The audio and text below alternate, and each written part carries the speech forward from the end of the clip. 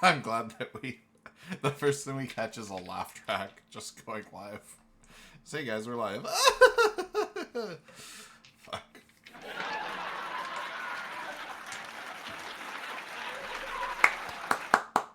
Well done, SFX. Well done. We'd have it no other way. Alrighty.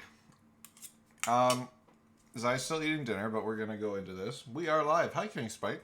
How goes the Miku grind?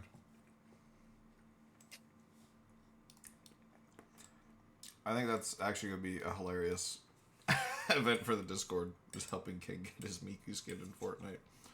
And I will actually play Fortnite on stream. God, I never thought I'd say those words. Man, what is with all you people and your Fortnites and your night forts? Yeah.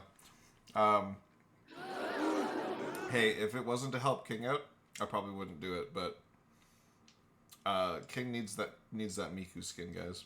We gotta do everything we can to help him out. Okay, but tonight we're back for some D&D. So, you guys had quite the kerfuffle last session, but I think you guys handled it quite well, all things considered.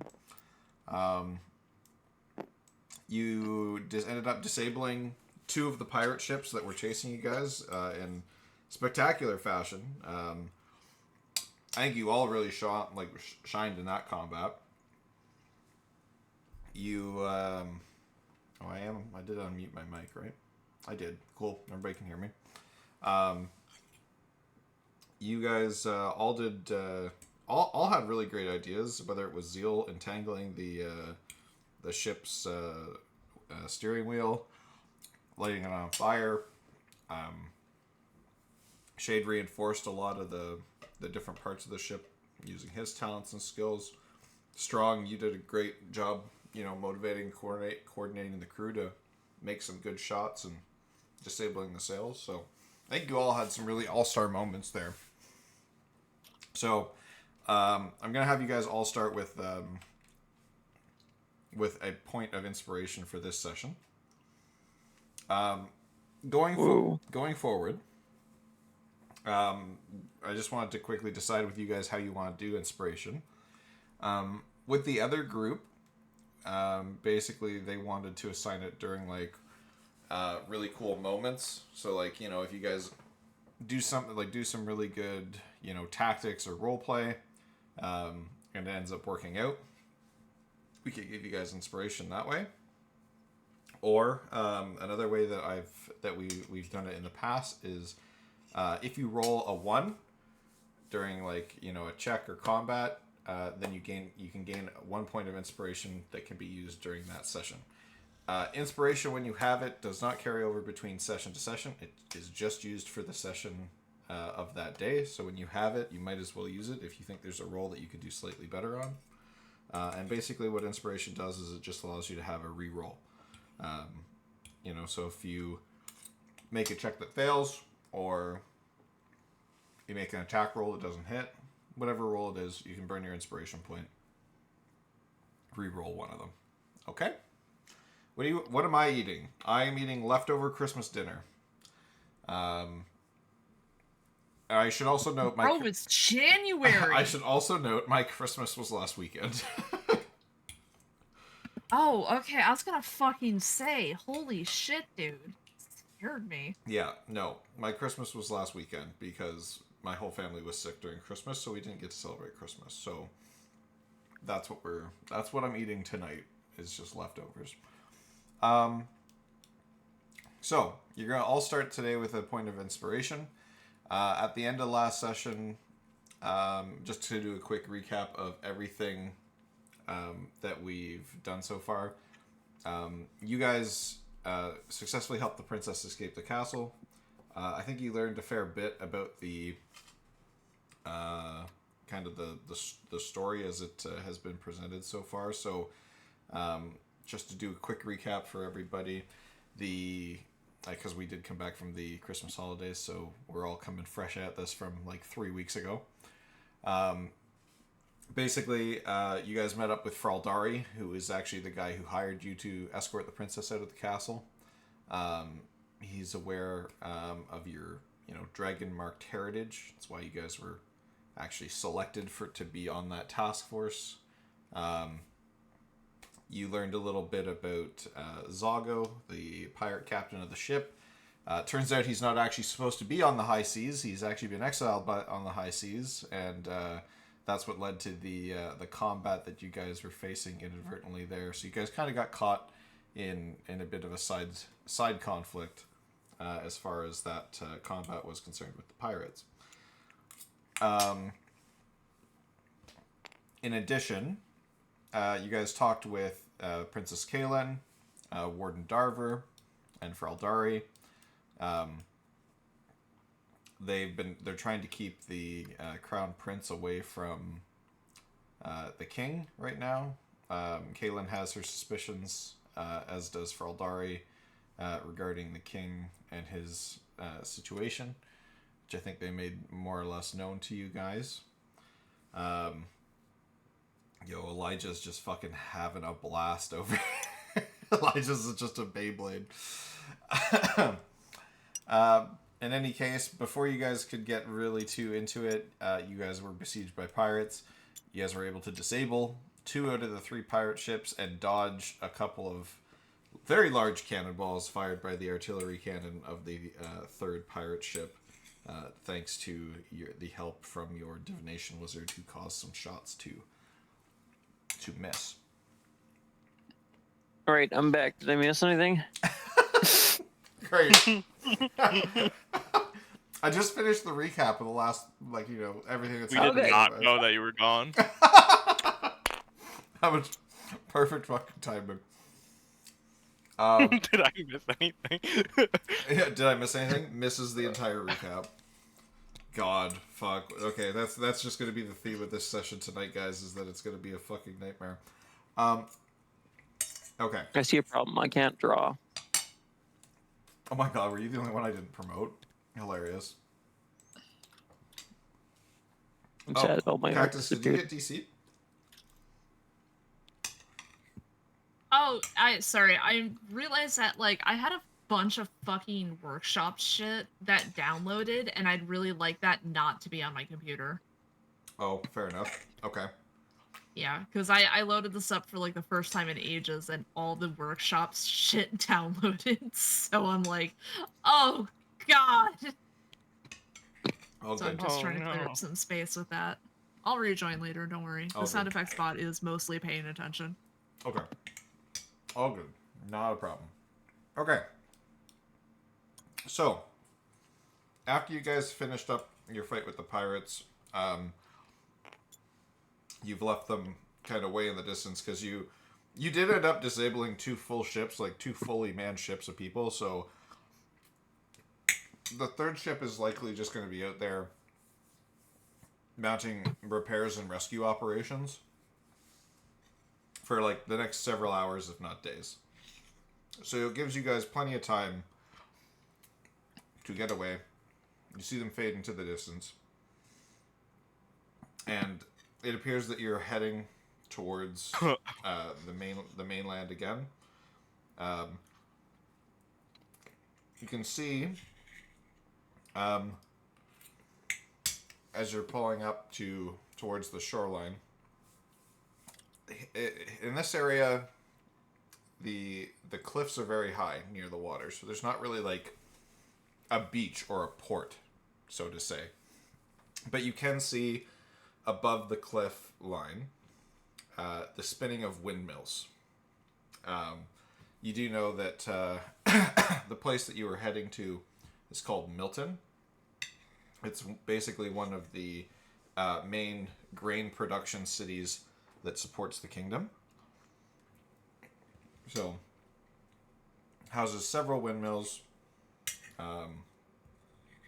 and large in part an agricultural town. A fairly large agricultural town.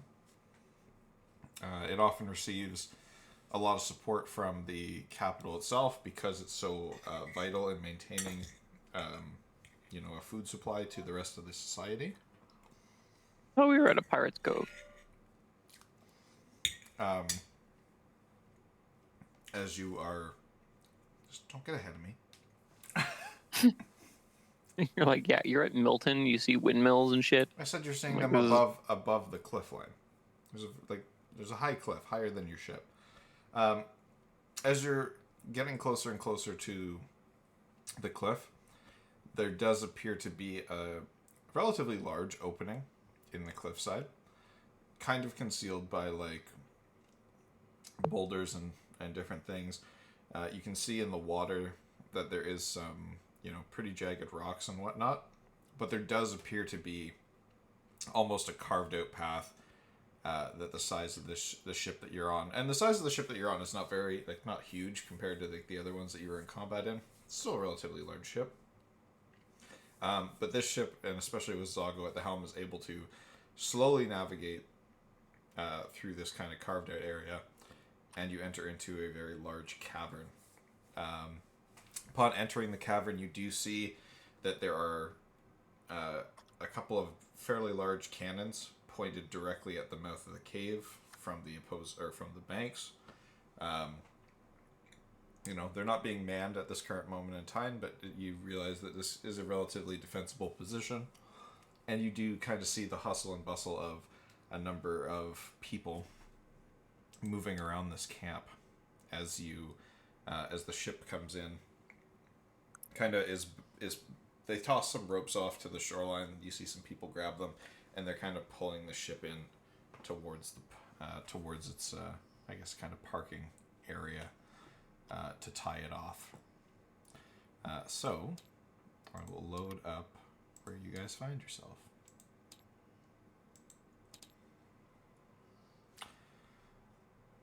And I hope all the models work, because last week we did have some issues with models. I'm just going to take my dishes out to the... Alright, I'm back again. What did I miss? Oh my fucking god. I'm going to kill somebody. Wait, this is a different ship now. Nice. We got a bigger ship. This is an upgrade? Thanks, bye. Oh, he left.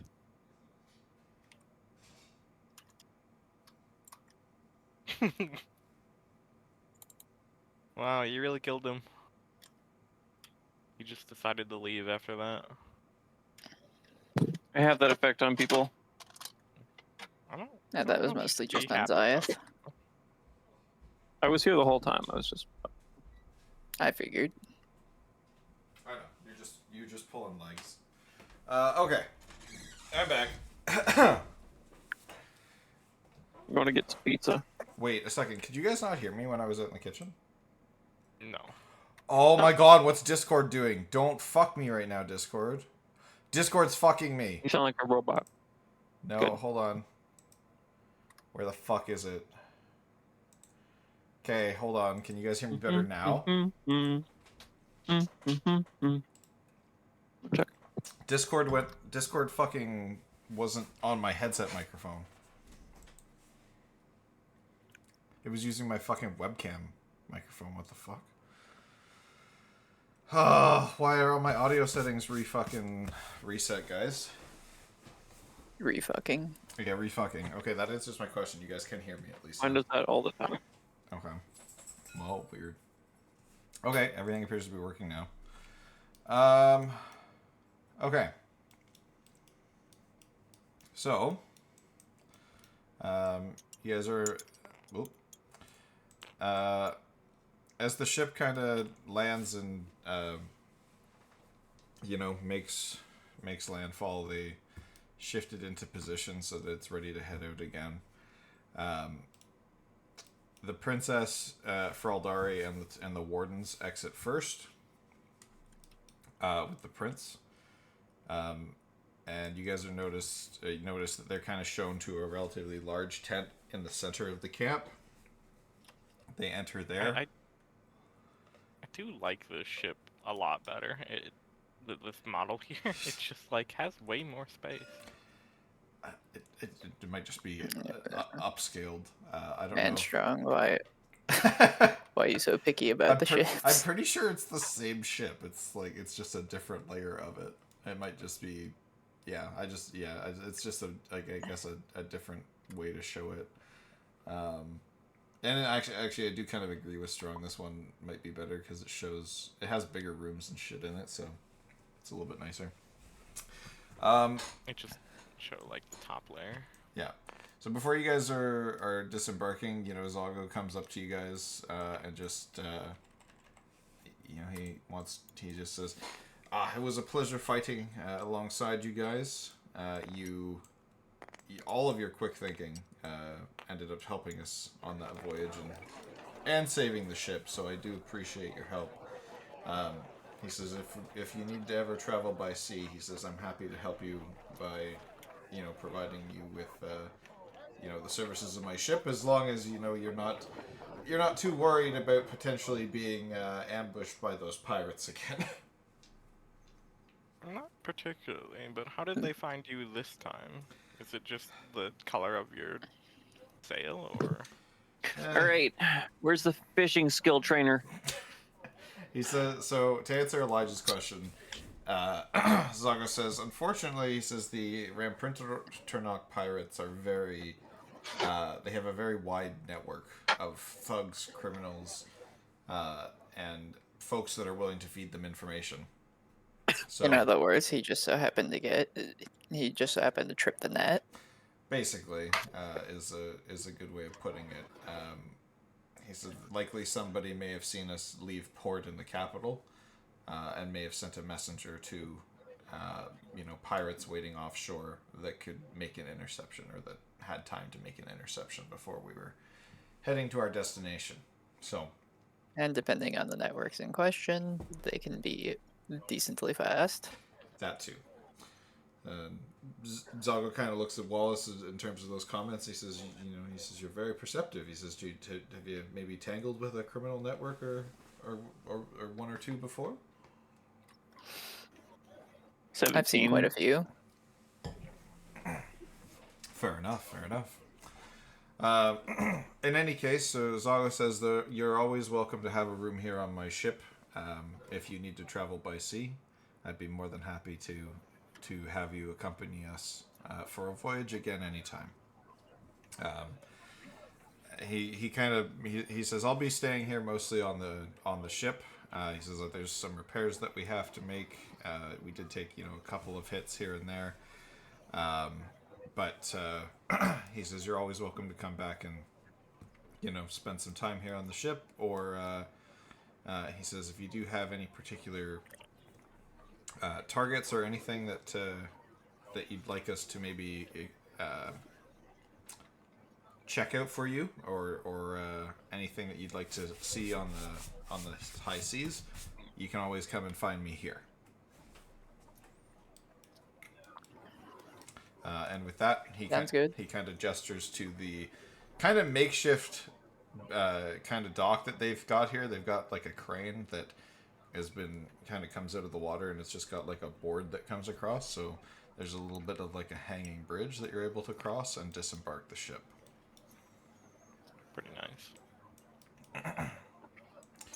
So as you're disembarking the ship, it becomes immediately apparent that you're in like basically some kind of encampment. Like there's several tents around, a spattering of people here and there. A lot of folks look like they are not necessarily let's say like formally trained soldiers. Like you've got the odd mage walking around that maybe kind of a low-level caster, a couple of people who look like they may be hunters, woodsmen, kind of folks. Other people, look like they're fresh off the farm. Not necessarily what you'd call an elite fighting force by any stretch, but as you do disembark the ship, you do notice the first thing you're looking at is kind of a makeshift forge set up, so it does appear that they have a blacksmith here. You do notice kind of scattered around there are several mine carts, and there are indicators of mining going on around the outside of the cavern, so it appears as if they've been maybe hollowing out this cavern, taking some of the resources and using them to arm themselves. There's a bathing area right next to the blacksmith, so there's a few pools of water. that they seem to. It just seems to be seawater, so people that can keep themselves clean. And as you guys are going further, or kind of walk down further through the trails, you do see again a number of tents. It looks like there's maybe 1 or 2 people per tent right now, depending on its size. There is more space in this base for more. It just doesn't seem like they've got as many people that would fill this space so far.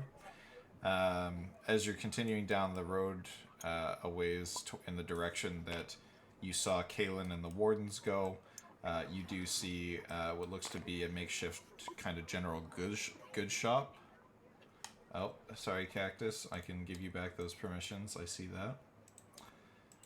You can see kind of a makeshift general goods vendor here. He's got some shelves with different adventuring stuff on them. Maybe the odd potion here or there. A couple of basic weapons, basic sets of armor. As you continue along from that, you do also see a large tent.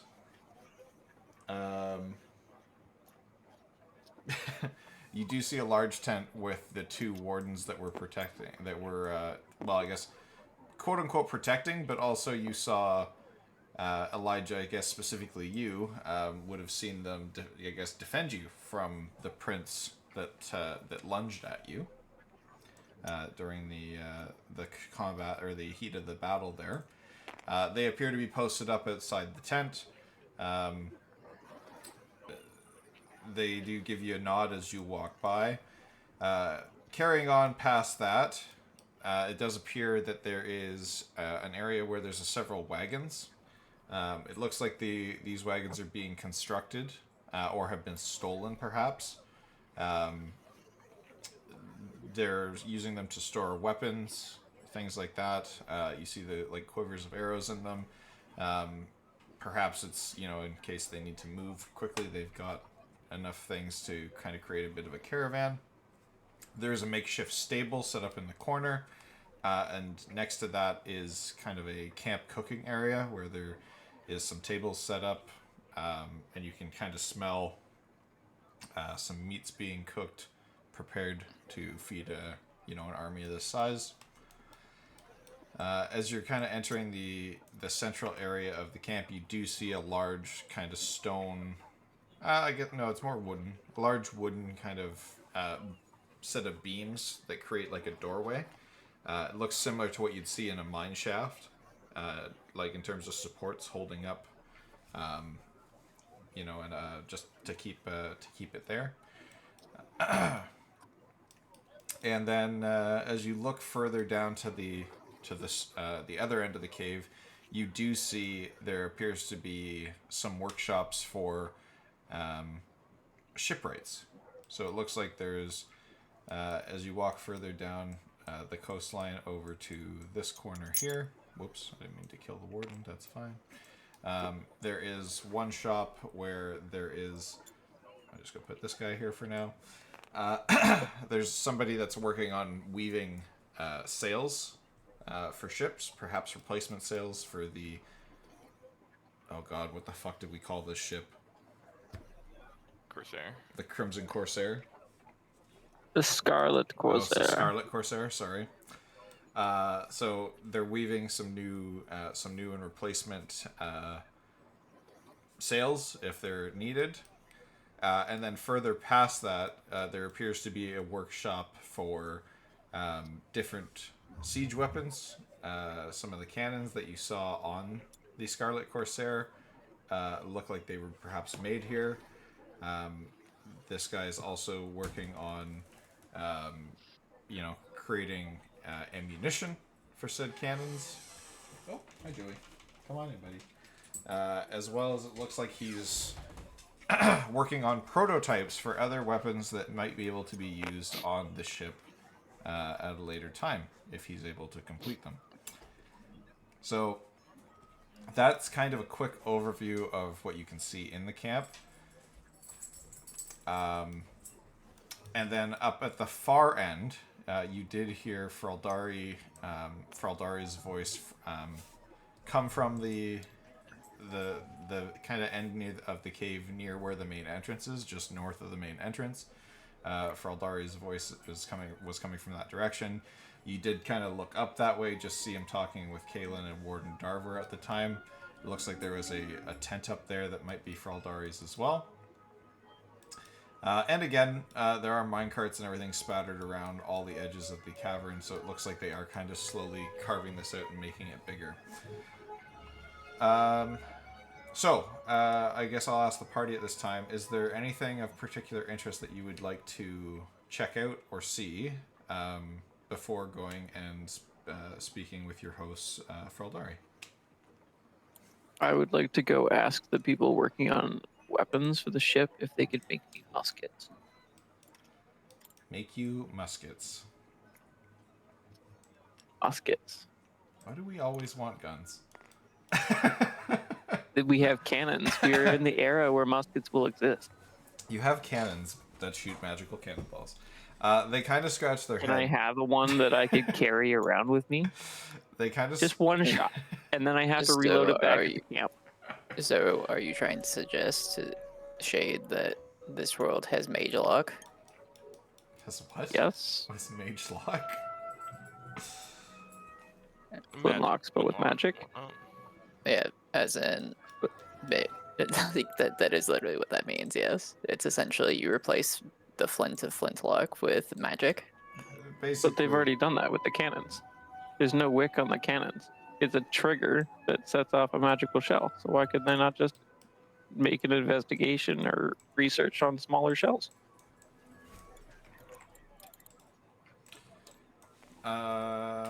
That's a great question.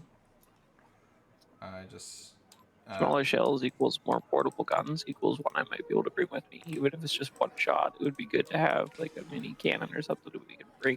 Like we were fighting an owl bear. you get just the pull out a little you get the cannon. feeling from talking to these guys that these guys are more like kind of less so what we'll call like I guess magic wielders and more so kind of like If they're rednecks, this is even better. kind of like pseudo alchemists working and like alchemists and like kind of somewhere between a cross of like a shipwright and an alchemist. So like You can just say no. You don't want me to have a cannon. I also do want you not to have a cannon.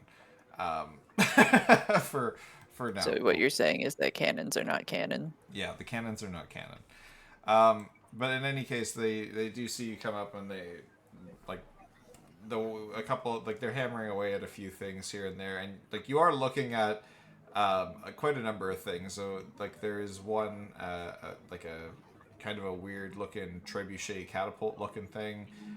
There are a couple of larger ballistas that look like they could be mounted to a ship or used in a siege situation.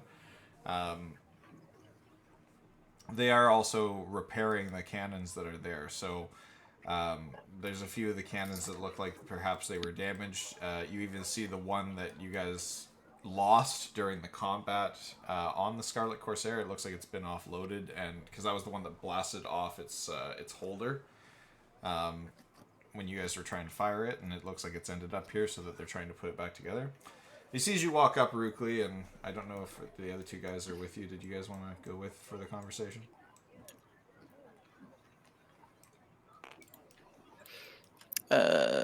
For what conversation? Sorry. Conversation between Rukli and the We're just shipwrights. talking about the cannon people. or like the Oh, can't- yeah. Yeah. Sure, why not? So they do they kind of give you a bit of a wave, and they said, "Oh, are you the three that we heard about that fought on the Scarlet Crusader on the way over?" Sure. Yes, your information would be correct. He says, "Excellent." He says, "From what Zago told me, you all did a great job keeping the ship in well, let's call it ship shape. We Thankfully, it didn't take so much damage as the others. He says, well, you I'm gonna make jump off the cliff now. you're making our life easy, and we appreciate it. We're fixing up a few of the cannons here that have been damaged in the past, and he says we're working on a few prototypes of things that we may be able to put on the Scarlet Corsair in the future, if we get enough funding to finish what we're working on here. But materials are scarce, and it's a lot of the extra funding for here is going to the smith in terms of crafting weapons and armor for the recruits and the folks that show up. But he said he looks at you guys. He says, "You guys seem like, according to Zago, that you're perhaps the fighting type of folks, and you may have a more of an appreciation for the kind of work that we do here. In any case, he says we do get our cannonballs brought in by an enchanter that is from out of town. They bring shipments here every so often, so we can keep the Scarlet Corsair fully loaded and stocked. But in terms of making it better and giving better equipment, we do, need a bit of extra funding. So if you do ever find that you want to assist in the upgrading of the ship, you know where to find us here. And if there's anything we can be of assistance with in terms of siege weaponry or construction of ships in the future, we'd be happy to help you folks. Sure. Okay. Shade to his left and is fishing? Question mark. I just silently walk away. You what? Like Can't what? make You're the one guns that not walked my up. problem. Okay, well, we'll see about that, and we'll see in the future, like how any opportunities come to us, and like we can reach out to you. Perfect. And he says, if there is ever anything you're looking for, you'd like us to tinker with, he says we're more than happy to. Guns. They don't know what that term is. Small cannon go poof. It's fine. Yeah. So I'm gonna be an artificer when I die. We'll figure this shit out. I'm gonna advance this world into the 21st century. Good talk. But in any case, they say, if there is something that you'd want us to tinker with or perhaps repair or put together for you guys, we can do so for a modest fee.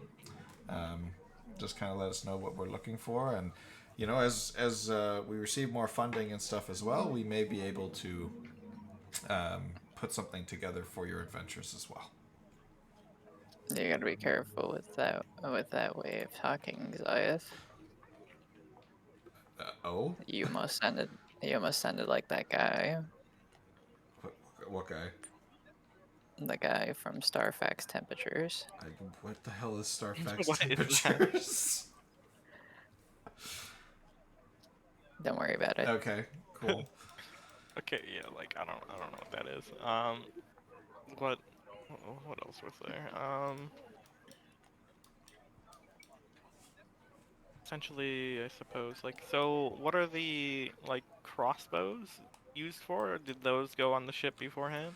He says they're kind of like a bit similar to the smaller cannons that fire the grape shot, except they and he brings one up, he puts it on the counters for you guys to see, and it's kind of like a repeating crossbow. But it's bigger than a. That was exactly what I was thinking about. Bigger than a hand crossbow. It mounts to a ship, and so it's got Amazing.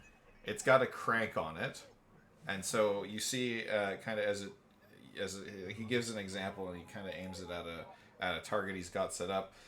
He mounts it on the counter, aims it at the target. He cranks it once, and it fires off the first shot, and then raises another shot up just as the crank brings back the bow again. But you can see it's a fairly large operation. It carries about 5 shots, so before it has to be fully reloaded. That works out. So he says this is something that we were contemplating putting on the Scarlet Corsair for when they get, if they get boarded, or if they perhaps board another vessel at closer range. And they wanted to be more precise than having the scatter shot of the grape shot cannons.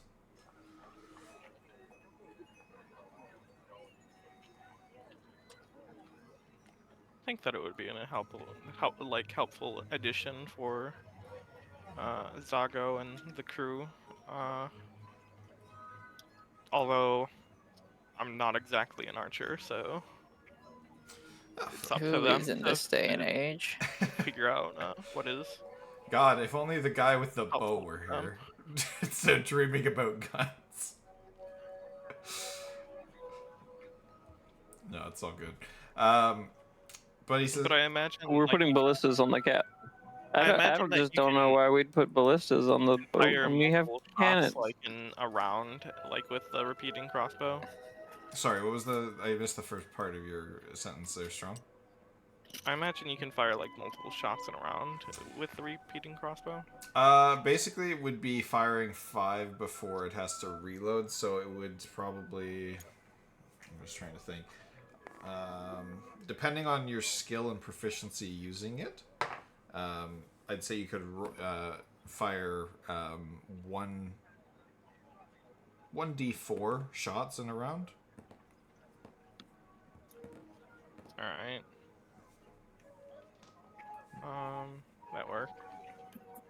Yeah, that'd be pretty helpful for archers to just sustain fire and cause issues for the enemy ship whenever they get close, or turn it around and use it while they board. Yeah, he says this is our most recent prototype that we've developed. So he says this one we intend to put to outfit the Scarlet Corsair with on this visit for its next voyage. So it will have 2 of these repeating crossbows on it. We'll take 3. We don't have a third right now. We only had enough money to make 2. 4 will do. That What are you saying? 4 will do and just walk away.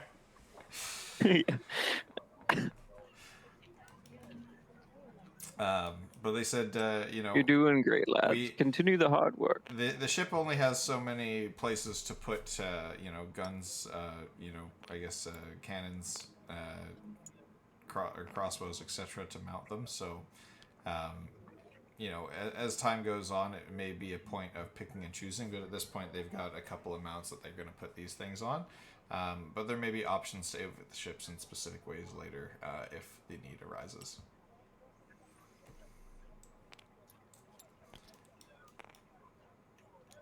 Serious, but maybe you just need a really long cannon that goes from like the front, from like one end of the ship to the other. just make the whole hull of the ship, like the main front of the ship, open for a giant cannon that shoots from the middle. Did someone say murder train? Other than that, I was thinking about like, what if you just like kind of remove part of the back of the ship and then like just had a firing like Pin just at area the back. from that where it's just cannons like shooting out a window in the back.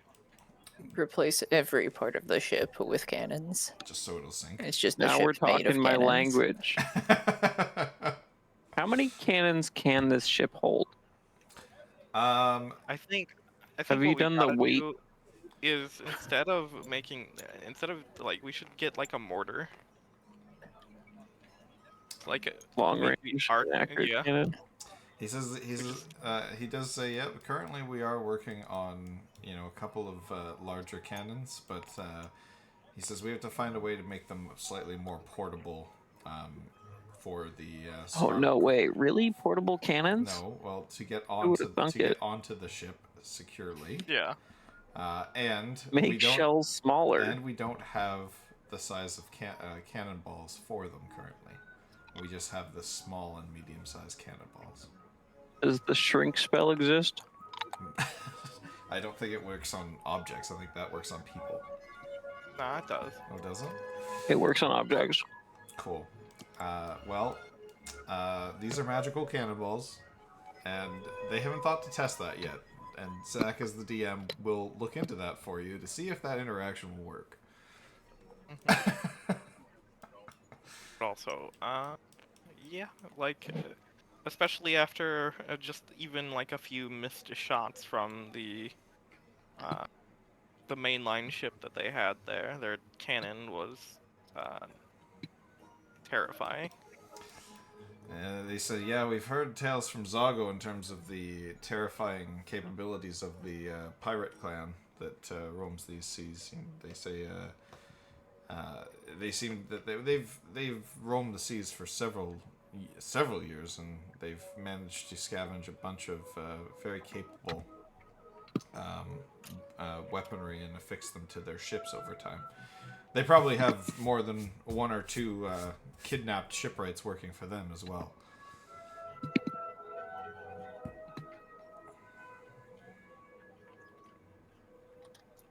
Mention it, but like they're not kidnapped, are they? No, these guys, no, they're here willingly. They're Okay. they're very yeah. They as you just see a ball and chain around their ankle, it's like, oh yeah, we can't leave. No, it's just. No, these guys seem to be here very willingly. They're more or less happy to be helping the rebellion right now with their talents. But you get the sense that they are kind of just more experimentalists. They're not necessarily, a top tier shipwright by any stretch. They're just, whoever the rebellion could find at this moment in time to help them tinker with shit.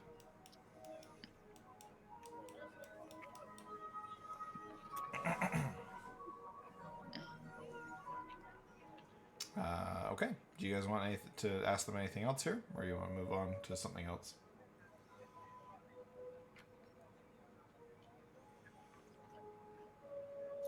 Oh, we're good. Okay. No, I think that covers it for like a first meeting. Okay. But I don't know. We'll see like if we come up with anything or like need their help again in the future. Fair enough. Anywhere else you would like to check out? On the immediate. Oh God! Why? Oh God! Why are they on the grid?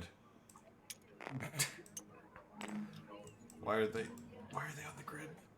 Don't snap. There we go. I don't know why they were snapping. Okay. Oh God. Okay, everybody move their own mini, I guess. No, I was thinking that you'd grab them. I'm gonna go over to this guy. Be like, I see you are making sails, sir. He says, yeah. You also know how to make nets. He says, yeah, we could weave like a fishing net or two. Is that what you're looking for? Yeah, I was looking for, maybe something I could toss off and catch multiple fish at once. He says, yeah, we've, constructed them before. He says I could probably do so again. Mostly right now I just work on repairs to the sails of the Scarlet Corsair. And he says these are a couple of the spare sails that we had lying around that we've, have been damaged in the past. So you can see that it looks like these ones have seen a lot more action than the ones that are currently on the ship. These ones have a lot of patches in them, things that have been stitched together. But he says it would be within my realm of capability to make a fishing net. He says I've just recently finished patching up these sails in case they're needed. So he says I could take an order to make a fishing net. I'm just gonna say, oh yeah, it looks like you're doing fine work here. My name's Rookley, this is Wallace and Elijah. We just came from the Scarlet Corsair there. It's no rush, but yeah, I would like you to commission you to make me one if that would be okay. Yes, indeed. Let me just... He says, we'll have to go out and get some materials. But give me a second here. I'm just going to see what I think this should cost.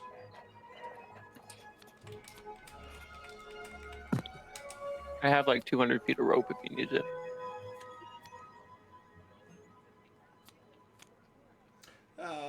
No, he says, he says, just, I'll need some, finer materials and whatnot, but he says, I can go purchase the materials and put one together for probably about 10 gold. That sounds fine. I can just give him 10 gold. Okay. He says, yes. He says, give me a day or two and I'll be able to put it together for you.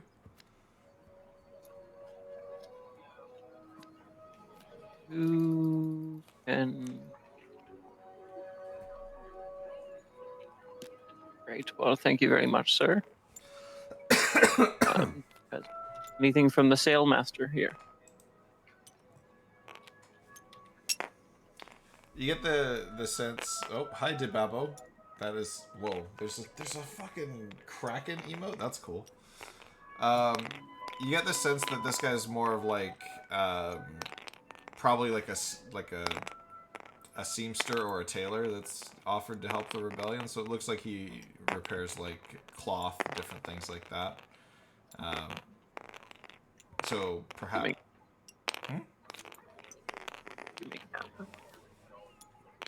He says, well, I can make clothing. He says, I really haven't tried my hand at making armor before. But he says, I suppose I probably could do it. You'd be better looking for, metal armor with the blacksmith. I can't wear metal. I am a druid. Ah, my apologies. Didn't realize your craft. He says, yes, I've made clothing before. He says, if you brought me the materials, I could probably whip something up, but he says it probably wouldn't be any better than what you're wearing now. He says, I'm not really, particularly skilled at weaving anything magical into my craft, but, should anything ever need repair, you could definitely come my way. Fair enough.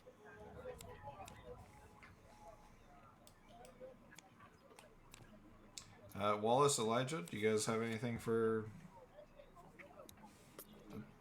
a tailor? Nothing that I can think of right now. I mean, No. Okay. other than like seeing how like weirdly useful it was for the fire arrows against like the sails, probably something that's like a little bit harder to catch on fire. Shade, for fuck's sakes, just stop fucking knocking everything over. Please stop. Some kind of material like I that swear to could be Christ. used instead in the future, if there is even such material, or it can be acquired in any great amount. To make more fire arrows? No, not fire arrows, Or but rather something like that's flame resistant. Yeah. Okay. He kind of, ponders for a second. He says, I could perhaps run some tests and experiments on the sails I have here to see if I could find something that would perhaps make them more flame resistant. He says maybe there may even be an enchantment or something that, maybe a wizard could put on it. He says it's definitely something I could look into. Perhaps, he says, I'd have to send some letters out to maybe the wizard that the tinkerers over there are working with, but it might be something that's possible. He said, would you be willing to fund the project if I was able to secure some information regarding it? Wouldn't mind it. I would have to see about like my own funds at that point. If you do ever get a estimate on the cost, then okay. He says perhaps then. he nods his head. He says, I'll look into it. And he says, I'll send a messenger out and see if any of the local wizards or folks that are more magically inclined may have a solution to that question.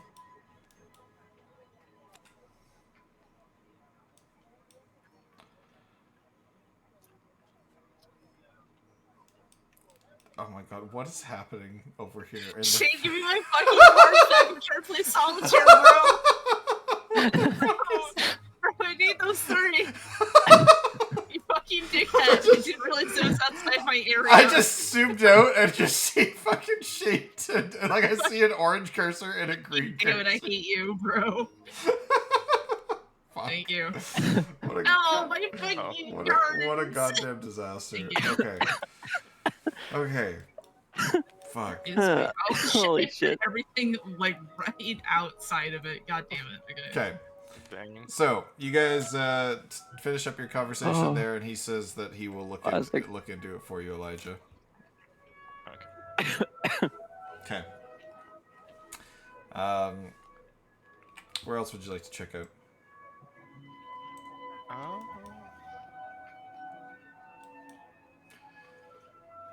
The others that you haven't really checked out yet are the blacksmith forge, the general vendor, the cooking area, and the stable.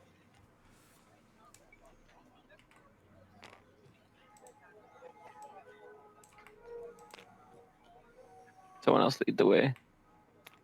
Corn stash, yippee. I have something to burn. Sec.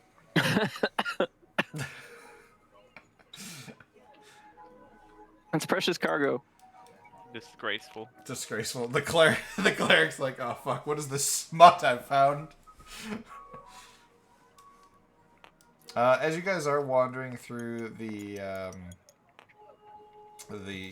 roadway here, I'd like to for you guys to give me perception checks.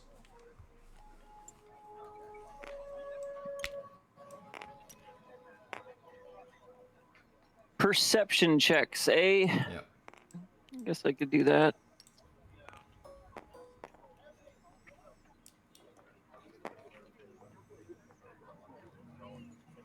A 13. Okay. Oh shit, I rolled 13 too. Well, no one is a big fan of that Final Fantasy. I love Final Fantasy 13. Excuse me? Hold on. Let's 19? derail the whole stream for like 5 minutes. No, objectively, unfortunately, it is one of the fucking like worst written ones, and the story is all over the fucking place. But I had a good time. Anyway, that's my hot take. Sorry, I was rolling what again? Perception.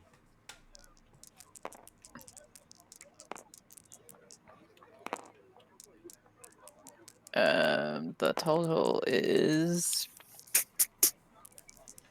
13. Okay. So Rukli got a 13, Zeal got a 13. Strong, what'd you get? 19. Okay. I didn't know that I could make this dye, like, partially transparent. What? So as you guys are wandering through the streets here, Rukli and Wallace didn't notice, but Strong, you notice. You know, there's a bit of a hustle and bustle. You know, there's the odd, you know, a few adults having conversations here or there. The odd kid running around. Rukli and Wallace miss it, but Elijah, you actually catch it. There is a relatively young kid, like probably you put them in like, you know, maybe like 7 or 8 years old. You know, it looks like they're playing in the street. They, you know, kind of run between Wallace and Rukli. And you, Elijah, happen to notice out of the corner of your eye that you see a kind of a flash of steel, and you notice that one of them looks like they've cut Rukli's coin purse, and they've grabbed a handful of coins, and as they were kind of going by. It's literally not possible. I am the rogue. I'm the rogue. How dare The rogue how got dare- rogued. I cannot be stolen from. You weren't stolen from. You noticed them steal from Rukli. Yeah. I shoot the kid in the back. You didn't notice. Okay, so I'll basically like try to stop them and like call out to them to stop, and then The kid is close enough right now. Like they're kind of weaving like through you guys. So the kid's close enough right now. You could grab him. okay, I will do so. Okay, so just give me a Oh, this kid's gonna fucking... give me a quick. I would say you could either roll strength or dexterity, depending on how you want to grab this kid. That'll be strength. Okay. I don't have confidence in dexterity. Okay. What's the line here between discipline and abuse? There's no way that I'm going to actually get anything on that. That is just fucking. Yeah, no, that's a 9. A 9? Work. Yeah, I'd roll a 7. It's bad. It's okay. The kid rolled a 9 and his strength is negative, so you actually are successful in you kind of reach out, grab his arm. He tries to pull away and jerk his arm away, but he's unable to. So what do you say? That is an interesting coincidence, but would you kindly return his coin purse? I'm gonna look down at my coin purse and be like, "You son of a bitch!" This isn't really the area to be stealing. The I cast mold earth on the ground and start digging his grave. Jesus Christ. The kid has if you actually do that, the kid has a horrified look. Quickly opens his hand, hands Elijah all the coins that were in it, and just frantically tries to pull his arm away from you. Through, why is your chat not working? You have to use channel points to chat? That's rough, buddy. Fuck. Yeah, I cast mending on my coin purse and then put the coins back in. Yeah, you should not try to scare a child that much. Anyways. Oh, this kid's gonna be traumatized. This is a core memory for him. So I doubt it. fine. Anyways, please don't steal. And then give me a quick persuasion check, Strong, to convince this kid not to be stealing. Do it at advantage because he's horrified of what Shade's doing currently. No, can I do an intimidation check? You can do an intimidation check while Strong's doing a persuasion check. You guys can do both. Oh, perfect. 18. Bro, I am going to die. It's fucking 10. Okay. So, he kind of Strong. You start with the conversation first. You you kind of approach it in a very cleric kind of aligned good way. Hey man, you shouldn't be stealing. I'll let you off with a warning this time. Meanwhile, Rookley is taking his knife and putting it across his own throat and pointing at the fucking shaped earth of the coffin that he's made for the kid. And the kid fucking freaks the fuck out, yanks his hand away from you, and he's just horrified, and he just runs the fuck away. What's wrong with you? Okay. I'm gonna go invisible and follow the kid home. Oh my god. I am going to stop you.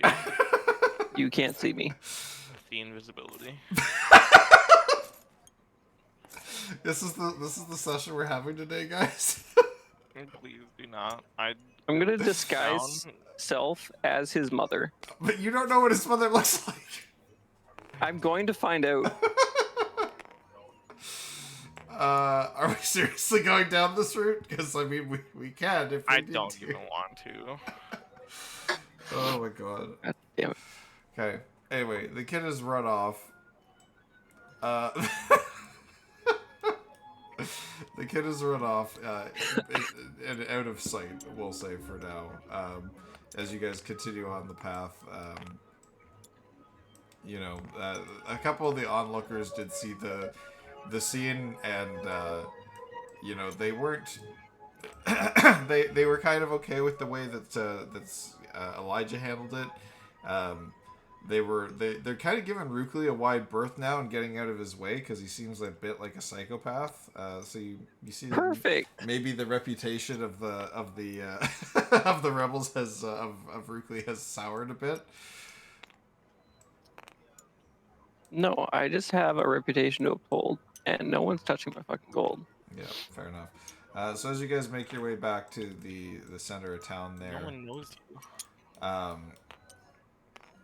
No one knows who you are. As you guys make your way back to the center of town, one of the wardens from Now they do. from the ship steps up as you guys are on your way back, and he says, "Oh, I thought you headed down that way. There was a messenger that Fraldari sent down from the meeting area up in the north corner of the mine there. Your presence has been requested at the meeting." Which knight is this? This is one of the wardens that was on the ship. I mean, is he the one that had his head cracked open? No, this appears to be the one that was in better health.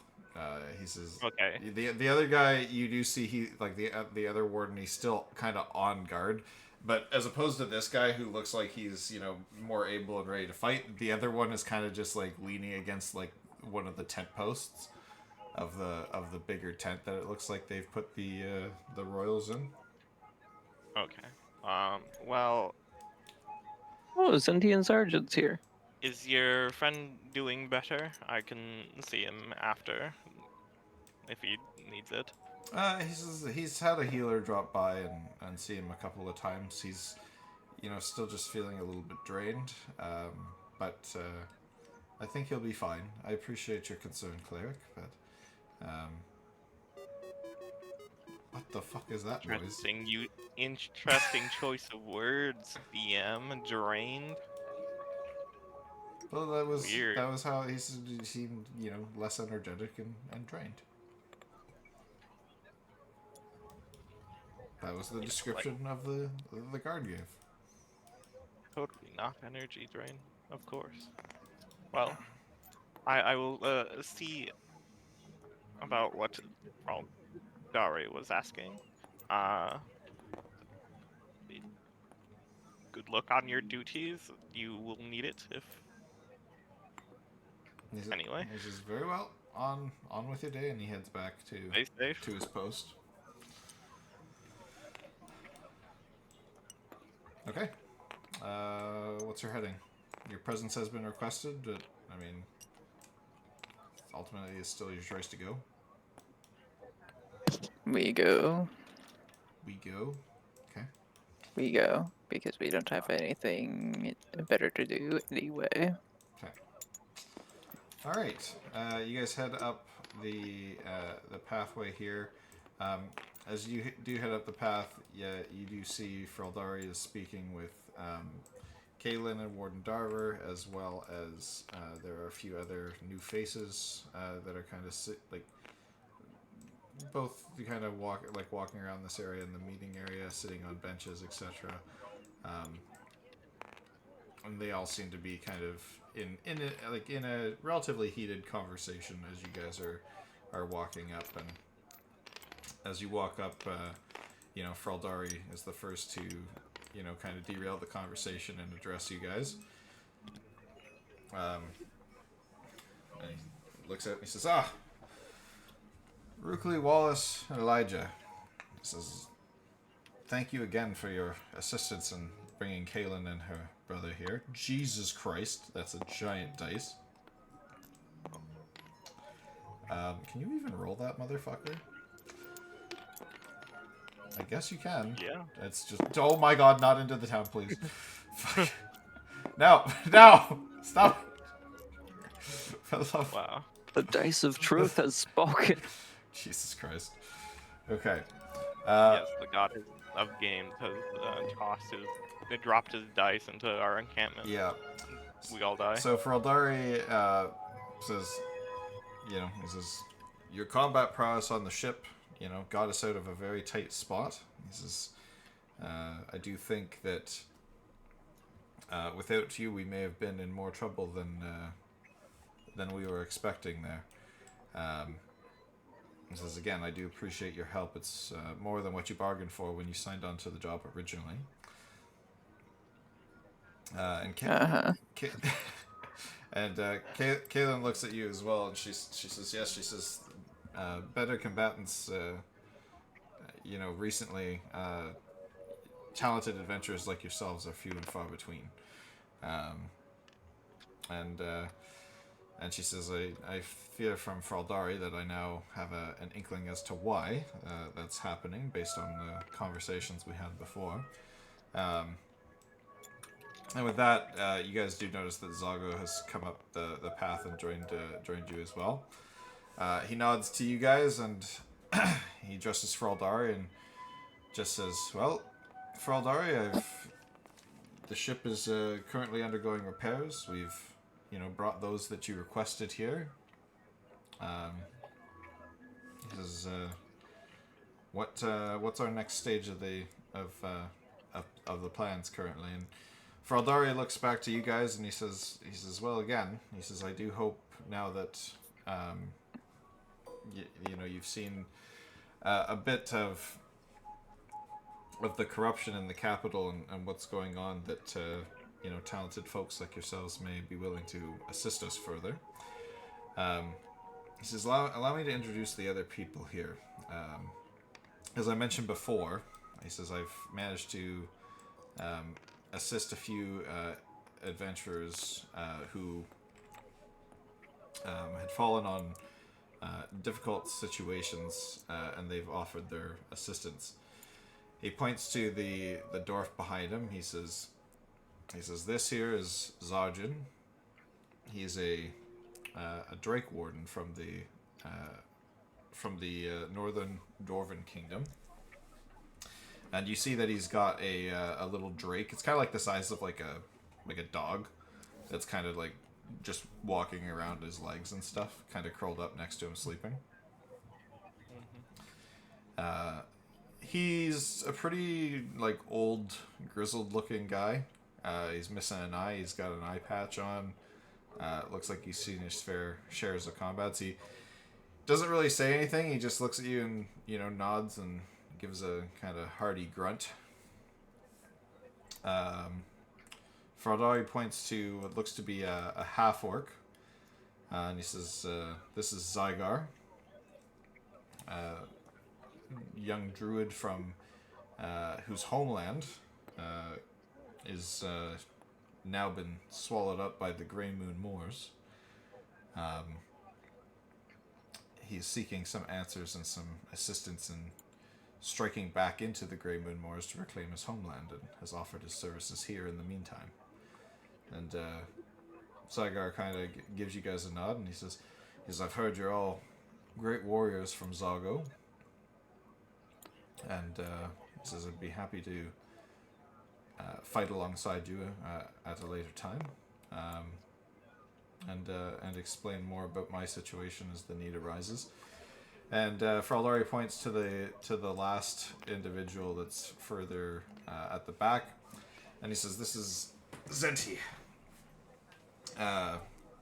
He's a bit of a folk hero from a town out east. He helped to topple a tyrant, and earned a name for himself as quite a rebellion asset. He too has offered his services here." And he nods and he says, "I'm hoping to, reconnect with some of my old contacts out in the farther reaches of the kingdom to bring them into our cause. But he says, I've been stuck here for some time trying to lay low, and I'm hoping to return there soon." And Fraldari kind of points out, and he says all of these adventurers are adventurers that I ended up intervening with, Zago included. They were the cult that you guys faced off with in the capital. These adventurers too were kidnapped by that cult at one point, forced into servitude, and I was able to intervene and save these four.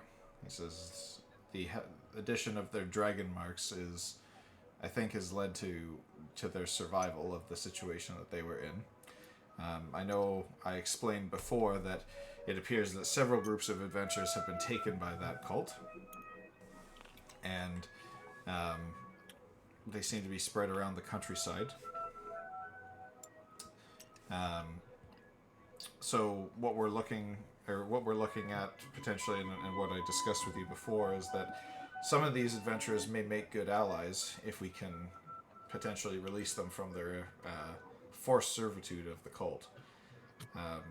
He says they seem to be, and he says, I've heard from these gentlemen and the adventurers here, as well as some of my sources throughout the kingdom, that there are several of these groups. And he says they don't seem to be very identifiable other than just by a number. And they have different rumors about them here and there, but they're all over the kingdom. He says they've been dispatched to every corner to deal with issues here and there, but ultimately they're working in service to the cult that you guys faced off with in the bowels of the capital. Again, if on your travels you encounter any of these groups, I'd encourage you to try and find some way to assist them. And to that end, he says, I'd like to offer you a guide.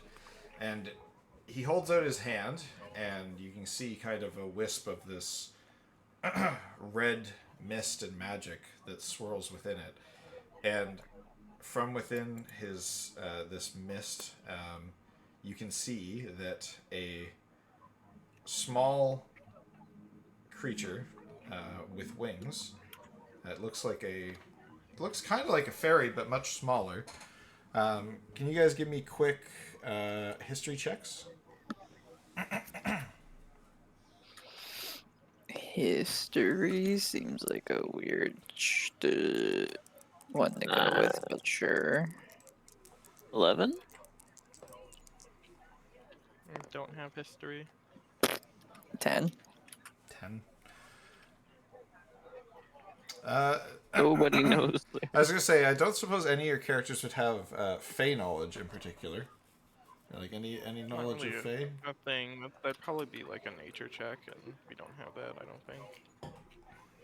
Hold on, I thought I. It could be. Yeah, I was gonna say. I guess it could be a history or nature check, if you're better in history or in nature. I'm trying to figure out how that would even tie into history at all. Well, it's just for me. It's like a memory if you've seen something about it before, or remember. Well, yeah, recall but seeing that's something about it before. Well, yeah, but that's what Like an all intelligence check. of them are. Yeah. Like that's what all knowledges are. Yeah, and that's kind of what I was checking to see if you guys might be able to recall something, or if you've potentially seen something about these creatures before. But it sounds like none of you really rolled spectacularly. No. Okay. It's fine. All right. In any case, he spawns forth again what looks to be kind of like a fairy. That's a very small humanoid creature, and he's Looks like might be like Arcana actually, because that has to do with the plains and inhabitants of the plains. okay. Could be an Arcana check. Do you want to do an Arcana check then, Strong? That is Zeal's expertise. Okay. Reroll it with Arcana, Zeal. See what you get. Arcana, that is something I'm much better at generally.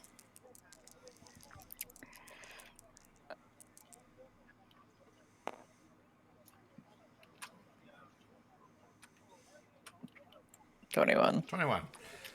So Zeal, you recognize what he's just conjured up to be a pixie. All right. And he says, allow me to introduce you to Hey, to listen. this pixie. He says, for now I will serve as its patron, and I will funnel my magics through it. And he looks down to the pixie and he says, please introduce yourself to your new companions. Rick. Yo, hey guys, what's up? My name's Rick.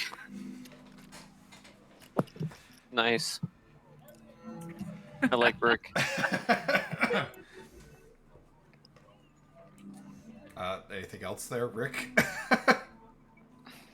I don't know. What more do you want me to say? I realized you were born about 5 seconds ago, but Yeah, dude, I got like nothing going on. What? I like long walks on the beach. I like good food. Perhaps your magical capabilities? Question mark.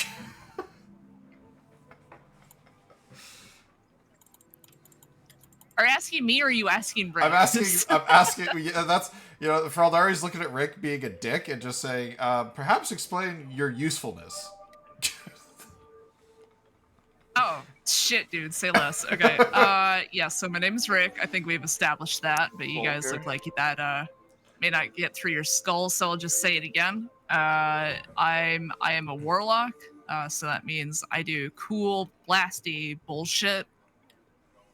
And that's it. And with that, Fraldari says, currently I'll be serving as Rick's patron, so any magic he draws upon will be through me. I'll also grant Rick some abilities to hopefully be able to assist you if you run across any of these groups that are into this or engaged in this forced servitude. Rick will join you on your your travels, and will provide assistance and support in any way that he can. He says, seeing as that there are only 3 of you, I felt the additional assistance could benefit your party.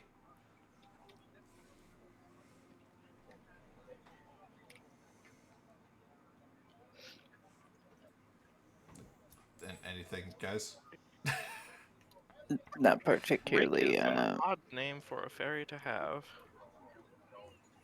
If it's any They're not consolation, particularly his name has shapeshifter. changed like a bunch of times. It used to be Riz. It would have been great. Anyway. It did used to be Riz, and then I was Riz like, would have been so much better. All in favor of changing Rick's name to Riz? No, it's Rick. It's Rick now. Although I don't know if I spelled it right. Is it R-I-C-K or is it supposed to be like R-I-C or R-I-C-C or R-I-K? No, it's IRCK. Okay, cool. I wasn't sure. Okay. So, Rick being a pixie, is kind of shares similar abilities of like halflings. He's able to share space with you guys, so he can fight from within the same 5-foot square as you. He's got a better flying speed than he does a walking speed, but he does have limitations on his ability to fly. Wait, do I? Also, To a degree, yes. hold on. Oh, right, I can't go up super high. That's right. Yeah. You say that the fairy was the warlock? It's The pixie, yes. being patroned by who? By Aldari, Fraldari. apparently. Aldari. That is odd. You a god or something? Well, it's not that it has to be a god for it to be a It- patron, but it does it doesn't. usually have to. But it does have usually does have to be like. The inverse is the expected thing, as in like that. That's normally how that works. Mortal Oh shit, I can get smaller. extraplanar thing. You are correct.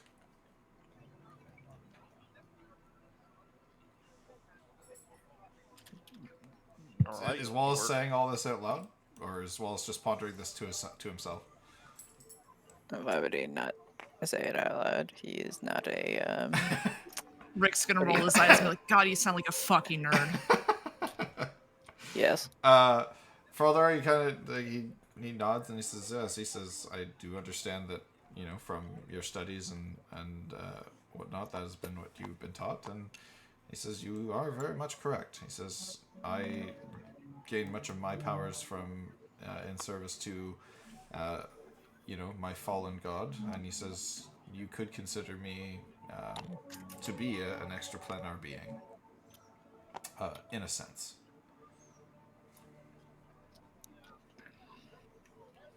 He doesn't. Why is he getting larger? Please stop. Why is he getting larger? Stop. Extraplanar. Yeah. I'm so sad I can't put Rick on top of Fraldar. Yeah, he doesn't have a hitbox, I don't think. He just falls through. He's a little smaller than normal now. He says, he basically indicates, or he's trying to indicate that he's not necessarily he looks at based on kind of your interactions with Fraldari so far and what you gleaned from the last session regarding his service to Sardior, who is technically a fallen god, or a god that is existence is questionable. Anybody who perhaps has inherited that power could be considered perhaps celestial in some way. So it could be celestial. A patron can be a number of different things. It can be a celestial. It can be a demon, devil, etc. Yeah. You can draw your power from a lot of things, but in Fraldari's case, Be like a quad deity or something. Yeah, in Fraldari's case, he kind of he looks at you and he says, you could consider me to be an extraplanar being to a degree. He says a closer definition would be I guess in the common tongue, perhaps closer to, given the amount of power I've inherited from, my Lord Sordier. He says, I guess you could consider me to be closer to that of a demigod. Pixie? I fucking have said my name so many times now. What? Nothing. Oh, okay. Does that answer your question, Wallace? Not really, but I'm sure I'm not going to get much more of a specific answer than that. I think it was kind of specific. It's not.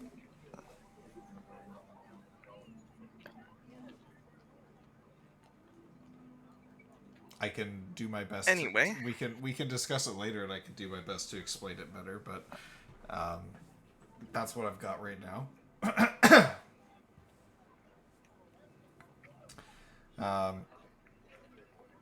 So, in any case, what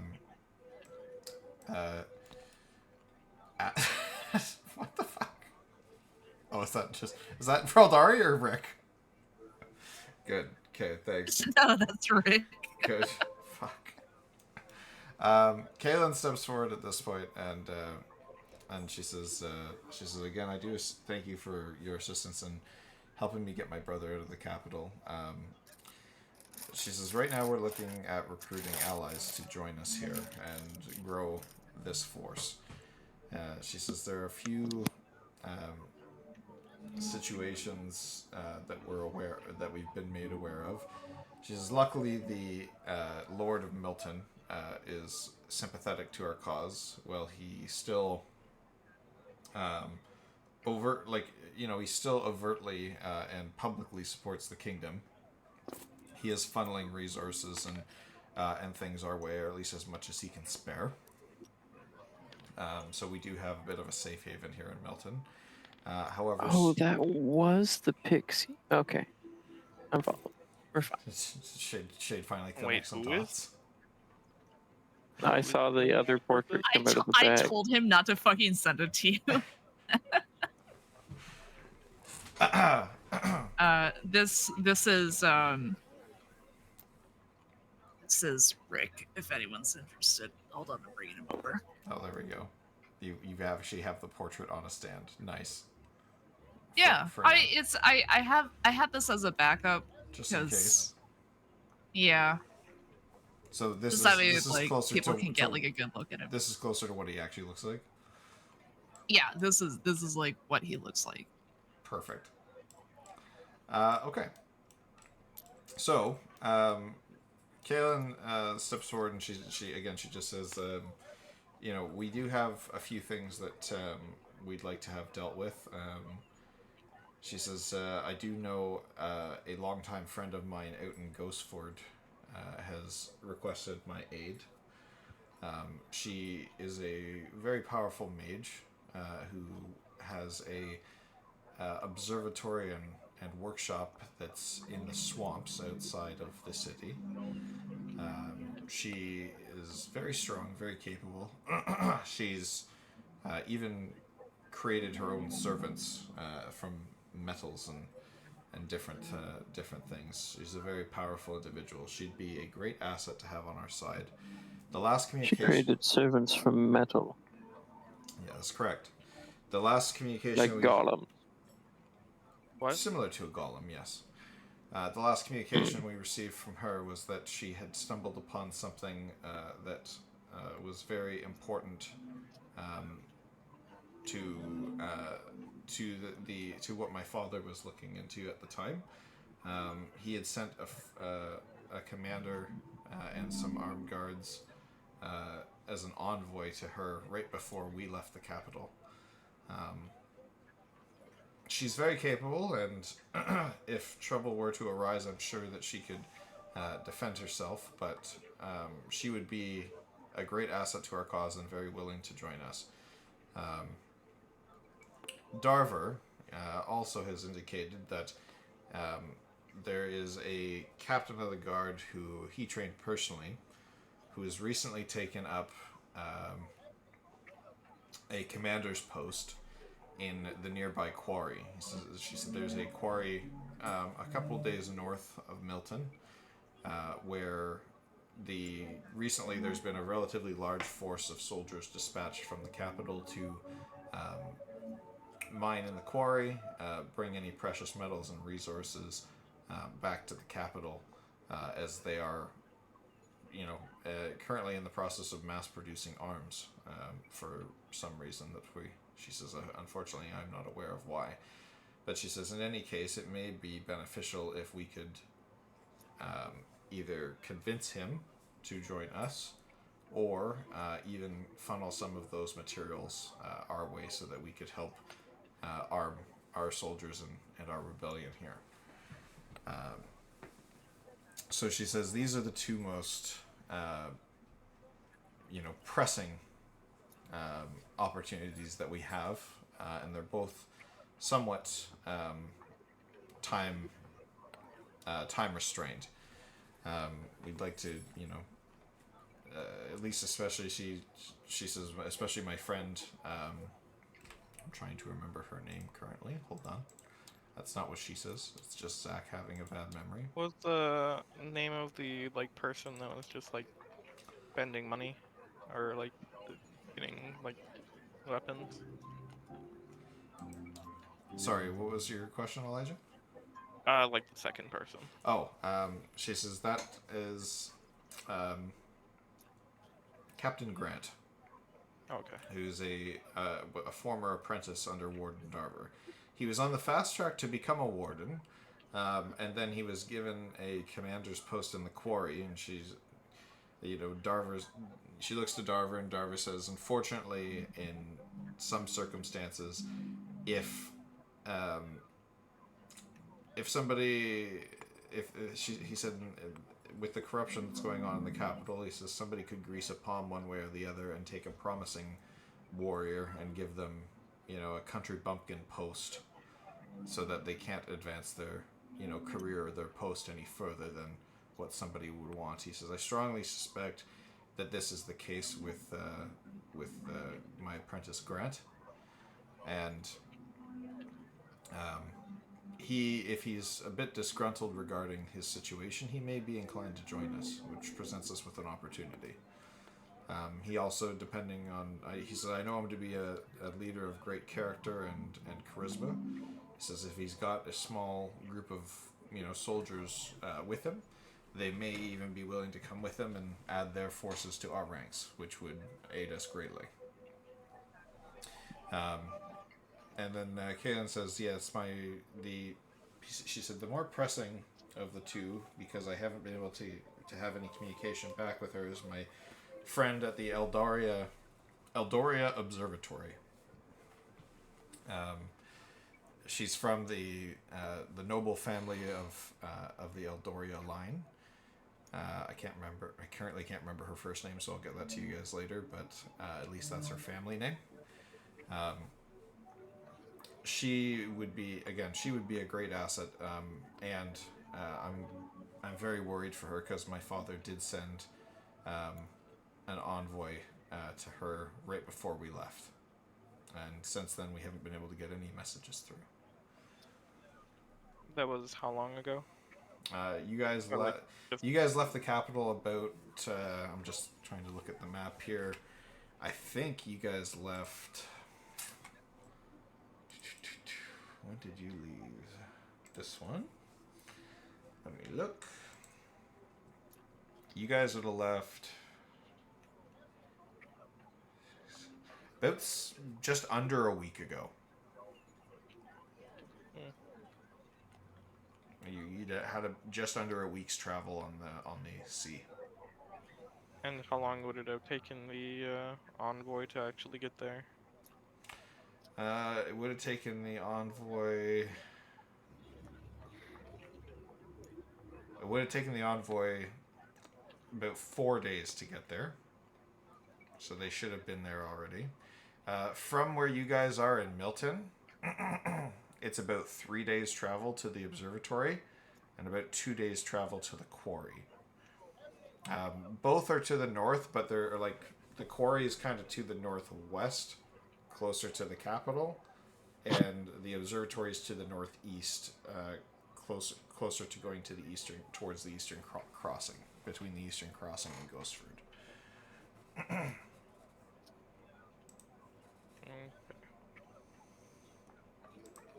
Actually, here I forgot I can do this. Give me a second. Milton, save the rebel base. I can actually just do this. World map load. So. My fucking game! Well, oh, I saved it. Don't worry. Oh, okay. Never mind. Here, go. Let me just ping on the map. So, she brings out like a map of the territory to you. So she pings that the observatory is approximately here, and that the quarry is closer to over here.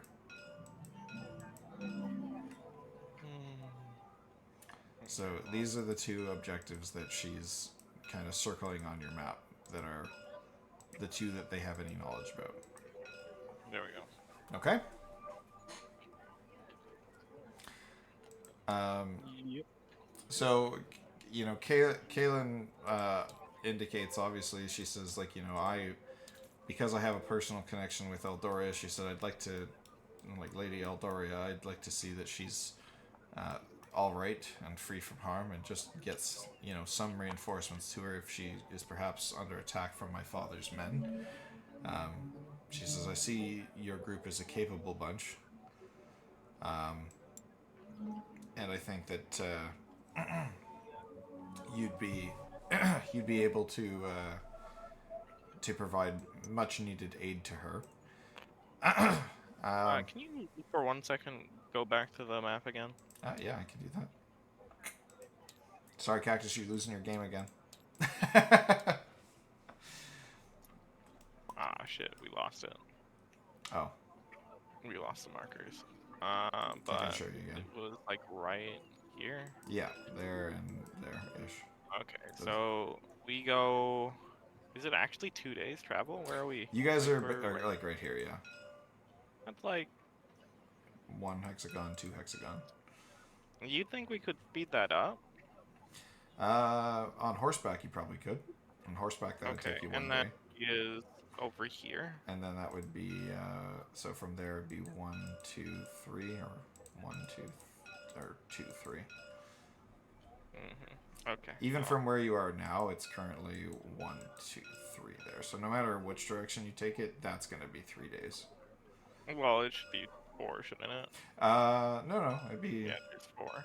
Well, you guys are currently in this one, so if you were leaving this one, you'd be here. And Oh, then, okay. Yeah, so it'd be 1, 2, 3. So then it'd take 2 to get there, and then it'd take and then like 3 more probably. Then Yeah. so 5. Yeah. So you're looking at a 5 days round journey, whichever way you do it. I would say, like, you know, if we do, we could kind of do both, because if we go to Captain Grant, he probably has like men of his own, and also like he's capable. If we go like take him along with like to Ghostford, then we might be able to help. But I don't know if that's like too obvious to whatever of the king's men might be observing. Yeah, Darver kind of like he nods and he says it's not a bad idea, and he said if Lady Eldaria's observatory is under siege, you know, having more men accompany you would be a good idea. And he says Grant is a capable warrior, and he knowing his character, he'd probably be more than happy to travel with you.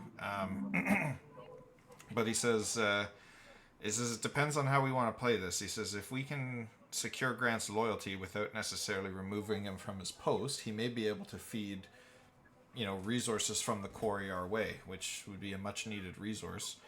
And all the while, the kingdom wouldn't be the wiser in terms of knowing that he's potentially betrayed them. On the other hand, if he were to leave his post and bring his men with him, the kingdom would notice, that it's no longer receiving its shipments from the quarry, and they'd likely send a force to investigate and either reclaim it or investigate Grant and his men. So Darver just kind of strokes his beard, and he says, "There's benefits to both ways, but he says I'm not. He says I leave it to you guys to decide and how you'd like to handle this." The concern is with Lady Eldoria is that, as the princess said, she is a capable mage and even strong. If that is the case, us dealing with whatever might have been sent to her is might be quite difficult. And Fraldari kind of perks up at this point. He says, "Well, I would be able to, lend you one of these other adventurers as well to accompany on your journey. It just is an extra set of hands and to add to the capability of your group." And he, points to Zygar, Zarjin, and Zenti, and he says, they all have their own, missions and things that they need to accomplish as well, but he says they've lent their aid to us for now, and we will get to their needs as time moves on. He says, "Zago, for the meantime, I'd like to stay here." He says we have some needs of him and his ship to send on some scouting parties and some perhaps to hit some royal vessels that are making deliveries to the capital. He says any kind of holes we can poke in their supply lines would be beneficial right now. So Zago will remain, but the other three would be... he said I'd be able to lend at least one of them out and keep the other two here to keep a bolster to our forces. So he said we can send you with both Rick and an additional companion.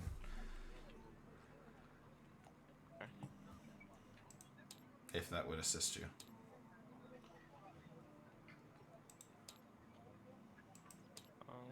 It would. And we're back. Sign them up. So again, he does be your choice for, I guess, who you'd like to bring with you, and how you'd like to handle the situation. If you'd like to head to the quarry first, or if you would like to head in the direction of Observatory Eldoria.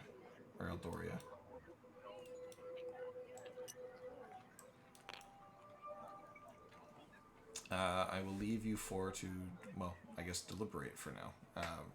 Rick, Rookley, Wallace, and Elijah, what do you feel is the best course of action?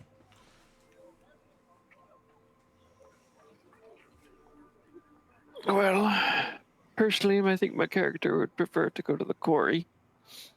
Just, because not city. I assume the observatory is in, some sort of established neighborhood. It is not. Town. It is actually in a swamp on the outskirts.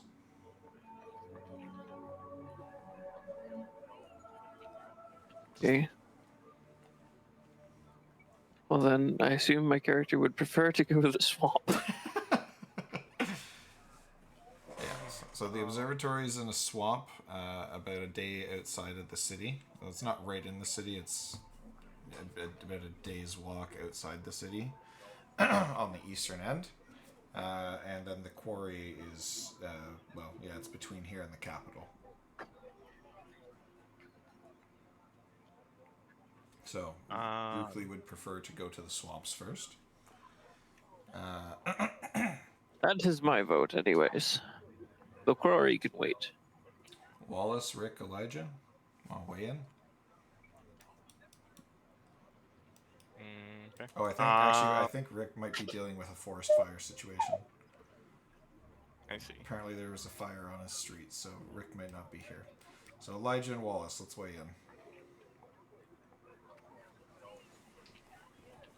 I wouldn't mind to hear Wallace's opinion first, but Like the Great Forest Fire?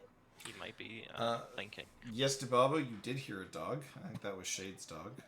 Zeal, are you here? Yeah. Okay, we're just looking for your opinion on what you'd like to do first here.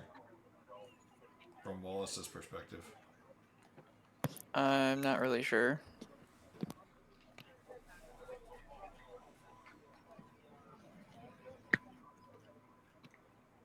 Okay, Elijah, I don't think it matters. what are your thoughts on the matter, Okay. Elijah? Looks like you're one of the deciding factors here. Oh, are you a little fucker? Sorry. Animals are knocking everything on the ground. My helmet has glowing little winglets. It does. That's weird. I've Can never confirm. noticed that before. It matches the glowing bits on the spear. Yeah, I know, but it is kind You of know like about what? it is kind of a shame that my model is always so like, on guard and pointed towards like whoever they're facing. Hey, you look sick. I can make you a second one that's in like casual clothes if you'd prefer. Nah, that's funny. Can we get a second bottle? It's just us walking in town. Nah, it just All right. Sorry, I am back now. How's the fire situation? It's crazy. Because not to give away too much information, but it was actually I'm pretty sure it was a house we had looked at on the same street we live on. So I was like, oh shit, did we dodge a bullet? Oh god, that's Yeah, The that the electrical was whole done by my nephew. oh my god. You know that meme? When The- did his house burn down? Oh, about 6 years ago. How did you know? oh the electrician, yeah. Yeah. Yeah. Okay, so Rick, just to quickly catch you up Yep. so you can pop into Yes, conversation please catch here. me up. Basically, we laid out a little bit of conversation here. I'm just going to load back the world map so I can show you that's the same. actually really cool. What is? Zygar's model. Oh, how yeah. he's basically holding the spear with just his arm. Yeah. Okay, so basically, Cactus, here's the quick lowdown, if you can look down here for me. We go here and then we go there, yeah. Yeah, so the quarry is up here. The observatory is here. Ah, Mhm. we need to go that way. You guys are here. On this, we on need this to go hex. that way. So, right now, basically the party is trying to decide: do we hit the quarry first and then go here, or do we do the observatory first and hit this on the way back? Is the subject of debate currently. The princess is encouraged, or really wants to secure Lady Eldoria's safety first, as she is a powerful mage. This is at the observatory in the swamps outside of Ghostford. She is a very powerful mage. She is able to. She tinkers with a lot of magical things. She would be a great asset to the rebellion. Warden Darver has indicated that his previous apprentice, who was a very promising and charismatic captain, was recently given a commander's post at the quarry. However, he feels that that's kind of a post to keep him from his potential, so it may be something that he's disgruntled about or unhappy about. Elijah considered the possibility of hitting the quarry first, potentially recruiting. Actually, here, Elijah, I'll have you explain it, how you were going through it. It was basically hitting the quarry first, possibly recruiting Captain Grant, and then like maybe taking men over to the quarry, since Or to the observatory. whoever the king might have sent as like a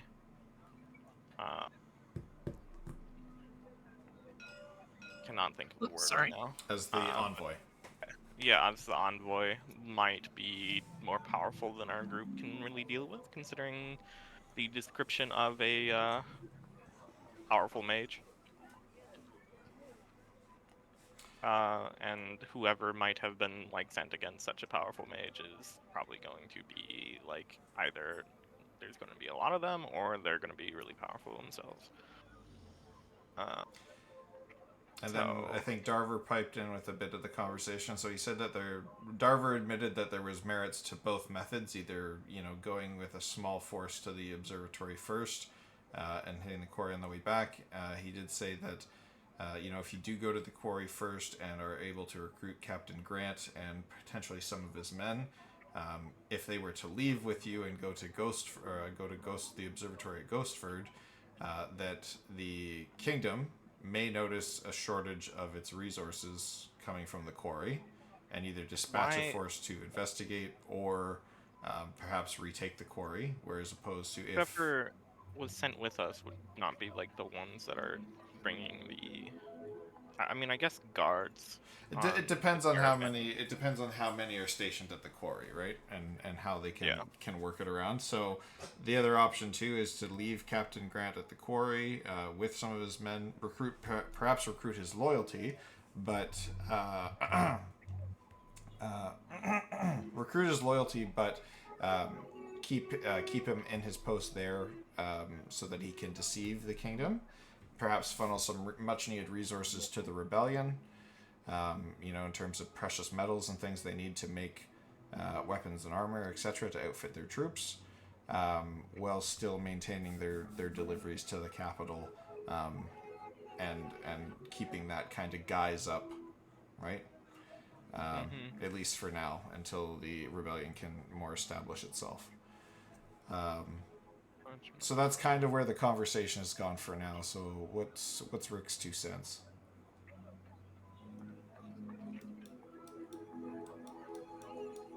Well, hold on, I'm still.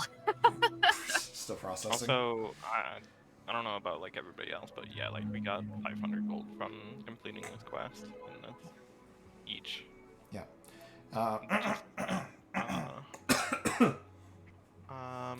So Fraldari did also, sorry, just the last bit of information for Rick.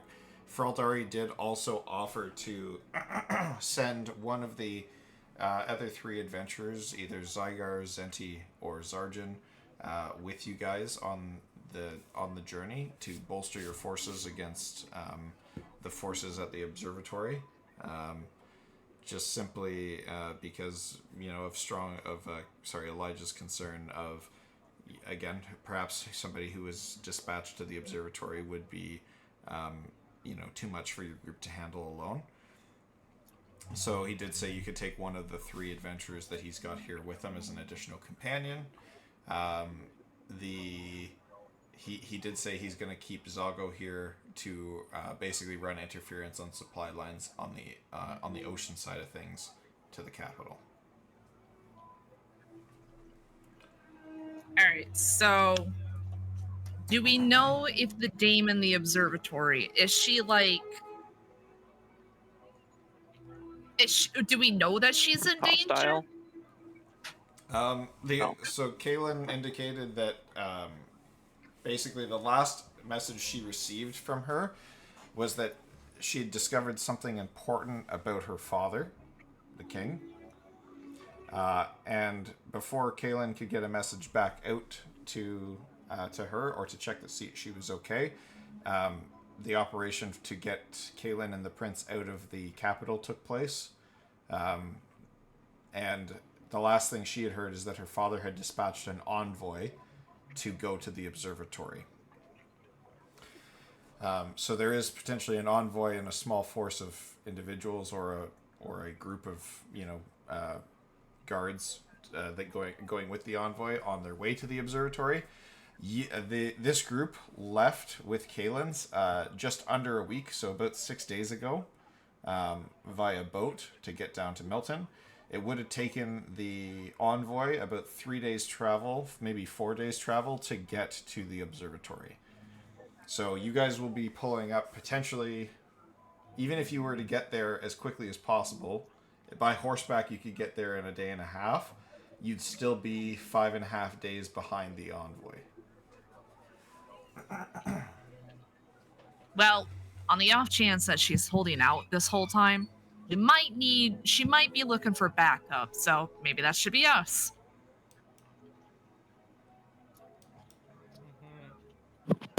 I concur. Well, Very someone well. that might be able to make better magic shells would be useful. Okay, I see your your interest there. But at that point, I have a one-track mind, man. I don't know what to tell you. I think I'm just gonna do a shitty Boston accent for Rick. Rick now. Yeah. I think that'd be way funnier. Just make him Joey Wheeler from Yu-Gi-Oh! Oh god, that like fucking unlocked a memory. I totally forgot about that fucking dude. Hey, you. Jesus. God, what Come a on, you gotta believe in the hot ended cards. Come on, man. God, what a fucking What you think you're doing, Kyber? Actually, that was good, Zeal. That was fucking That good. was actually really good. Holy shit. I don't know this person. I've Oh, never it's watched the best From Yu-Gi-Oh? best character ever written for a Saturday morning cartoon by far. Anyway. Oh. Uh, Nuh-uh, because Brock exists. oh, fair. True. Can you just load up the Boston voice mod? Oh my God, you probably could. Yeah, hold on. Beep boop beep. Yeah, that's something I just have on stamp. What the fuck do you mean Boston voice? No, there's a voice mod with a Boston accent. Oh my God. No, fuck off. In voice mod? For sure. Yeah. No, you're making shit up. Hold on. Oh, No, God. well, I mean, it might be New York, but it's like close enough. Is it like New is York, it like one Boston, of the close character enough. ones? Oh God. Oh, don't. Yeah, fucking- you know. Now that I live closer to New York, do not let them hear you say that. Is it one of the like the persona voices? We're talking about like I live down in Boston, right? Like the Yeah. Boston. Yeah, I live down in Boston. I go down to the bodega and I get a nice sandwich. Real Yeah, cheap. like Okay. like Tony, you know, like That's you go Ita- down that's there with Italian. your dog, already you do know. it well enough. Now that's Italian. Oh God. Italian mafia is basically just Boston accent adjacent. Jesus Christ. Okay. I have no I idea gotta, which one I of these guess, might be. I gotta steer things back while you guys fuck around with voice mods. Anyway, Imagine Oh, well, using let a me voice change mod. my Could not be voice me. mod. Shit. I think that we should take whoever thinks they have the best knowledge of the land, and also like is comfortable fighting in a swamp. so, Swamp. at I that, like swamps. at the I'm discussion, fine. I can fly. at the discussion of fighting in a swamp, you kind of see the Zenti, who he kind of looks more like, he's more like prim and proper, and he's got a lyre with him, like that's kind of strapped to his hip. So you get the feeling that he's kind of a bard in a sense. Maybe he should carry around truthers instead. Yeah, Why do you Why have are we a bringing dwarf Zenti with us? rock? he kind of hears you guys talk about going through a swamp, and kind of turns his nose up a little bit at it. He says if you're going to a swamp, he says count me out. Meanwhile, the other two guys, the older dwarf and the Zygar, the half orc, both of them, the dwarf, he says, I'm a good survivalist, and he says I know my way around the land, and he says, I'm a ranger by trade, so I'd be more than capable of helping to navigate there. Bring the ranger. And Zygar, steps forward as well, and he says, well, again, it's similar to the ranger. He says, I've got some survival skills as a druid and quite a bit of knowledge of the land. He says, I'm more Bring them both. focused on my teachings of the land. So he says, either of us would be probably helpful in this endeavor if you're going to a swamp. I thought he was a barbarian. Zygar? No, he is a druid through and through, sir. Oh. I'm gonna I load did up. model him after all, I guess. I think I would know that. Okay, my reverse is back. Yeah, here. So Yeah, yippee. Zygar is a druid, and Zarjin is the dwarf is basically a ranger. No one likes Zenti. Zenti doesn't want to go to a swamp. So you're. Zygar is one of my favorite models. I think you did a fucking spectacular job with Zygar. That cape, pasting on all those dots. So which? Yeah. So Fraldari kind of indicates, he just says, the choice for which companion you'd like to bring with you is yours. And he says the methodology in which you handle these two situations is also up to your group, as we will maintain operations here, and you can keep in touch with us through Rick, who will have the ability to connect to me if need be. I think Zygar is the best choice. Not to short shame, but swamps have water, and I feel like Zarjan will be under the water Are you saying this all out the time. loud? Yes, Because he's if a you dwarf are, like, honestly, in heavy armor. that is just jaw-dropping, like, wow. So Rukli's just sitting there like, shit, you bro. think You a can't dwarf say that can't out loud. Holy crap. Being a realist, holy shit. Rukli's He's not dwarf as in little person. Dwarf is in that's his fucking race. Rukli's just sitting here like saying all this out loud. Elijah just like fucking takes his shield and slaps him like on the shoulder, like, dude, you can't say these things. But he can't say it. Like, I don't think it's even true. Oh my god. Well, I mean, to a degree, it does make a little bit of sense, but in any case, I'm sorry. I Zarjan could shapeshift and be taller. We're all tall, but I mean, Wallace is kind of short too. Maybe Wallace should stay here. Wallace is a halfling, right? Wallace? Zeal? Sorry. Are you a halfling? You're a halfling, right? Oh, shit. Yes. Yeah. So, He has a disc. so yeah, you do. Sorry, what You was do. your question? I was You do already. reading a thing. Rukli just pointed out that bringing a dwarf to a swamp could lead to him getting stuck in a swamp and drowning. But you are also a halfling, so I'm also sure not he- wearing armor, yeah. so I would say it's less of the fact that he's short and more of the fact that he's heavy. True to a degree. Oh, now we're fat shaming. Yes. Oh my god. Okay, so do you guys want to bring Zarjan or Zygar out of character? You don't have to roleplay this bit, but who are we feeling that we'd like to bring with us more as a group on this escapade? No, we never leveled up. Honestly, I've just been kind of thinking about Zygar, considering that, like, dude, I don't know about you, but, like, a druid being able to, like, shapeshift into, like, a crocodile or something in a swamp is pretty good. Plus, like,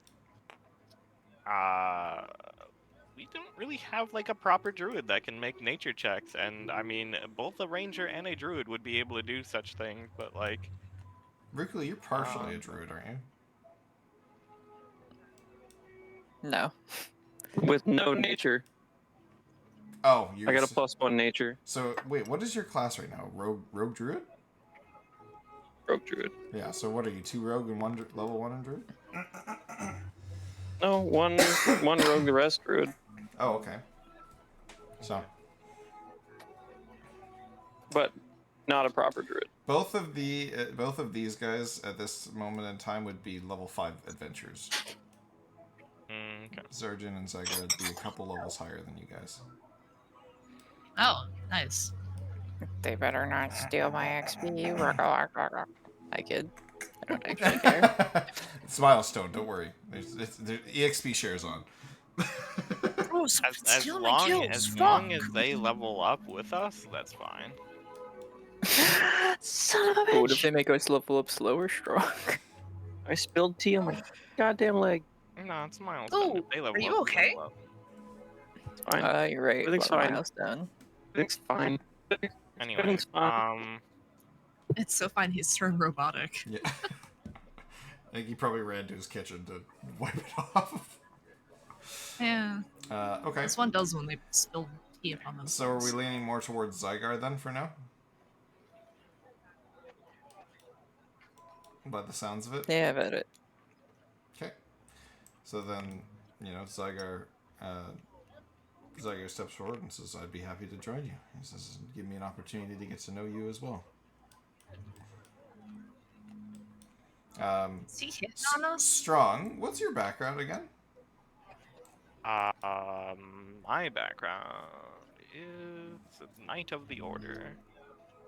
It's that like closest thing that I could find for a background for it, but essentially just like I believe it's like the Templars Order of the, or something adjacent to it in the Silver Flame. Kind of noble too, isn't it?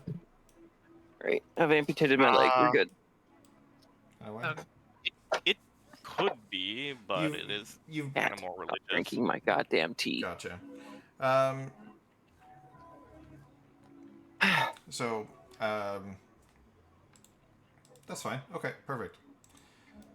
So, Zygar, steps into the line with... Oh, this is embarrassing. Wood smash. Okay, cool. What? No, who wrote that? Yeah, Zygar steps into line with you guys and has joined you as a companion for this adventure. Wood smash. The Bard? Oh, God. Well, you know what? Fair. So Zygar falls into line with you guys, and Rick, flutters over and jumps on, let's say, Elijah's shoulders for now. Perfect. I'm so glad that worked. It actually works. Oh, fuck. Actually, you fucked it. I fucked it. Okay, there. There you go. Nailed it. All right, fellas, let's fucking go. Okay, Kaylin says, if you are heading to the observatory first, she says, I will secure, transport for you. She says, regardless of how you choose to handle it, she said, I will have a set of horses and a wagon ready for you to travel with. She said, it should increase your speed on the journey, or if you would rather, I can arrange for 4 horses. The wagon would make for a more comfortable journey. Some of you guys may be able to rest in the wagon while you are traveling, but the horses may make for a faster, gallop during the day. So how would you guys like to travel? I would say transform into a horse. And also, for this case, it is like both are important, but one of the two people that we wish to recruit is in danger, and the other one is currently not really on their all I know is I'm riding Zygar into battle. On their list at the moment, so we should probably go to the observatory first and make the most of what time we have. Okay. All right. So, do you want to travel by wagon or by 4 horses? By horse. Okay. Sorry. That is me being called away for now. So. Okay. Do what you need to do, Zay. That'll take me a bit. No problem. We'll be here. Okay. So then Kaylin says, as you wish. She says, I will arrange for 4 horses to be given to you. Could you fucking stop Oh, God. What happened? Why are there giant D20s? What is happening? Oh, God. Okay. Anyway. Where did Zago go? Oh, I have bad news. What? They're still here. Great. Problem solved. Fixed. Okay, so Kaylin is going to arrange for 4 horses to be made available to you guys. Rick is small enough. Rick, correct me if I'm wrong, but you're only about a foot tall. Like, you're relatively small. Yes, Rick is in fact a foot tall. Yeah. Pocket-sized. Pocket-sized pixie.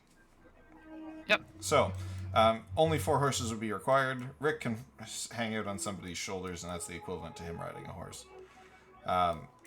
So who wants to be my horse?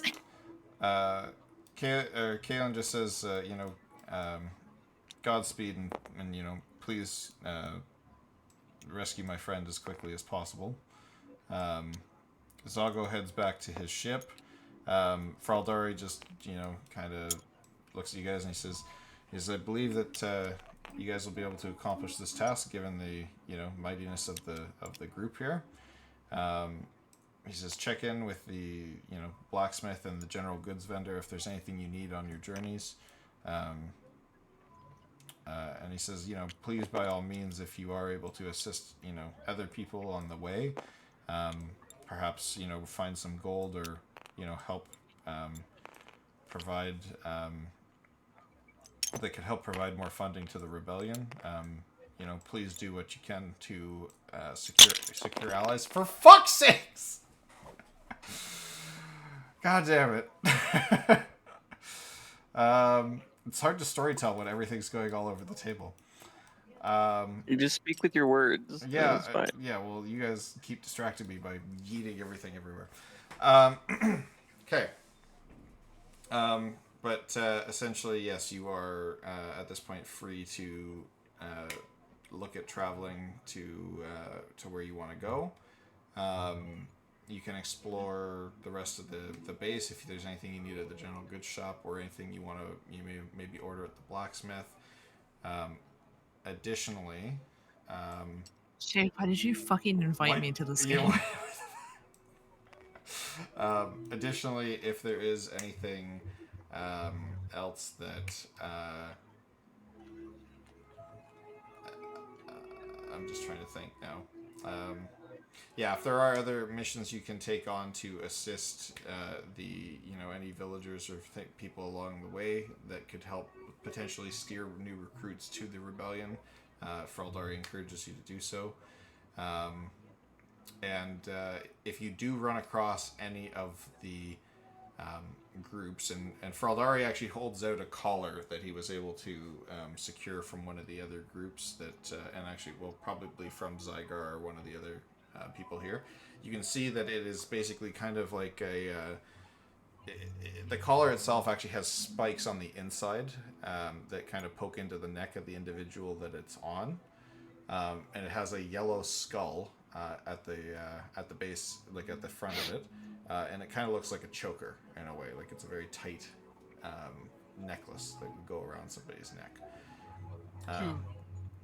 So he does say, if you do see anybody that is wearing one of these, you do know that they're not necessarily a bad person, but currently they are in forced servitude to the cult that you guys experienced fighting with before.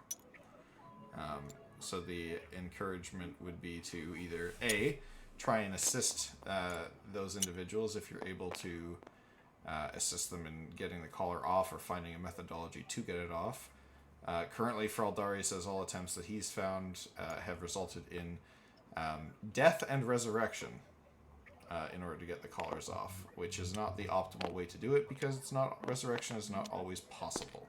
In the cases of Zago, Zygar, Zarjan, and Zenti, resurrection was possible simply only because of their dragon-marked prowess, or given the fact that they were dragon-marked. So, if you do find another methodology of removing the collars, that is something that Fraldari wants to know, so that he can develop a way to save these adventurers and perhaps bring them into the fold of the rebellion as well. Until then, there's several adventurers that are unnecessarily hostile, roaming around. Okay? Okay. Alright. So with that concludes the meeting. Kaylin and Darver start to head back towards, their tent. Fraldari starts, a conversation with the two that are remaining here. And you guys are free to travel the rest of the camp and secure any supplies and things that you wish. Talk to whoever you wish before setting out on your journey. So what would you like to do?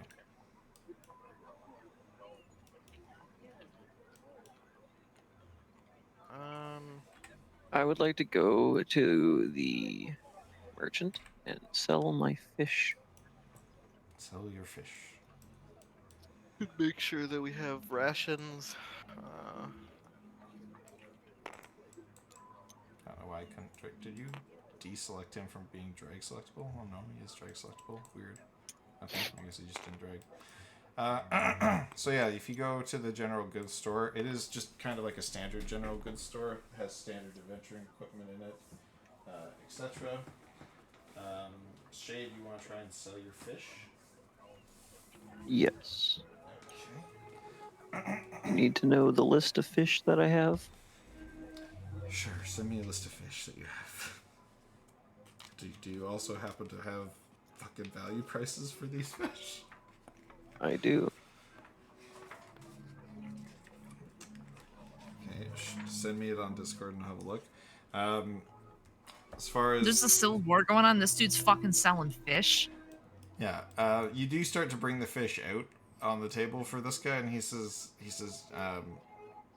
you know, if you're looking to, sell rations or whatnot to the, to the war machine here at the camp, he said the cook maybe would be a better person to talk to. He may have more of an interest in your fish. I put the fish back in my pocket and I go walk up to the cook. All right, cool. So you fuck off, because the cook's on the other end of town. All right, the other three, or I guess the other three that are still at the general goods shop. Do you guys want anything from the kind of standard adventuring gear shop that's in the Discord? Oh, let's see. 20,000 more ball bearings, please. I hate you. How much did the ball bearings weigh? We've been over this, but I feel like this is just silly at this point. You have so many bags of ball They don't bearings. actually weigh that I'm much. fine on ball bearings. I'm just fine. Shade is just. They don't actually weigh that much. Shade's but- actually bulletproof just by the sheer amount of ball bearings he carries on his person at any given time. I don't think that's how that works. No. Okay. That kid that tried to steal my money really just opened a bag of ball bearings and then slipped on them. He has no money. I It's only ball bearings. Okay, let's see. So this is what you caught.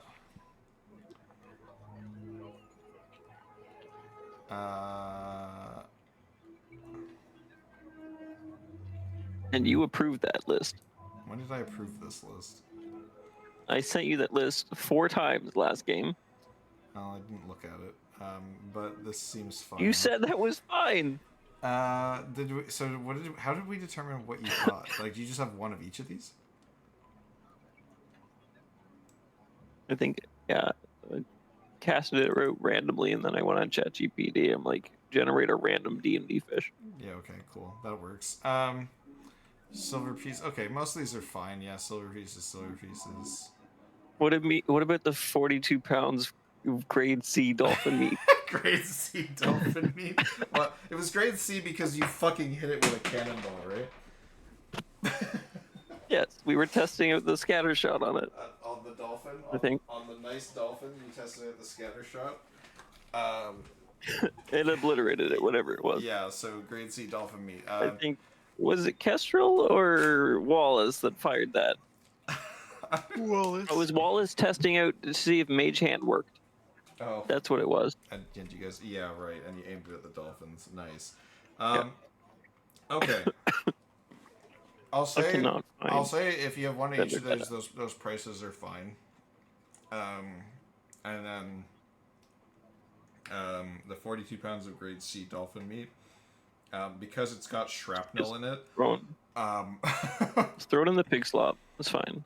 He says, yeah. He says, I might be able to, use this, but it'd be pretty time consuming. So he says most he'd give you it is like, maybe 10 gold for the chunk of it. Like, I mean, it is a full dolphin still, but It's multiple chunks. yeah, multiple chunks, still got metal embedded in it. He's gonna have to do a lot of work, so he's like, I'll give you 10 gold for the stack. Great. I'll take it. I hand them a literally dripping bag of fish. I like canonically that you just have a bloody dripping bag Sack. of dolphin meat, like that you've been dragging around this whole time. Oh, that kid was terrified. I literally had a bleeding bag tied to my back. Yeah. Everything comes back to that kid that tried to rob me. And the kid was like, why did I choose to rob this guy? He's the scariest looking one.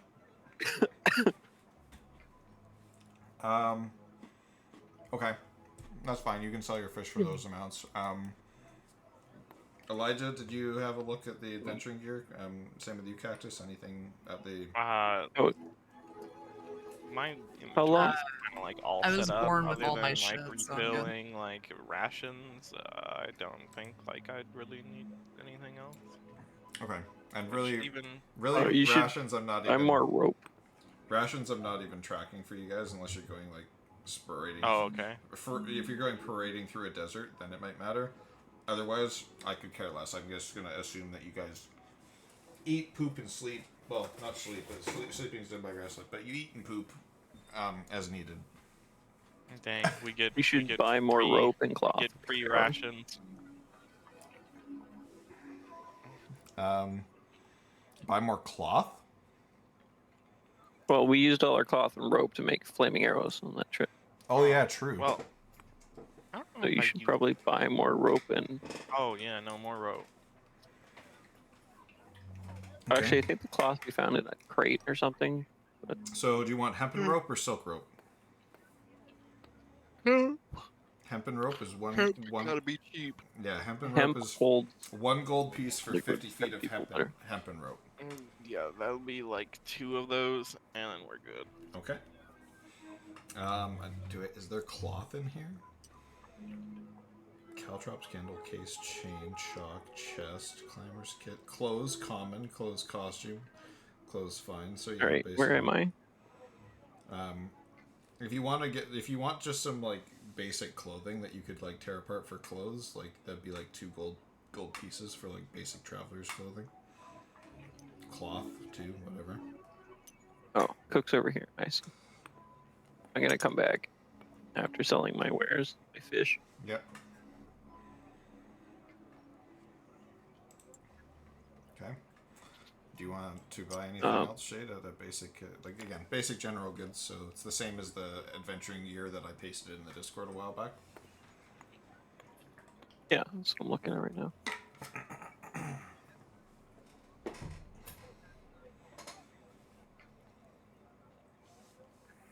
Pen and paper. I don't have a pen. I have no pad.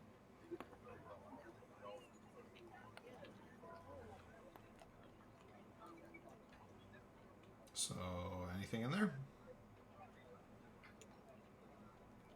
Yeah. And Cactus, you're good. You don't want anything or to buy anything additional. No, I mean, I came out the post-day fully equipped, so I'm good. Okay.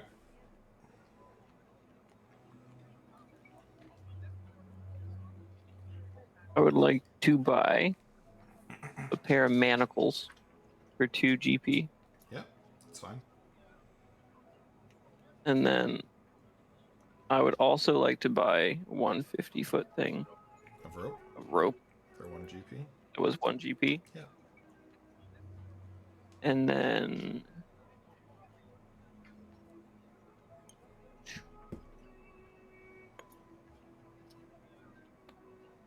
can I get 1 healing potion for 50? Yep, he's only got like 3 healing potions in stock right now, but yep, he's selling them for 50 gold. His prices seem to be fair. Oh, that's good. I'm not trying to barter with the guy. No, I'm just saying, like you like typically you guys won't understand the price of the healing potion, but as I've described before, like if you are in a place that's like in dire straits or like maybe more rural and things are not as, in vast supply, people may jack their prices. Mm-hmm. But you guys do. And then I'd like 10 feet of chain Of chain. for 5 GP. Okay.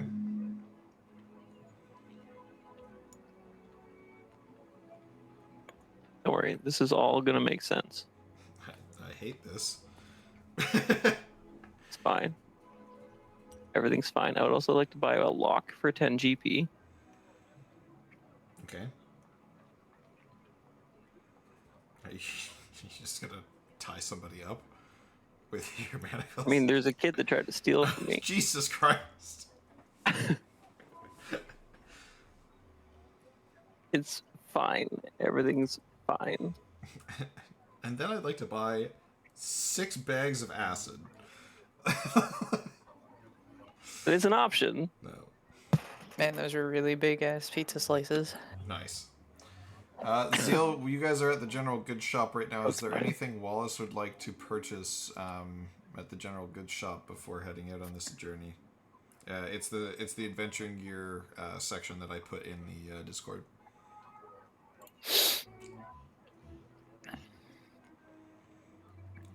I don't know if I don't see what you're talking about. Oh, I think. Hold on. What section did I put it under? I think it's in online resources. No, not on online resources. Source books. No, maps. World data. World data. It was the last. Yeah, it's in world data. Sorry. Yeah, the last place I looked. So, basically, just the page that has the adventuring gear on it. That's kind of what's more or less available in a general goods shop. Right, which means that basically the only thing that would probably come to mind is something like paper. Okay. So you just want to buy some paper. I'll probably just put an amount of paper in my inventory and subtract some money from there at some point. Yeah. Well, assuming that it's the right kind of paper, of course. Like for spells, etc. Yeah. Yeah. Because, that's fine. like, Yeah. because, what else would I be Oh buying? shit, white one. Crazy. Yeah. That's fine. So I would also paper. like Paper 10 is iron spikes for 1 GP. paper is 2 silver pieces per sheet. Zeal, so you can decide how much you want. Right. And you, sorry, Shade, you want spikes? 10 iron spikes for 1 GP. Iron spikes. Where are they? Where do you see iron spikes? Am I blind? 8th up, bottom right. Spikes, iron, 10, Oh, 1 GP. okay. Yeah. Those are not pitons. Those are just spikes, like nails? Big spikes. Yeah. Okay. Yeah, that's fine. I feel like Shade's gonna go on a torture a child arc, which I don't know if I'm down to roleplay. Wait, where? Might have to. I'll throw you into the sea, or like demand your repentance, and if not, kill you, because that's what the order does. He just sees you buying all this torture equipment, and he's like, just looking at you in like shame. Okay. If there's anything else, or not, is there anything else you guys want at the general goods shop, or do you want to visit the blacksmith before you go? That's basically it. I can't really think of anything to get from the blacksmith. Blacksmith would be more or less like and I guess to just like do this at a roleplay. Blacksmith would be like the type of person where it's like, hey, I'd like you to make like something for me, and like they'll make it over time, and then as you guys come back from adventures, it may be finished. So it's like just like the only thing that I would want is like 1,000 gold out of my price range, basically. fair. So you may need to go on a few adventures. Actually, first. quick question. Are shields considered simple weapons? No, shields No. are considered shields. Shields are considered shields are considered Okay, shields. If you're So I would have wondering, to have like a specific proficiency to have a shield, right? Yes. actually, well, yes, you'd need shield proficiency to use a shield as a shield, but in a lot of cases, Okay. unless otherwise specified, a shield is usually an improvised weapon if you're trying to use it as a weapon. Yes. It would be basically like kind of punching somebody with an improvised weapon, so it would maybe do like a D4 plus your strength. Oh, like Captain America. Wow. Yeah. No, I was just thinking for like protection stuff, but Yep. And it's also, been a hot minute since I also played I'm D&D. not sure as if a cat. I Played think D&D that wasn't Baldur's Gate. I think as a caster, you need proficiency in shields to be able to cast while using them, if I'm not mistaken. Or you take Yeah, that's why I wanted to ask. Yeah, or you take, I think it's the Warcaster feat, which also allows you to get that proficiency. Ah. So, those are kind of your options for getting a shield as a spellcaster as time goes on. Fair enough. Okay. All right.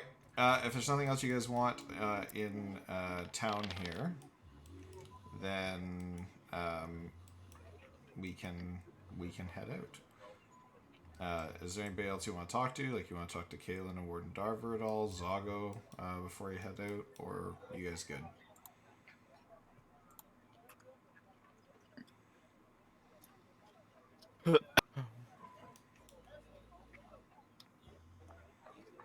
No, I'm good. Fly over to Fraldari, smidge him on the head. Like, bye, Dad.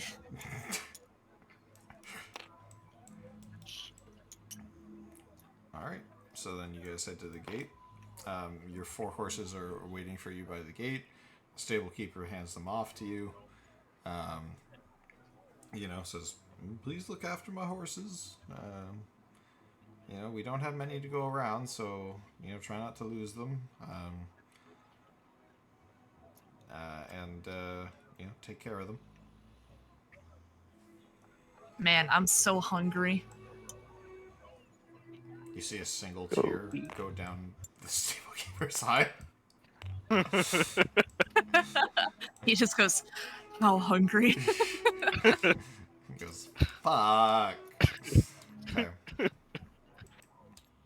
You can Yo, have how like fucked a up would it jerky be ration to or see like a something. pixie eating I like an guess. entire horse? It could happen. Do you have a resource of things that the blacksmith could? Based You on can the make your ball bearing. level of the smith, basically, as you recruit higher level smiths, they may be able to make magical items for you. The smith currently is just a basic smith, so he would be able to take an order for anything out of the weapon table, or the armor table if you were able to provide some material and the gold for making it. Right now, their materials that they have access to is pretty slim. So right now, they're basically just making simple melee weapons for the army. Okie dokie. What's my armor right now? Is it leather or is it scale? I don't know. You would have to answer that question for yourself. Yeah, I'm sorry, I'm thinking out loud. It's studded. And are you allowed to have armor with metal in it as a druid? I can't remember. Or is it just a shield that has to be I'm not allowed to equip metal. Neat. So I think studded leather would have metal in it, wouldn't it? Now, it says made from tough flexible leather, studded leather is reinforced with a close set of rivets or spikes, but it doesn't say what the spikes are made out of. Could be bone. I think it's safe to assume that that's metal. I'm pretty sure it's metal. If we looked at any studded leather online, I'm pretty sure it's studded with metal. Wait, what? But I mean, for the same possible armor class, you can just look at hide armor, which is a medium armor. Ironwood exists. Says a druid typically can wear leather, studded, or hide armor. Oh, really? All right. Well, there you go. Okay. All right. A druid can wear scale mail made of any material that's other than metal. Scale mail, ironwood. So that would be like dragon scale. Would mithril count as metal? Yeah. Or would it Fish be more scale? like a gem? Yeah. Be like, Fraldari, are you feeling itchy? Okay. So we're gonna head out from here. Okay. So, currently, if you guys are setting off on horseback, we're doing pretty good for time. Currently, if you guys are setting off by horseback, it would take you, you'd be able to ride at a full gallop, and you'd be able to travel twice as fast as you would by normal foot. So instead of traveling one hexagon per day, you'll be able to travel 2. So in your first day leaving from here, you'll be able to get to here before night falls. Do you guys want to just ride at a full pace gallop all day and get to here? in your travels, or do you want to do what is there anything you want to do while you're traveling, like keep an eye out for things, etc., etc.?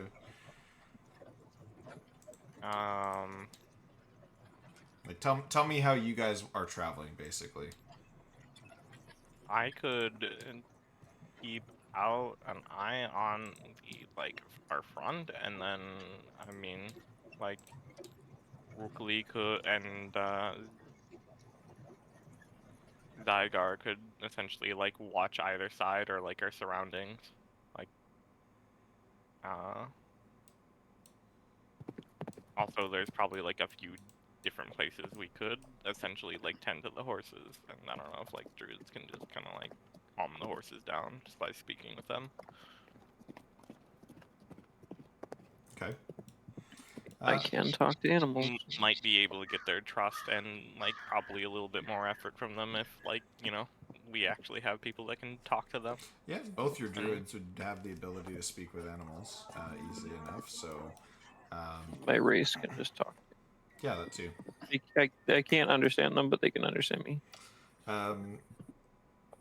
So let me see. I'll see what. Okay.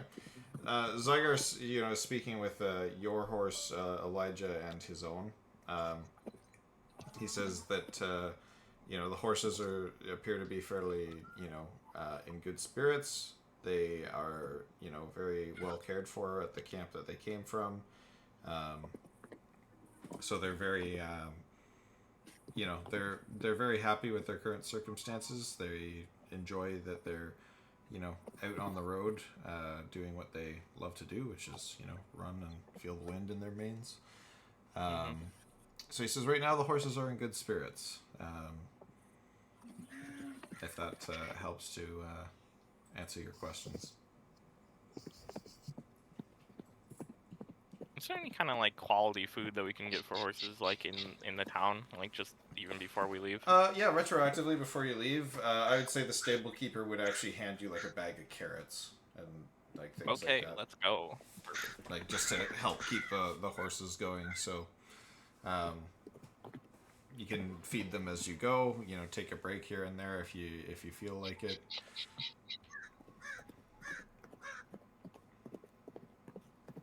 Sounds good. Okay. I mean, druids can be perceptive of that. Let's go. Okay. So yeah, you guys set out at a full pace. You're galloping through for the first part of your day. You gallop through a lot of the farmlands of Milton. Like I said, there's a lot. This is kind of the main farming hub of the kingdom itself. A lot of the grains and different food comes through Milton for processing before going to the capital and being redispersed to the rest of the countryside. Other places have their own farms here and there just to support their local stuff, but any military encampments, the major city itself, most of them are supplied through Milton. So even the first day's worth of travel, for probably 75% of that travel, you're just going through farmland and farmhouses here and there, rolling farm fields as far as the eye can see. And as you get closer to the end of the day, it starts to the farm fields kind of peter out, and you're able to see more forested areas, rolling hills, those kind of things as you get into the later half of your day and travel. And just as you're kind of coming down to nightfall and starting to look for places to camp, you've made good time today. Your horses were in good spirits. You were able to set off pretty early in the morning after you did everything at the rebel base. And by the time you're setting up camp for the evening, you're actually starting to hit kind of the outskirts of a swampy area. And so Zygar looks at the situation and he says it's probably best, especially for given the fact that we're on horseback, to camp outside the swamp tonight. That way if we can have solid ground underneath our feet before heading in. I agree. So with that, you guys will set up camp near the swamp on the outskirts of it. I would like to talk to the trees around the camp and ask for their protection.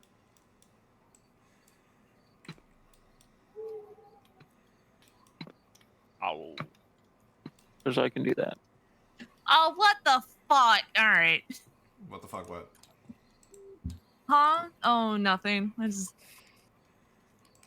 noticing a lot of, just spaces that we're not allowed to look at. Ooh. Love that. Ooh. Hold on. I'm loading in your team. Oh shit, I should have saved the team. Hold on. Party 2. No, it's okay. I got a Rick. Okay, good. Party 2. Where is it into characters? Oh yeah, there he is. Boop. I'm just gonna save this as a grouping so that I can. Okay.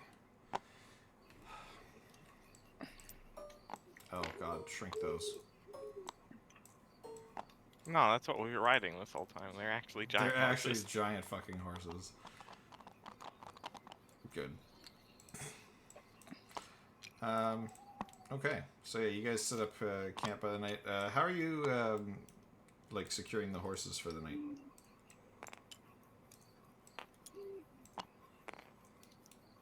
Like tying them off to a tree?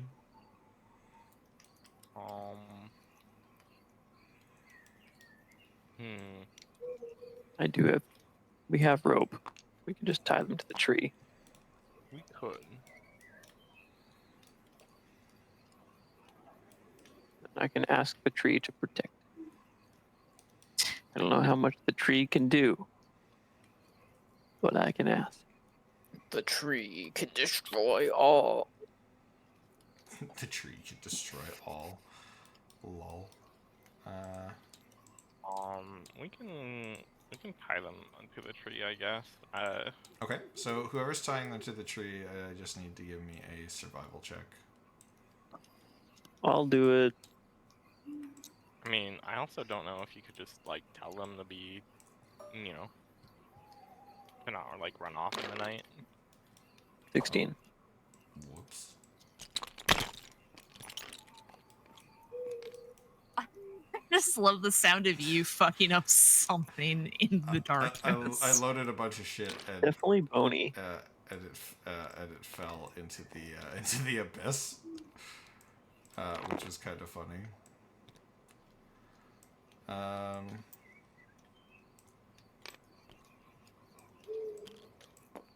Also, how's the ambiance mixing? Is it too quiet or too loud? No, this is good. I like it. It's good ambiance. That's good? Okay. Yeah.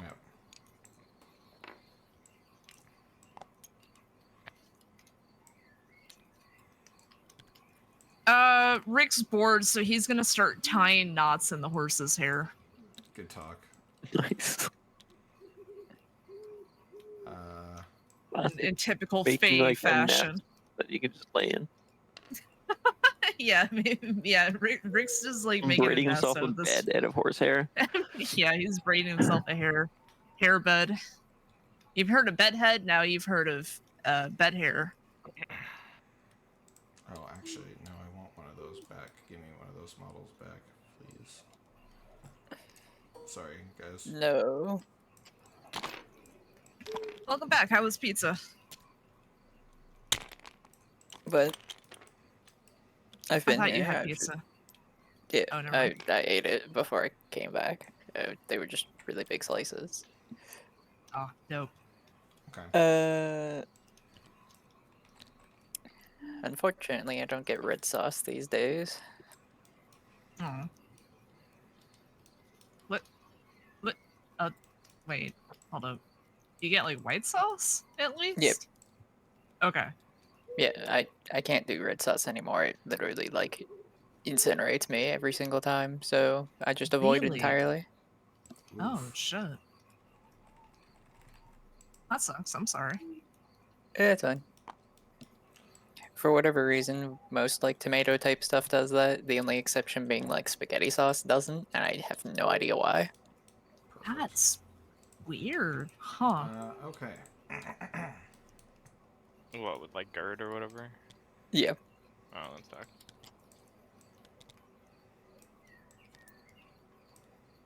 Okay. So, Rukli, what was your survival check for getting the horses tied up? 16. 16? Okay. Yeah, you tie a knot that you feel is pretty secure for each of the horses. Do you want to tie them all to the same tree, to different trees? Oh shit.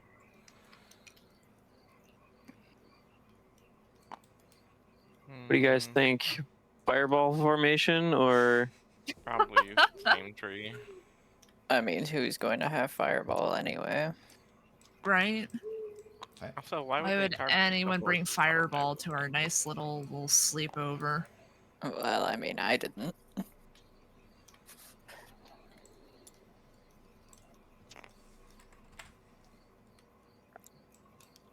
I'm going to save this group of minis as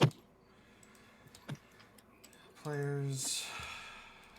Group 2 traveling. Okay. All right. Okay. So yeah, you're able to secure the horses. You get your tent set up. Get a campfire going. It's end to dusk kind of right now. So, is there anything you want to do as night is falling?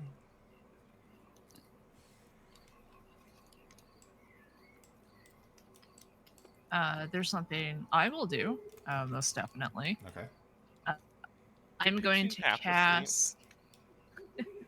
I'm going to cast Alarm, which lasts for 8 hours, and sets an alarm against unwanted intrusion. I can choose a door, window, or area. I'm going to choose area within range that is no larger than 20 feet in a cube. Okay. So your area that you're looking at is can I draw on this? Like basically 4 squares. Damn, that's 20 feet? 20 feet, yeah. Yeah, because 10 by 10. No, wait. Yeah, 5 by... Oh, no, wait. 20 No, feet cubed. really? So it would be... No, each square is 5... 4 by 4. It'd be 4 by 4. My bad.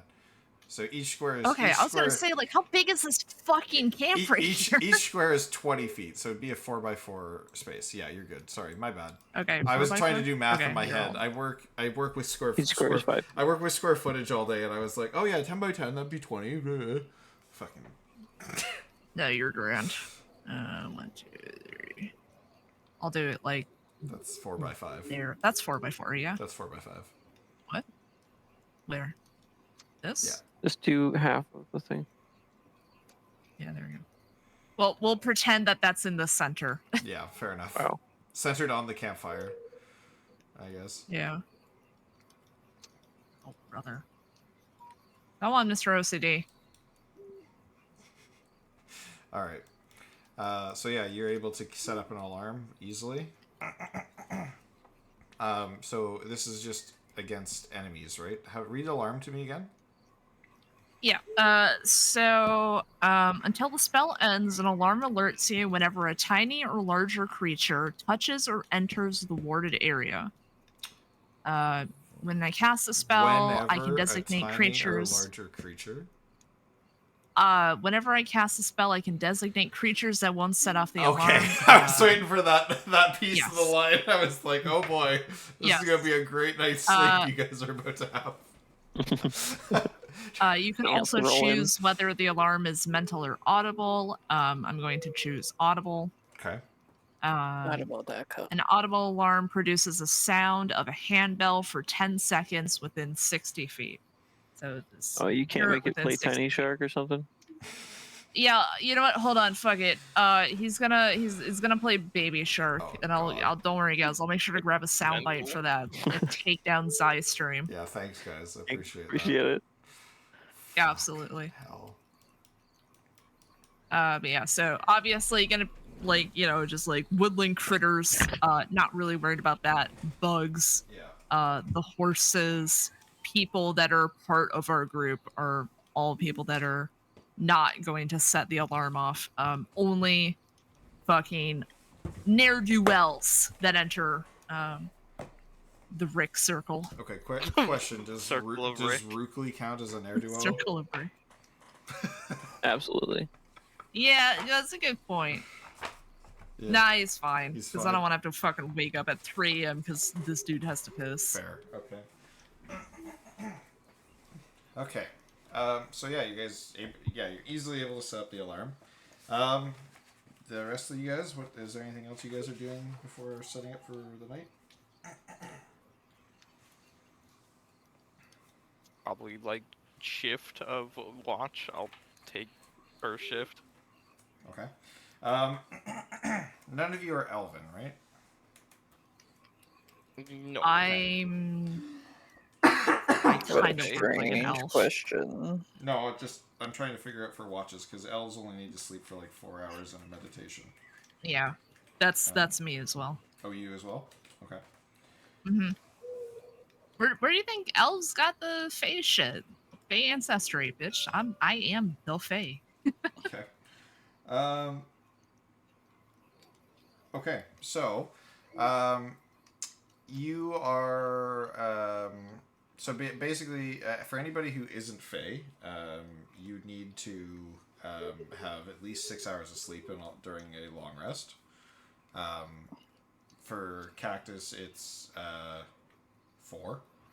So basically, to do effective watches, Cactus, you could double up with somebody for a first watch, or do one on your own. The easiest way to do this would be to rest for 8 hours total, and have each of the guys do one watch. Zygar will help with the one watch as well, and then Cactus can double up on 2 of them. I mean, I could do like 2 hours of watch and then sleep 6. Yeah, so that's the plan. Is like, so you do 8 hours of rest total, and yeah, 2 of it would be spent on a watch, and then 6 would be spent resting. Depending on how that's broken up is up to you guys in terms of what you want to do for watch order. So what I'm going to ask you guys to do is come up with a watch order that you'd like to consistently use, so we don't have to decide it every time. So What time are we like starting resting? Like what time Basically, is, are people going to bed? basically like an hour after nightfall, you'd probably start resting. So like you're looking at like probably like 11 o'clock to midnight that you'd start a rest typically, and then you'd wake up around 7 a.m. to 8 o'clock. Think and what time is sunrise in this? Around 7 to 8 o'clock. Okay. So I think I can take the first 2 and then the others can rest, and then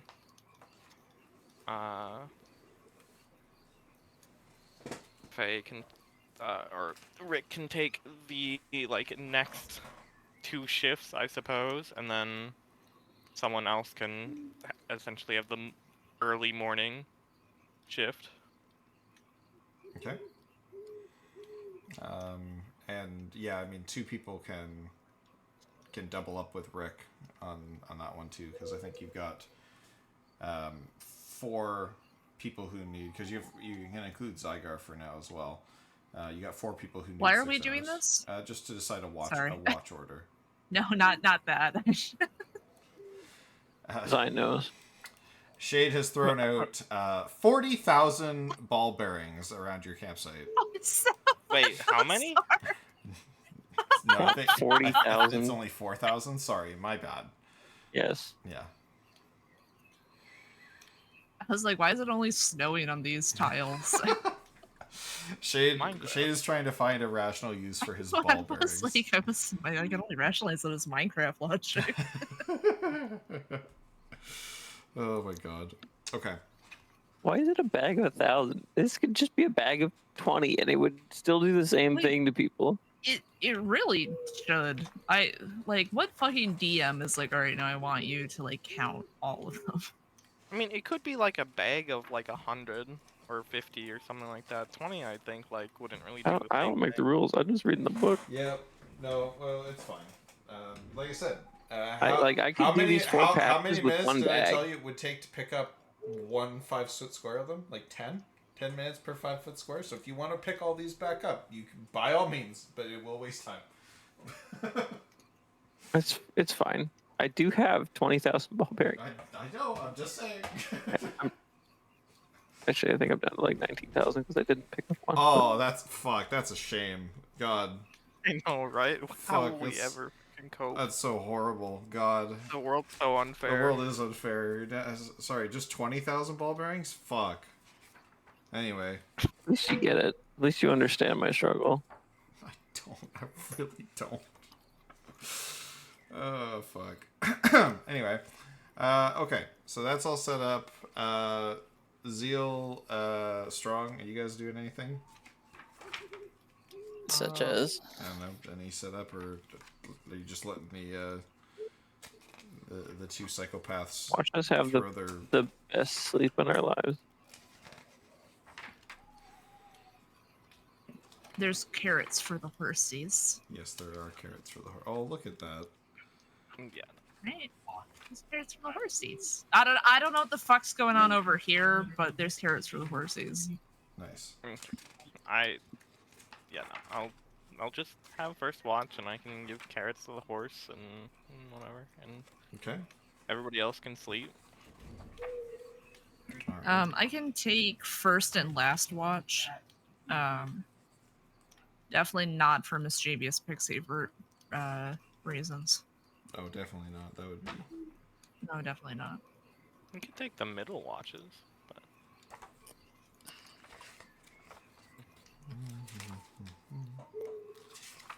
all right. Anyways, Okay. 45. All right. So who's so as you guys get down or lay down for the night, who's on first watch?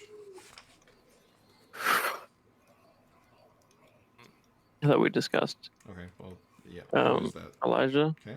Eliza, first watch. Okay. Please write this down in the Discord so we can refer to it later as well. So Elijah, if you're on first watch alone, I need you to give me a perception check. okay. One sec.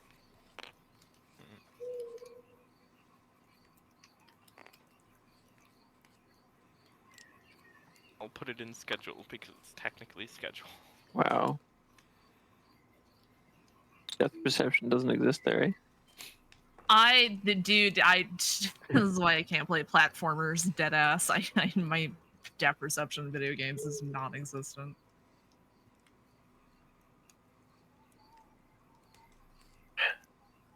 I think I'll set up my reverse side again.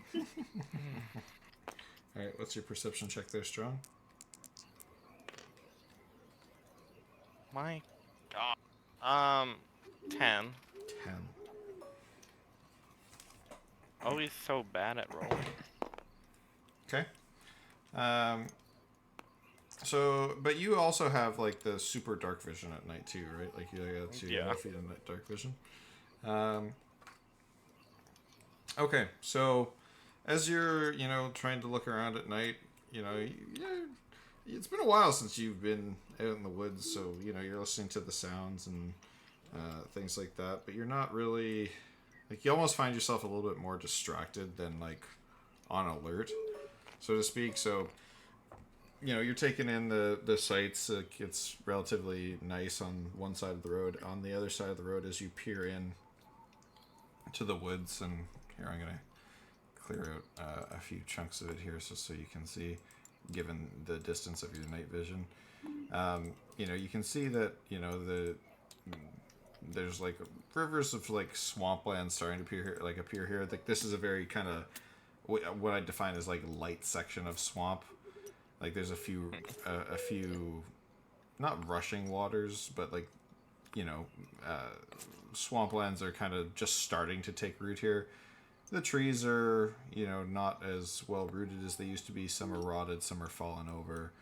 And as you're taking it all in, you don't really notice anything too out of the ordinary. Okay. And your watch goes by without hassle.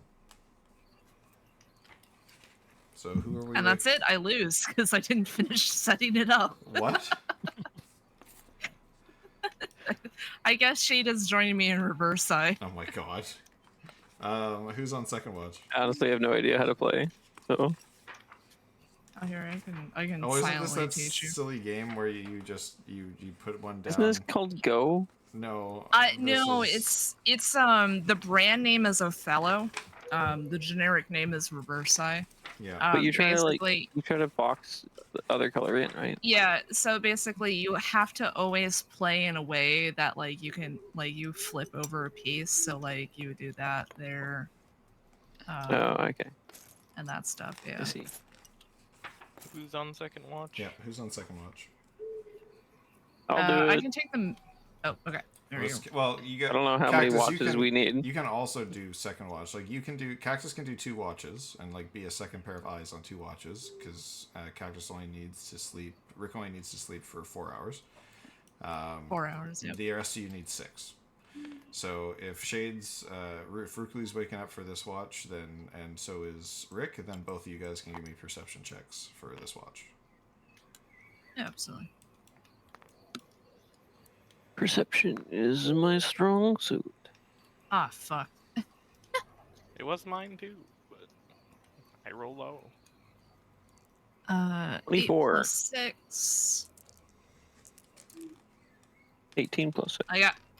I got 14. 14. Okay.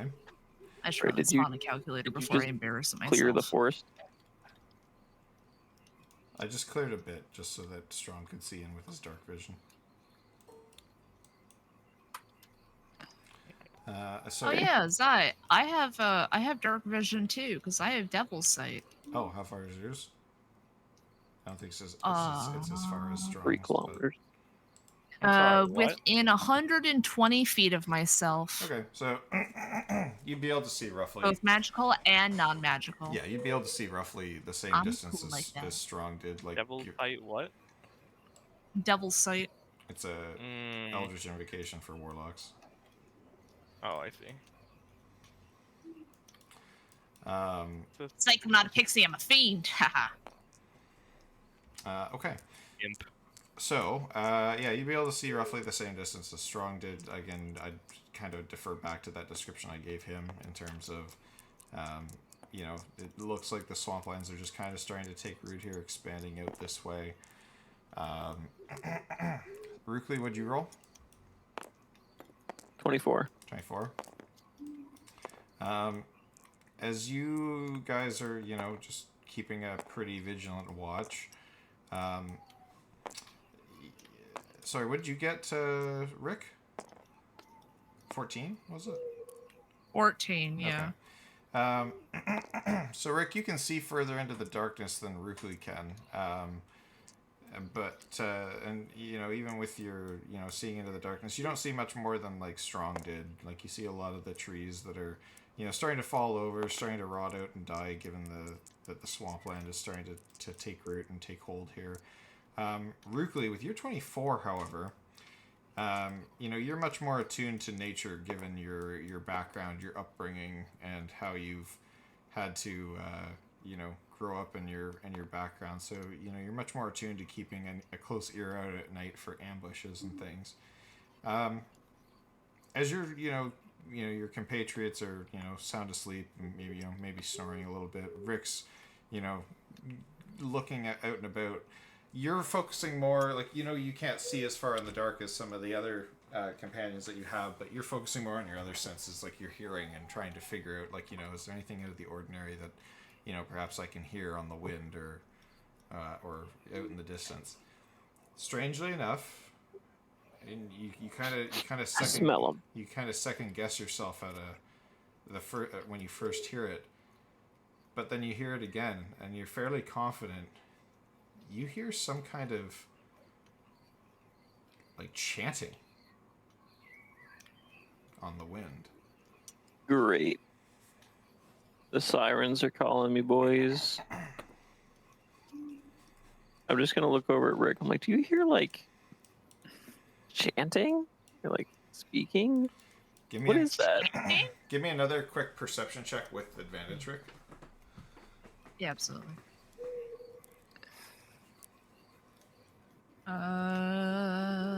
Let's let's see, 16 plus 6, so 22. Okay. So yeah, as you strain your hearing and you listen a little bit more closely, both of you actually hear, which sounds like, and it was very quick. You hear kind of a muffled like, and then silence, and then chanting continues.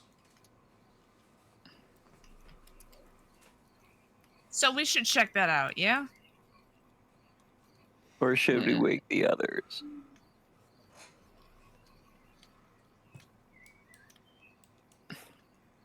Like, are you saying this? We should check this out? Or should I be like, Yeah, I'm saying we should check it out.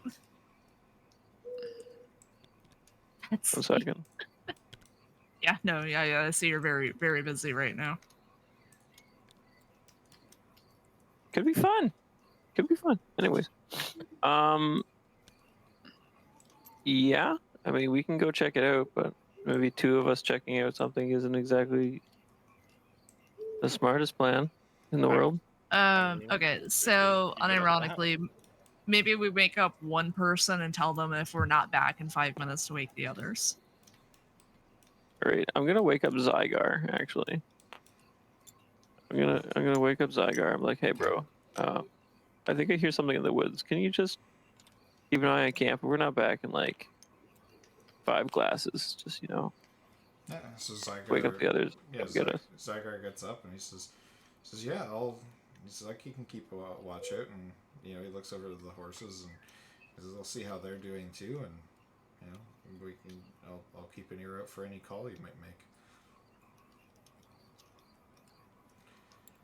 To be clear, All right, Betsy is a fantasy. could be fun. I'm just saying. You dreamed about Betsy. Betsy is not a reality. Betsy could this be is fun. The sound. This is I the can sound carry it made Betsy. when you had a dream about Betsy. Oh shit, where did it go? We'll eventually have Betsy. You guys will No, eventually we're not have- allowed to have personal cannons. If I ever get a bag of holding, you better believe I'm putting a cannon in it. Okay. So you guys are heading in the direction. All right, let's go, Tinkerbell. Rinkerbell? Wanker Wizard bell. Bell. I was gonna say Hey, anyway. what is this? Is this hedge? So no, that is swampy liquid. Swampy liquid. Yeah. Yeah, fuck that. I'm gonna stealthily, I guess. I mean, I can Fly go over that invisible shit. if you just don't want to be here. Yeah, but I can fly. Okay. So are you guys stealthing in here? Yeah. Yeah, I'm gonna cast my Mark of Shadow Invisibility, and then I'm gonna walk in here, and Rick can just kind of fly above. But now there's 2 of them. This is getting out of hand. Okay. Wait, there's 2. Wait, okay. What's happening? I don't know. There's 2 of them. now. Why are there 2 of them? Okay. I don't understand why there's 2 bottles, Dylan. Okay, they die. Okay, there you go. Anyways. Okay. So what is the plan here, guys? I'm going invisible. You're casting the spell invisibility. It's my shadow mark. Oh, okay, right. Okay, yep. So are you going to be hopping across the water, slowly wading through swampy water? Is there no way I can get in here without walking through the water? There are places where you may be able to jump across, like in the thinner spots. You know, you'd have to do so stealthily and with some degree of athletics or acrobatics. Rick does have the ability to fly, so, I mean, Rick, you don't have this problem. You can just flutter over. Nope. Um, Land on this branch. Are you still doing this stealthily, Rick? Actually, Yeah, I'm doing my best to be as quiet about it. Okay, can you roll me a stealth check then, please? Yeah, absolutely. Pixie, Fun you get fact, that, I don't like, have any bonuses for invisibility? that. What ability? Oh, that 20, I'm good. Sorry, what ability is strong? Like, don't they have an invisibility just like at will? It depends on the pixie. I don't think Rick does in this case. Okay, so we did do yes, by default, enemy pixies do have invisibility, greater invisibility at will. However, we tried to make Rick like as balanced as like a player character, so I don't have a lot of those things. Okay. All right, Zai, I'm going to use mold earth just to make a 5-foot bridge here. What spell slot level is Mold Earth? Level 1? That is a cantrip, sir. What? Yeah, Bro, I've never I know that because I was looking at it I've too. never heard of Mold Earth. It's a weird one. It is interesting. What is it? I got it from Hold on, I'm just looking it up. So cantrip, you said. yeah. Mold Earth. I think I got it from Furbolg Magic. Oh yeah, no, it's It must be pick any Xanathars. Okay. Portion Yeah. of dirt or stone that you can see within range that fits 5-foot cube. You manipulate it in the following ways. You target area of loose earth, you can instantaneously excavate it, move it along the ground, deposit it 5 feet away. This movement doesn't have enough force to cause damage. You cause shapes, colors, or both to appear in the dirt. If the dirt or stone on the target of the ground, you can cause it to become difficult terrain. Alternatively, if you cause the ground to become normal terrain, if it's already difficult terrain. I Okay. assume the swampy water would be difficult terrain. Absolutely, it would be. Making a However, 5-foot chunk of it if the dirt normal or terrain. stone you target is on the ground, you can cause it to become difficult terrain. I don't know what this has On to the do ground underneath the water. Yeah, I hear the train of thought. I'm just. Can you? I guess it depends on how deep the water is, but in this case, I think it'll be fine. You're going across. I mean, I can also No, like. you're going across in a very thin area of it, so it would be very shallow there. So I'd say it would It's work. also gonna leave that. Yeah, it would kinda leave, as it a would bridge leave to as get like a back. bridge for the next hour there. So I'd say it's fine in a spot like that, but like it wouldn't work in a spot like here. No, it or wouldn't like work here. at the 2. Yeah. Yeah, like you'd be stuck to like spots like here, there, etc. Yeah, Rick's gonna like look around and be like, okay, so how the fuck are you gonna get through the rest of this? What's your plan here, Chief? And Shade, are you also trying to move stealthily? Yeah. So I'm stealthing. Okay, hold on. What I roll? So Mold Earth is just semantic, so I don't even think you have to speak. You just have to do shit with your hands. So nice, good stealth spell. Surprise. Can confirm. I can make child graves very quietly. Jesus. Wrong. Stealth grave.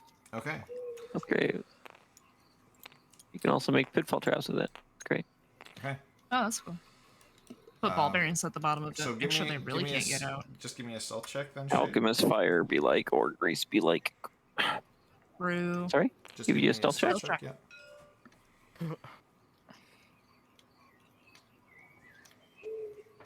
How's a 20 for you? So you guys are both fucking Nice. next to invisible. Okay. Now what are you doing as you go? Can I do another perception check to see if I see anything from like here? Yeah. Give me perception checks.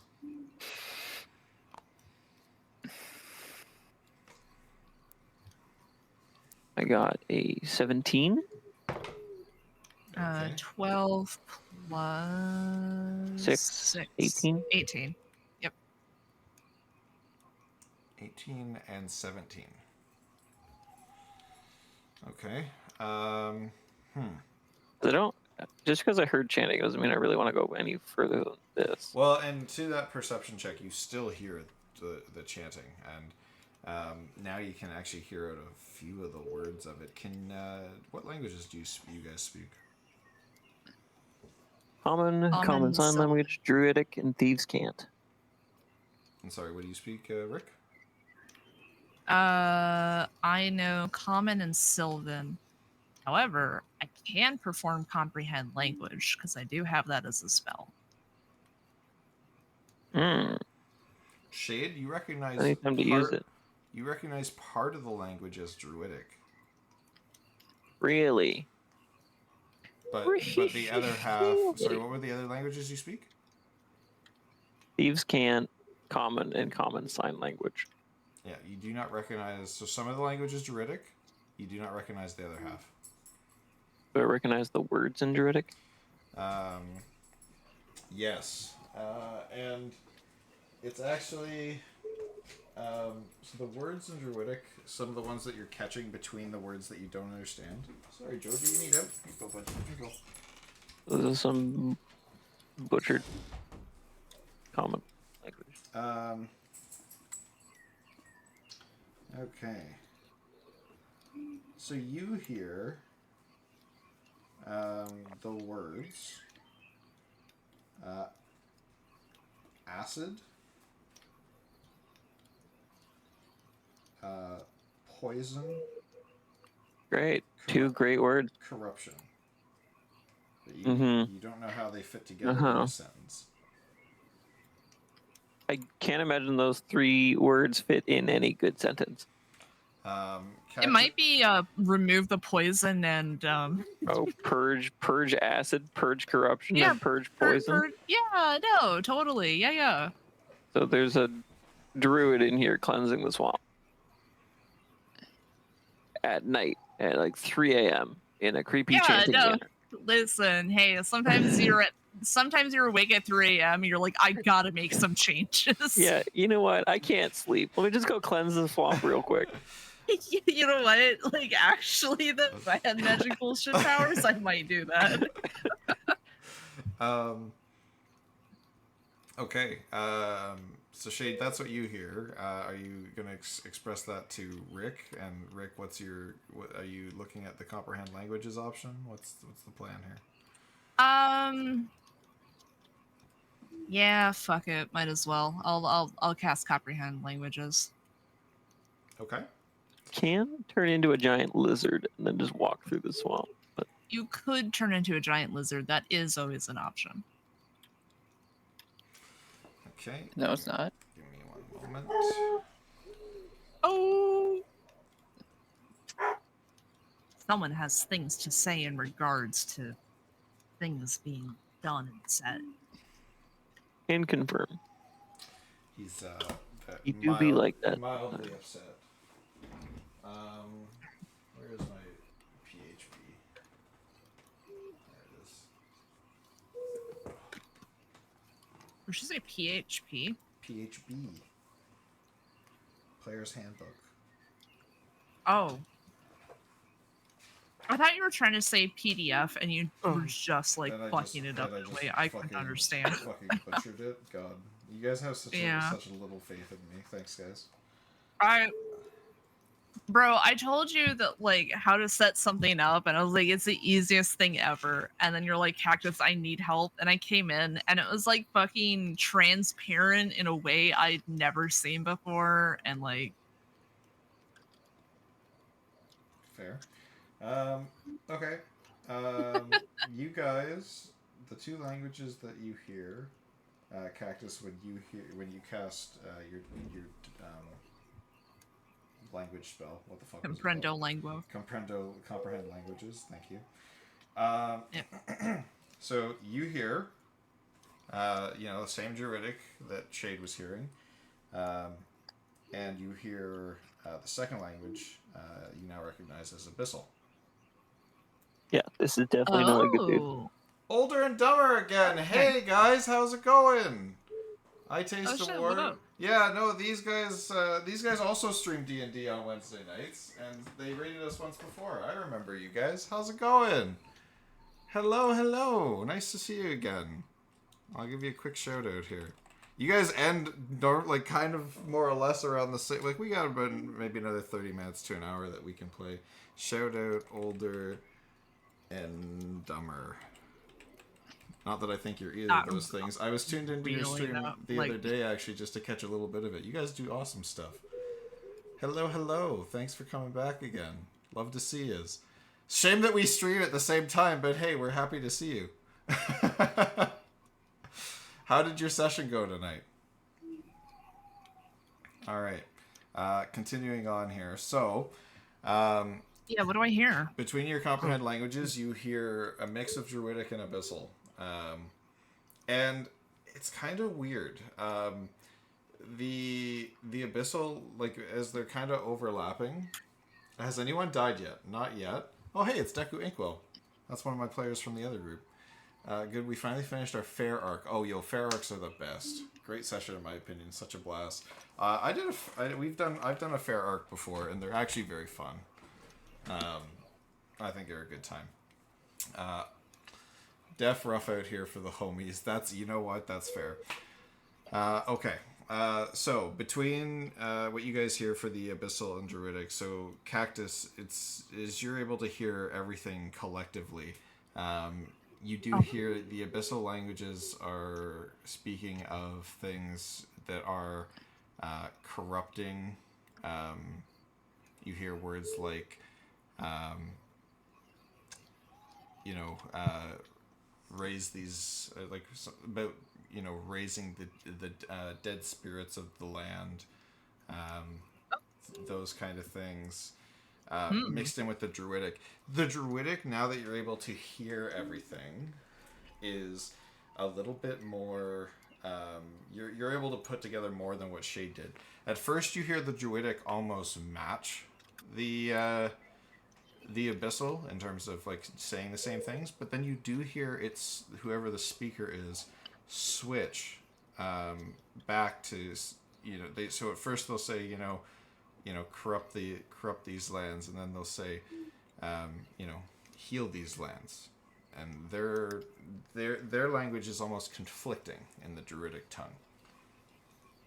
Right, we got a bipolar necromancer. Def rough out here for the homies. Maybe if we had more nights in the week. I nearly killed my party. Oh God, what did you do? As DMs, we're not supposed to win. Fireball.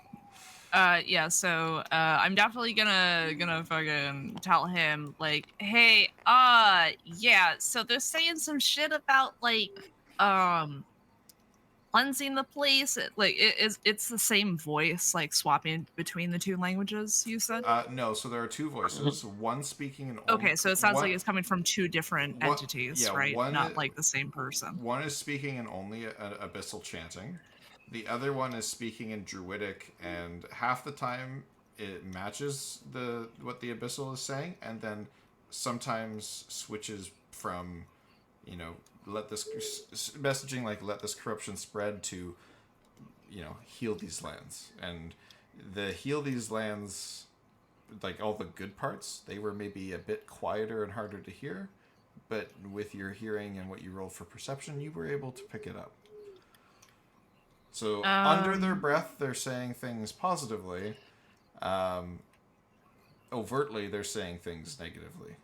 You know what? It's probably Shrek, and we should get out of the swamp. We should just leave. Okay, yeah. I will follow through with that. However, is going to be to tell Zygar at the very least what we heard and kind of the weird shit that's going on. Okay.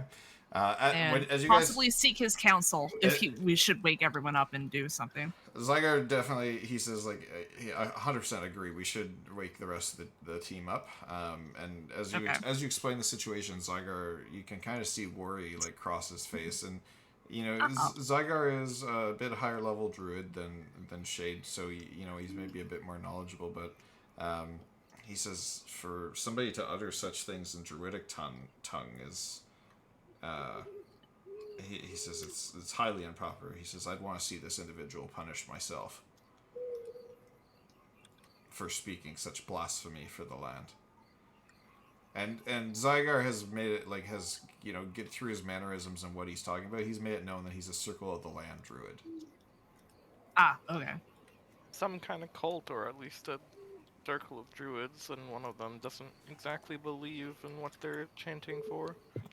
Kestrel says as he rolls over in his sleepy demeanor. No, Zygar has said to wake the others up. Are you going to? Yeah. Yeah, okay. Well, yeah. I We'll mean, wake 'em up. still basically wake up the some same. crazy people. Okay. How loud are you screaming? We got some crazy people. Yeah. Start like pulling hair and shit. Yeah. Okay. All right. Oh, So God, wake up! Wallace and Elijah, what's your guys' take on the situation as this situation's explained?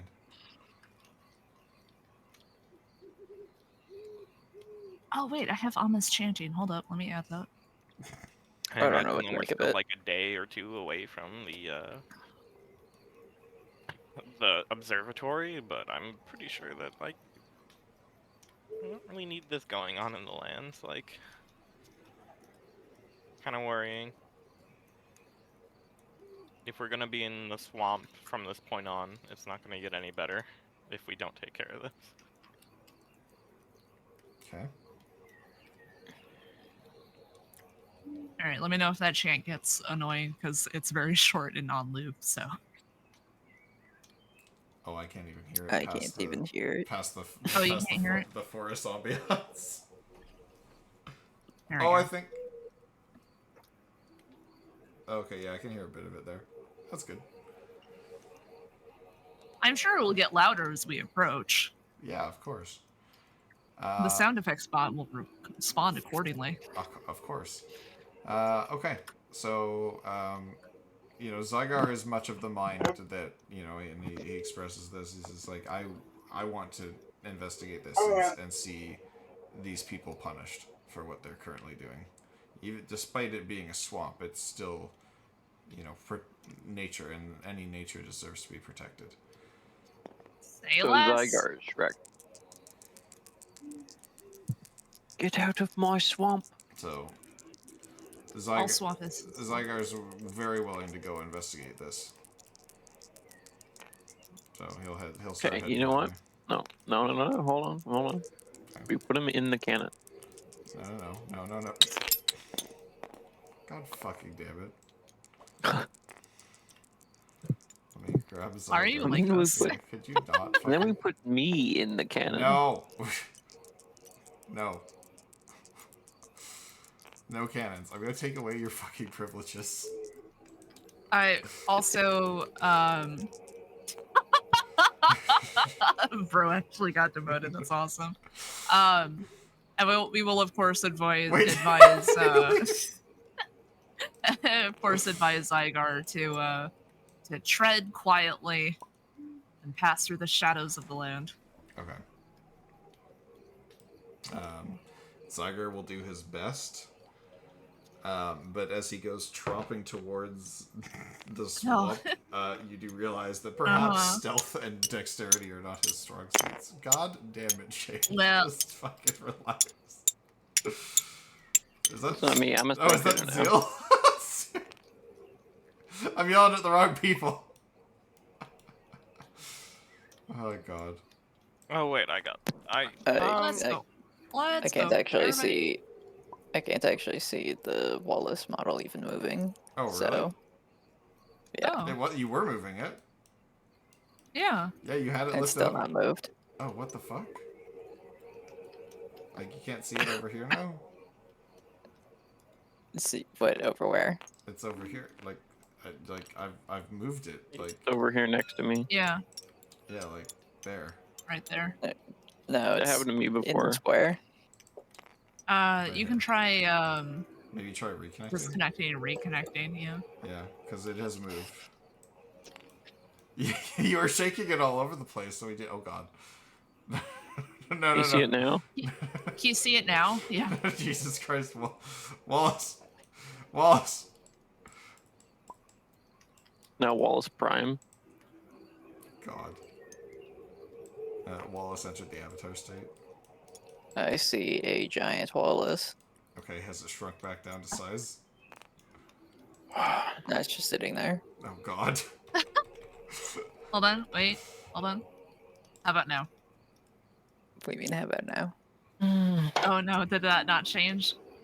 I think No. us resizing it while Zeal was reconnecting may have fucked that, so you may need to reconnect again. Oh God. Okay. Well, Should be okay. they nerfed silence, so can't do that. Let's Try our best to be He quiet. can just he can reload. Reveal range. Okay. Mhm. All right. Is it? You Alright, you are picking it up and moving it, Zeal. Yeah. Is it not picking up and moving on your end? No. Oh, what the fuck? Do I need to restart? No. I wouldn't Because worry it's, about it's it. working Just, for all of us, yeah. Okay. I would just say I'll just say you guys should move Wallace on my behalf because if I What if you can't move copy it, it and paste another one? Oh, Yeah, I maybe. can try that. Can you see that, Wallace? do you mean the one that spawned and is hovering in the air? Yes. Yeah. Is it moving, or is it just stuck in the air? It's stuck in the air. Oh god. Fascinating. Okay. This is an interesting problem to have all of a sudden. Oh, promote him. Oh, maybe that'll help? Yeah, here's Zil. Does this help at all? In what regard? I don't know. You've been Trying to promoted. pick it Can up. you see it or interact with it in any way? I mean, it like highlights, like I can move it, but it's just kind of there, you know? Oh, okay. Can you see where the highlight moves to? Like, can you tell that No. it's over here now? Really? No, Okay. Wow. it just highlights. Uh, I mouse over Is it it. just Wallace, or can you see the other models moving? It's just Wallace. Okay, so you can see me Just move like Wallace. the other models. I think Here. you have to Yeah. just This rejoin this it, I don't this know. could be temporary Wallace. I just don't know what's happening. Yeah, I can see that move. It's just Wallace. What the fuck? Okay, hold on. Let me get rid of Wallace, and I'm just gonna reload Wallace's model in. Can you see that Oh one? fuck! I spelled temporary. I can see him sitting there. Again? So not. Yeah. What the actual fuck? I don't know Yeah, how. no, that's weird. All right, so Okay. we'll move on. We'll just use a temporary solution and not get hung up about it. Yeah. Okay. We'll use. Yeah. We'll hopefully figure this out at a later date, or it hopefully just doesn't persist into next session. So we'll use the red piece as Wallace for now. Okay. So yeah, as you guys move towards the swap, Rick did say to Zygar to be, stealthy. Zygar made an attempt to be stealthy, but slipped off the land bridge that Rukuli made, and dipped Amazing. his foot into the swampy waters and kicked it off, made a bit of slooshing noises. So, not stealth, maybe not Zygar's strong suit as a half orc. Rick turns around and goes, "Shut the fuck up." Stealth isn't my strong suit. Okay. For the record, I'm still invisible. I did all this conversation invisible. Yeah. Okay. How long does your invisibility last from your ability? Very good question. 10d10. Up to an hour. Okay. So yeah, you're still good. But no, he is no There you go. longer good. He is now evil. Okay. But I can do it again with the razor. That's what you look like when you're invisible. You just turn blue. I was trying to tint myself, no one let me. Yeah, it's because you got demoted. I wonder why. That's crazy. Anyways. What a noob. Gets demoted. Literally the only reason to play this game is to draw on the map. I thought it was. I mean, you can grant... Zai, you can grant people the option under permissions to draw. Oh, I can. Uh-huh. Uh, Here, I did it Literally. myself there. okay. God. Okay. What the fuck? Okay, that's fine. I guess I can't math. Anyway, okay, that's fine. So, you guys are the rest of you making stealth attempts, or are we giving up after Zygar's Yeah. fail? You guess guys can Um, chill there. I'm gonna go here. I'm gonna make another mold earth bridge. How many mold Then earths go over can you here. have up at once? Only 2. Okay. So the child's grave is filled in. All right. And Back away at that town where you made All right. made a 15. child. horrifying implications wait, of someone actually, just hold walking past and all of a sudden it goes and just Okay. like refills. Like, oh. So Elijah, you got a 15. Yeah, one sec. I'm pretty sure chainmail like has a problem with that. So. I'm not sure if it does or not. well, the change lasts only for an hour, so the Oh, child's grave would have filled granted, that. actually, hold on. Oh, you're right. Yeah, it would have filled in a long time ago. Okay, it's still a 15. I rolled a 17 after that. Okay. Perfect. Okay, so yeah, you're able to be a little bit more quiet than Zygar. Wallace, are you stealthing in as well? Stealthing? How do I even do? That sounds like a job for something I can't do very well. I mean, You can roll you it can anyways roll. and see what happens. Yeah. Okay. Okay. Ruku, are you gonna go on ahead of your companions? Yeah, is this just a tree definitely bridge? No, it's just a tree falling down. So, Tree Bridge. It's like the roots have been eroded, so it looks like it's fallen and rotted away. Alright. 28, Right. I guess. Okay. So I'm yeah, gonna go on this side of the log. everybody besides Zygar is moving pretty stealthily. Cactus, did I make Rick do another stealth check? Oh, do I have to do that? Yes, please. I can go up here invisible and clear this out. See what's around. Can you Fuck. though? Okay, this bitch loud as hell. He got a Hold on. 6. 6. So Rick's like, Yeah. Rick's like, turning, like he hears Zygar sloosh around and he turns around, he's like, quiet, and then flies into a branch and like, ah, fuck! Oh, fuck! So Wrigley, you get the sense that your compatriots are not as quiet as you'd like them to be. But if you want to go looking ahead, you can move a little bit further Yeah. ahead. I'm pulling out my sling with magic rocks. Okay. He's Gonna go already up ahead. slinged up. Okay, so as you go here, I'm just gonna let you know because you do have dark vision, so and you are currently invisible and you roll fairly well in stealth. So I'm gonna just clear out what you can see. So as you are clearing out your dark vision, you do see what looks to be another member of your own race, a furbolg. Looks kind of like a Oh, mage. fuck you. And also, there is you in your immediate vicinity of what you can see, because you've what 60 feet of dark vision. Yeah. Okay, actually, you'd see a bit more. You'd see over into here. So, you'd see the following. Oh, fuck off! When you shot the person into the darkness, you yeeted the model I needed away into the fucking cave. There, it's here. Fuck. Jesus Christ. Okay, so first things you see very quickly is you see kind of a weird band of adventurers. Is that a fish hanging from her stick? From What is that? I don't. I think it's just. The druid. A rock. Oh, the druid? I don't know. Okay. Oh, it's supposed to be like a feather. So, first off, you do notice two members of your own race, fellow furbolgs.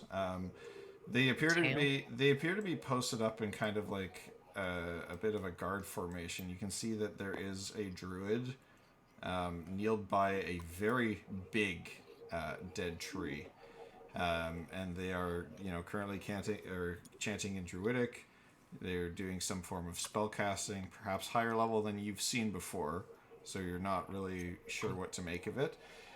You do see two members of your own race. One looks to be a full furbolg fighter. He's got a club. He's standing over what looks to be a corpse of a dead human.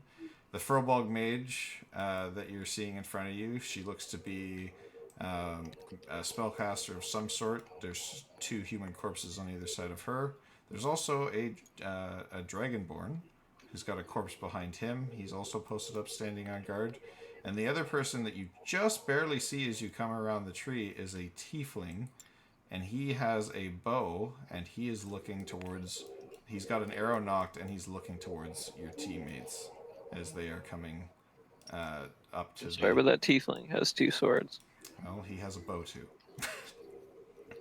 I didn't have a tiefling rogue with a bow. Theater of the mind. Theater of the mind.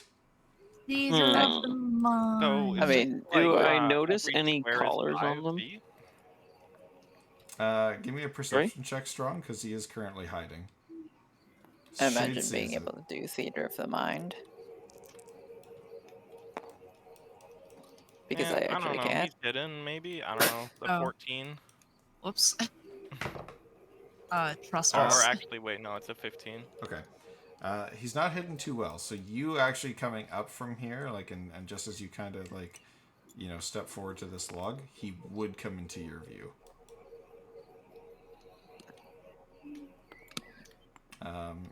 He's definitely seen you. So at this point, I'm gonna say we roll initiative. Oh, and here I was gonna talk to them. What if I think your initiative is weak? It's impressive. 20. Fuck, how did I roll another 6? Oh, is it a +4? Okay, I guess I'll roll a +4. Okay, so Yeah. I will give Zygar the blessing that just allows him to roll advantage. okay, so Elijah you rolled 20. Are we still level 3 or level 4? Yeah. You're level 3. 3. Elijah rolled 20.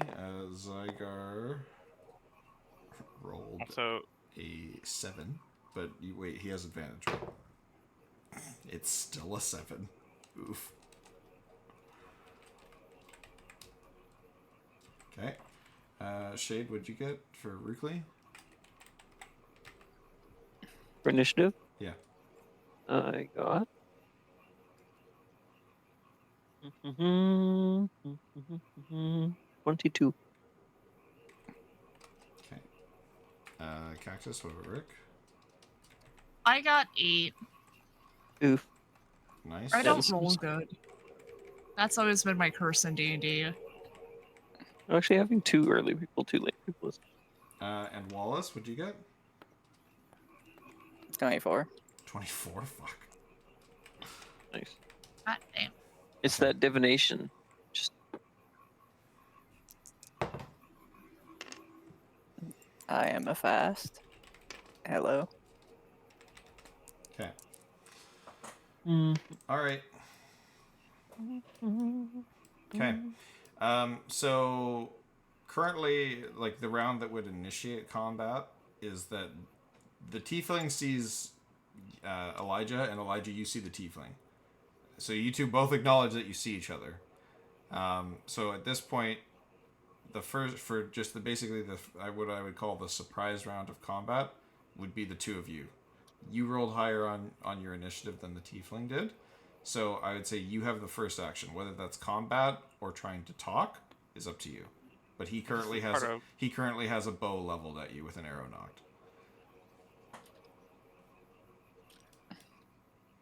Beat him to death for the lulz.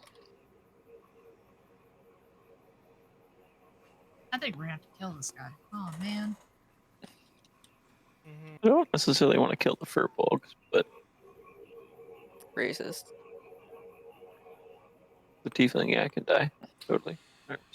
Racism. Shade, and actually Shade, while you're there, give me a quick perception check. Just since you're kind of closer to these people.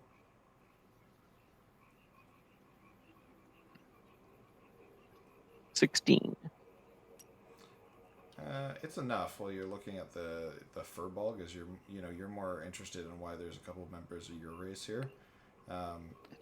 You do notice a collar on that looks familiar.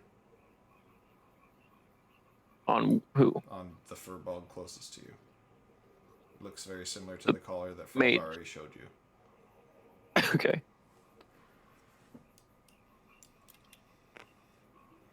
Okay, so Wallace's turn first. No, well, currently right now it's the surprise round, so I'm allowing Elijah Yeah.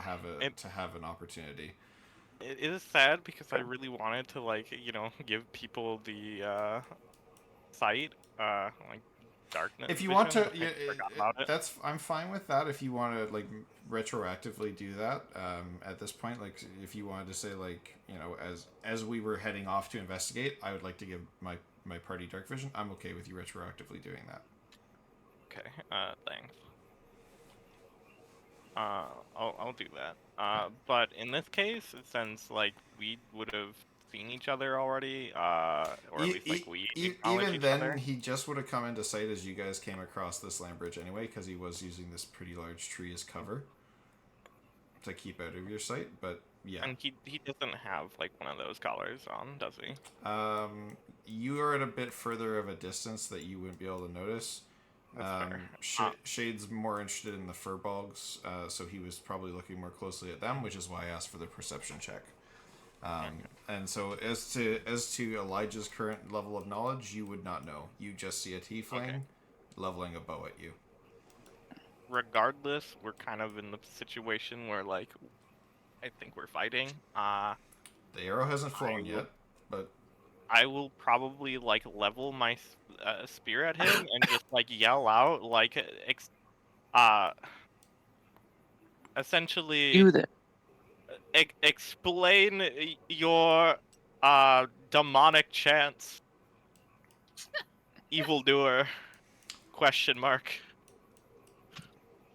okay. And so as you shout that out, he takes his action, and you hear him shout back to people that you perhaps can't quite see yet. Well, actually, I think with your 300 feet of dark vision, you'd be able to see the two furbolgs as well at this point as you kind of come into view. But you see he kind of shouts back in that general direction and says, "Shit, we've been made! I knew this was a horrible idea!" And he's going to launch his arrow. Oh, well, now you fired the first shot, but I take it that you are indeed and to no good. Okay. He started making trouble in our neighborhood. So he fires he fires his arrow, and it goes wide because he's in a panic. So he goes wide. You can see he kind of visibly panics, Shade, as you're a bit closer to him. As you see him visibly panic, you can also see that he has a collar on as well. And he jumps across here. He's still within your sight, so I'll just clear that out. He jumps across and starts working his way back here. Meanwhile, I'm supposed to be rescuing these collared people, correct? Meanwhile, the other ones that he yelled out to, they kind of, alert themselves and prep for battle. The druid, however, stays chanting.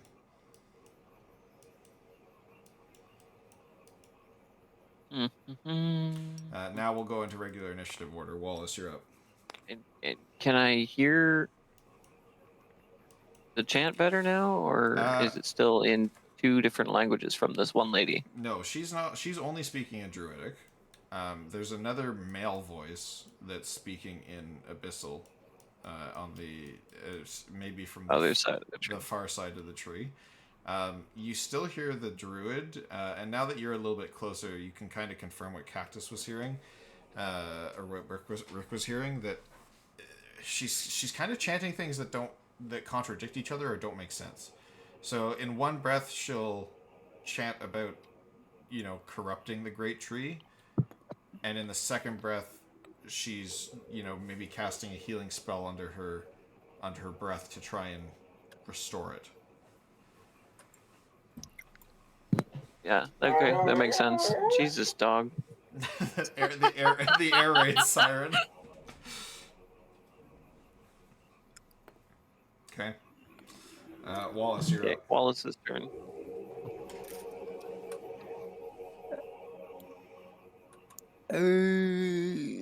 What does a Wallace do? What a Wallace does best. Be a good son. Yeah, there you go. It's funny because that's his last name. Anyway. I know, it's hilarious. So what do I see? You also have the same. Elijah gave you the dark vision, so you'd see the same things that basically you could see from your line of sight right now. So you can see that there is a druid still chanting at the tree.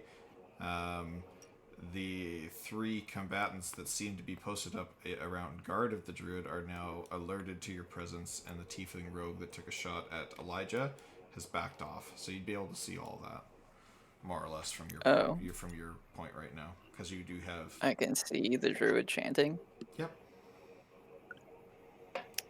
Like, well, you can see that they seem to be performing some kind of spell casting or ritual. Yeah, I figured, which was why I was about to say. Haha.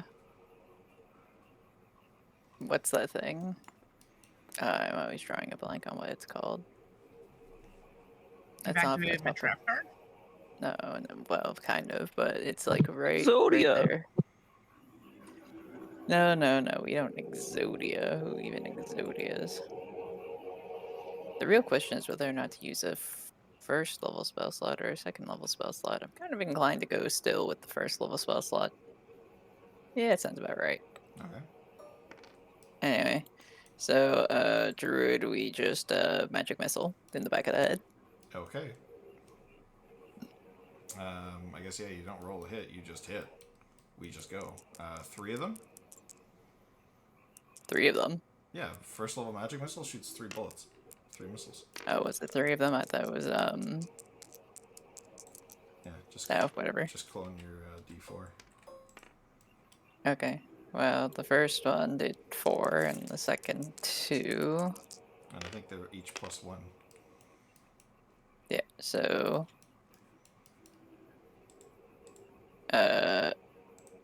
is that actually how that works? Let's see. I believe it is. 3 darts, 1d4 plus 1. So, 12. All right. So yeah, you let loose your 3 magic missiles, and they go find their targets, and they just kind of strike her in the back, like, and yeah, you hit her in the back, and she cries out in visible pain, but she doesn't rise up in anger. She actually focuses on her chants more, and Shade, you actually see she kind of redoubles her efforts on, like, you can hear it, like, she's trying to redouble her efforts on, like, the good half of her chanting. If she's actually casting something, though, that does prompt 3 separate concentration checks. All of which she actually passes. Really? Yeah. Huh?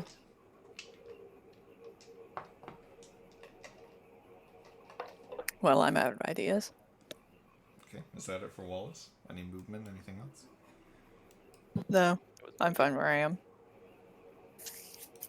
What am I And going these to do? guys- Move into range? Fair. Yes.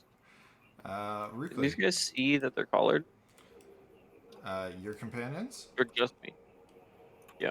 They're a little far to make out the specifics. You're close enough that you can see that at least the ones that you can see, like, probably within 30 feet of you, you can make out that they're collared.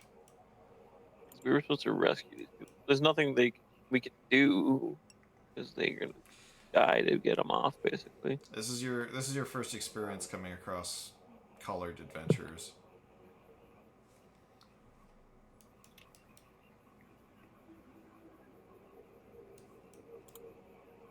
Okay, hold on.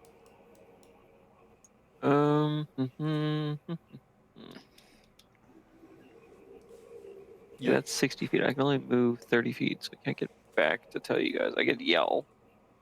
But then I would give away my position. Does yelling break your invisibility too, or would they just hear a voice yell from nowhere? Well, I guess they'd probably hear a voice. I have another option. Mm-hmm. I can create a silent image of a message in front of the other guy. In front of your team? Yeah. Okay, and what would that silent image do? I would just read out a message saying, these guys are collared. It's a silent image, it doesn't speak. No, it reads. I'm creating an image of a sign that Oh, reads, okay. "These guys are Oh, collared." just a sign, like like a Minecraft signpost. A Minecraft signpost, glowing letters that says, "What do these guys are collared?" Okay. And where are you putting that up specifically? Like right in front of your team It's, right here, or like? yeah, it's gonna be like here. Okay. Okay. So Sounds a does casting a spell break your invisibility? Technically, depending on what kind of invisibility, any action breaks it. Yeah. Silent image. I think It's a mark of. So It's another mark of shadow thing. therein lies the question: Oh. what kind of Fuck, invisibility? yeah, it would. Yeah. So up to you how you want to do this. You can do it either way, but I think in either case it's going to break your invisibility. Whether you take your action to yell back and explain, or you make the silent image, or you could move yourself into a more advantageous position and then attempt something like this.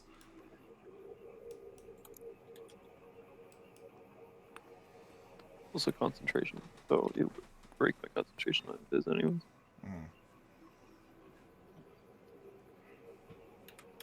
Okay, now I'm just gonna yell it back to them. These guys have collars. When you yell that, you actually notice that the Furbolg Mage and the Dragonborn Fighter, like they went from being like ready to combat to like they realized that you know about the collars, and you saw visible signs of like being frightened on their face. Great. They know they're gonna just die now. It sounds like a whole lot of not our problem. Yeah, I mean, if they're fighting us, we can fight them, but also rescue? Question mark? If only. All right, or I just start blasting.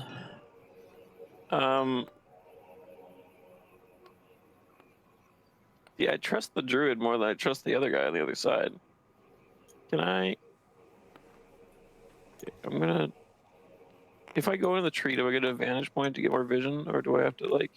Like you want to Go climb up up? further. You want to climb up the tree, or like what do you want to do?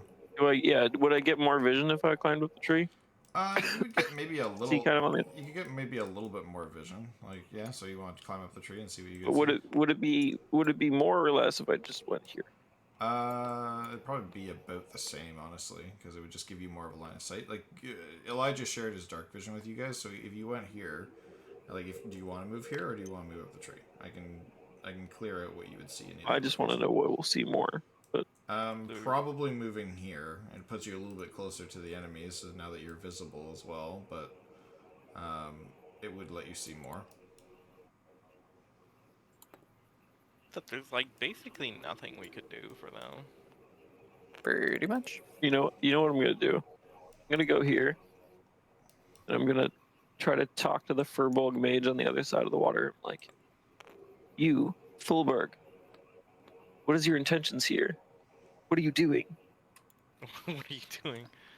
Okay, and What is you and your party doing Stop. What you are doing is wrong. Why do you do this thing? Pretty much. she'll use her here? Are reaction. you allies of the swamp or enemies? She'll use a reaction to respond, and you know you can see that she's visibly shaky. She's like, she's like, we have to defend the druid. We have to. We can't fail.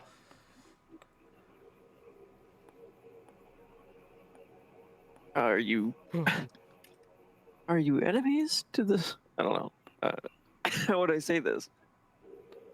You see that like there's a bit of panic now, like and kind of. I Like, a sense of assume that urgency. the druid has made them help her.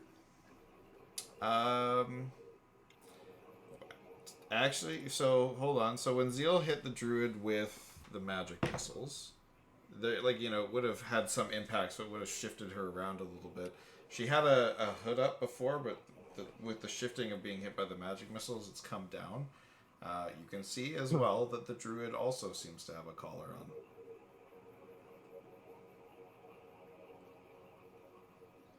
Great. Can I switch to non-lethal and just start knocking these people out with stones to the head? Is that a thing in D&D? It is a thing in D&D, Or is that except just in Baldur's Gate? non-lethal has to be a melee attack. And the way that non-lethal works is that because you're trying to not kill somebody, you basically stick to doing one singular damage point on a hit. What? That's crazy. So if you're trying to get somebody to an unconscious state of like being at 1 HP, it's going to take a while by doing it non-lethal. Alright, so I created a custom roll, charisma check called Fucks Given. Based on this is how I'm going to proceed on this fight. Great. Oh, and that one. Look at that. Okay. Shoot her in the face with the rock. Oh my god. Okay. No, I legitimately rolled a 1. Yeah, no, I believe you.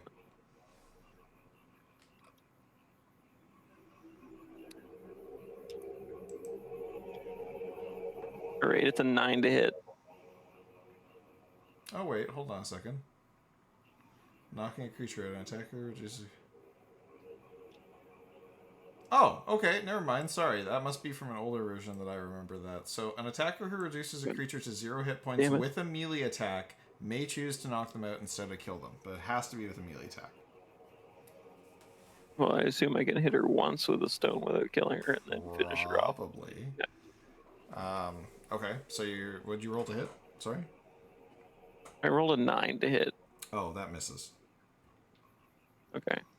So just a magic stone just goes whizzing past her face, and then my invisibility breaks. Yeah, and you can see... And I'm just sitting there staring at her on the other side of this little water bog. Yeah. And you can see after the stone... Like, I do not want to hurt you. After the stone flies You've been past her... talking to them like literally invisible this entire time. Yeah. You've been talking to them invisible, but they haven't they've been responding. They don't to you, care. but they've never seen you. They just heard the voice and they were that's why they were kind of frightened and yelling out into the darkness. God? Yeah, God? Well, it's dark. You don't know if they have dark vision. Shrek? She can't see me. As a furball, do you have dark vision? No. I thought you got I only have dark vision because Kestrel's given me dark vision. Oh, you don't have dark vision regularly? Oh, I just assumed I had dark vision from Kestrel. Oh, well, yeah, Yeah. you do now, but yeah, okay, But cool. You said 60. It's Yeah, I thought you had 60 feet of... I thought you had 60 feet of dark vision naturally.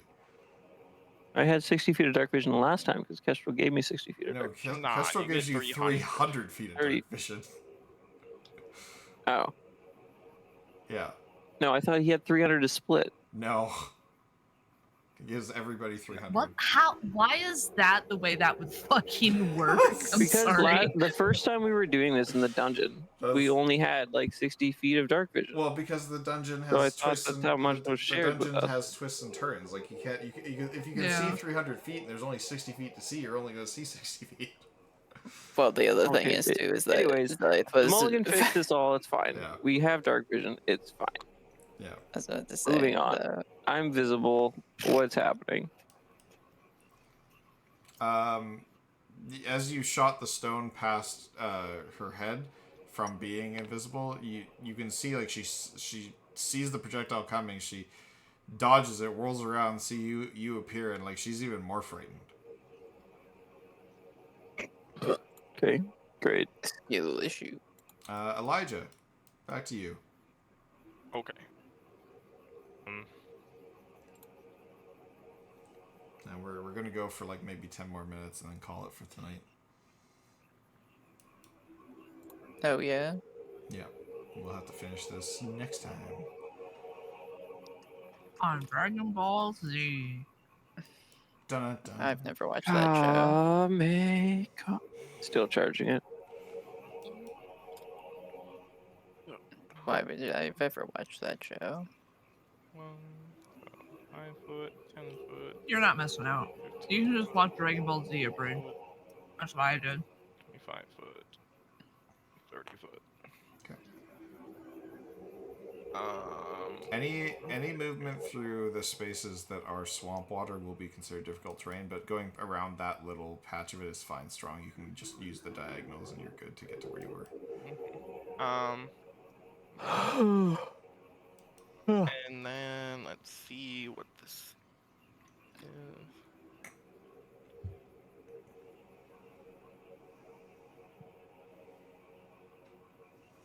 Yeah, so Shade, you let your team know that they're collared by yelling back. Mm-hmm. Okay, so now you guys are aware of the situation that you're in. I don't know about the guys on the other side yet. And actually, Strong, from where you are with your 300 feet of dark vision, you would be able to see that there does appear to be other people further in. They don't appear to really care so much that these people are in combat, and in fact, a couple of them even look to be looking at the rogue that was jumping back and shouting at him to hold the line. I'm just gonna drop a moonbeam on that guy that just shouted. Okay. Moonbeam his ass. What does Moonbeam do again?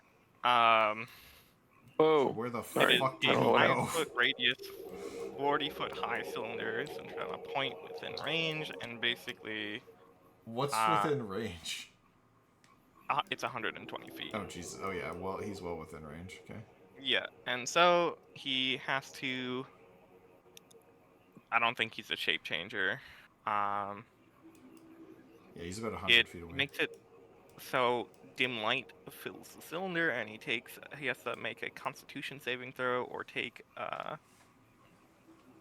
2d10 radiant damage or half as much damage on a successful Cool. one. So he crit failed. Nice. Okay. Now I need 2d10.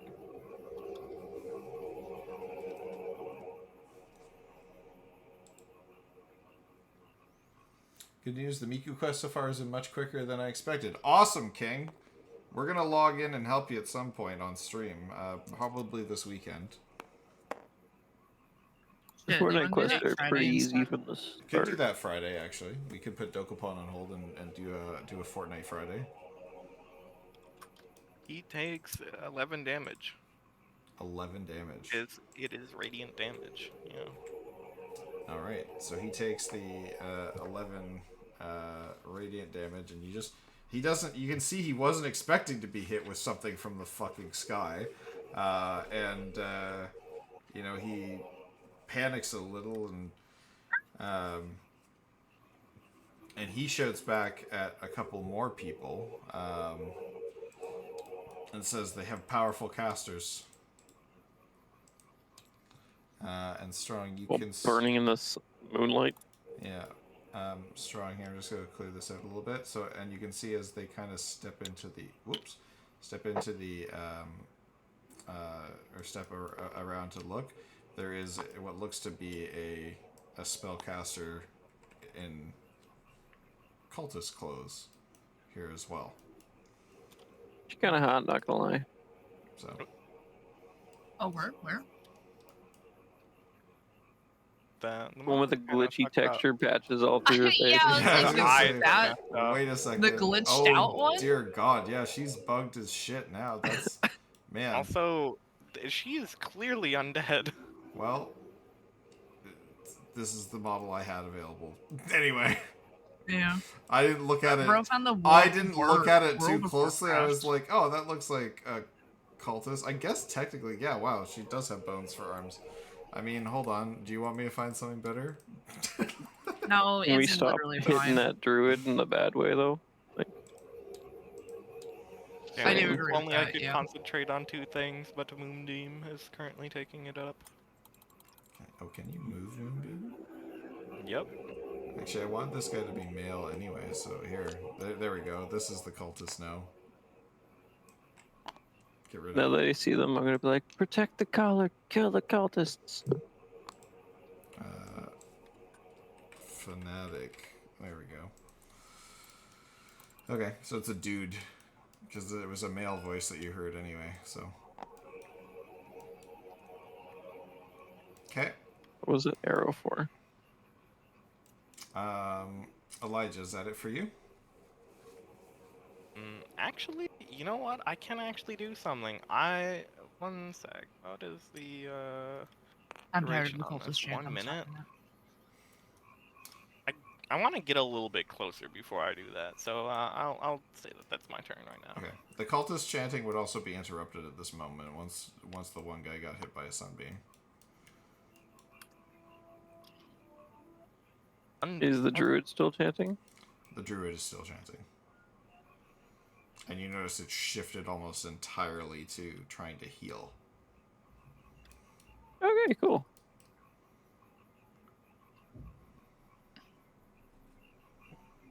So this is just a casting dick measuring contest. No one beats me in casual magic dick measuring.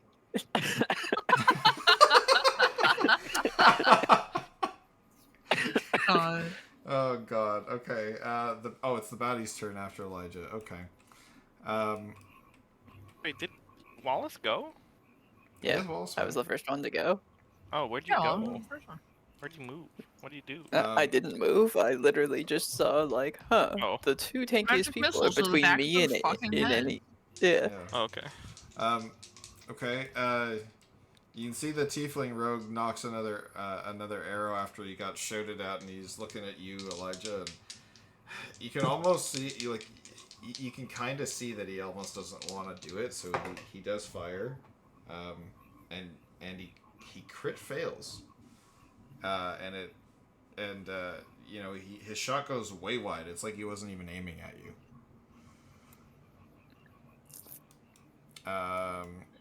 The Dragonborn fighter Shade, he comes up, and he has a spear, and he's going to try and poke at you from across the river, as it has reach. Okay. So he's rolled a dirty 20 to hit. Of course he did. Electric bounce. 16 AC. Okay, so then he's going to do 5 points of piercing damage.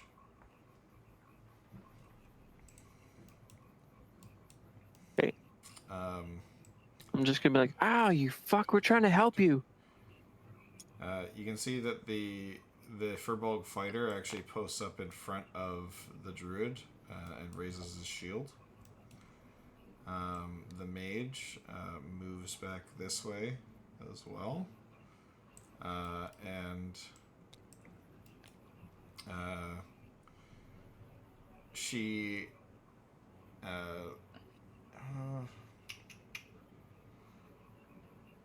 what is she gonna do? Sorry, I'm thinking.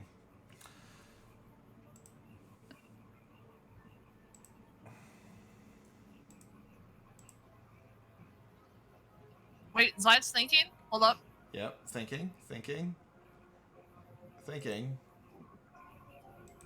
I know, crazy thoughts about thinking.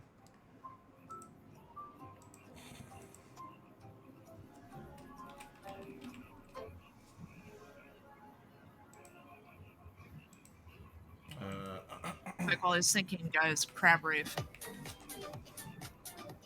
Nice. God.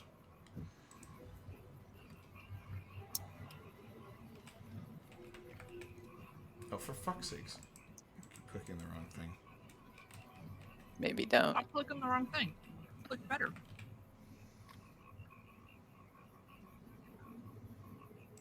Okay.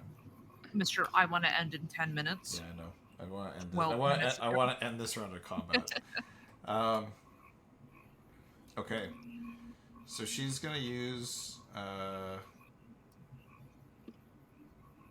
What's the? Oh yeah. Okay. So she's gonna use a ranged spell attack on Rukli. Hit me. She's also lifts and goes wide. You see this kind of this burst of arcane energy that she shoots out with both hands, and she actually like kind of closes her eyes and looks away as she fires it, and it shoots like way wide of you. So they have orders to protect the druid here. Is that what's happening? That's what the undude shouted, yeah.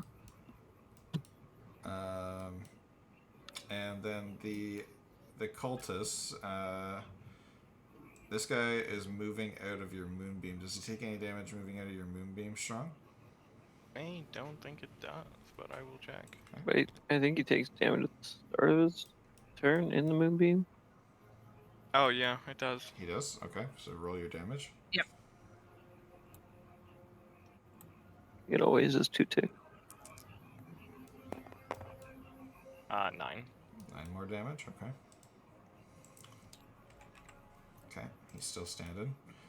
1, 2, 3, 4. So you can see he gets up to the tiefling rogue, and he actually reaches out with his hand, grabs him by the collar, and says, "Fight like you mean it," and like just fucking hits him across the face.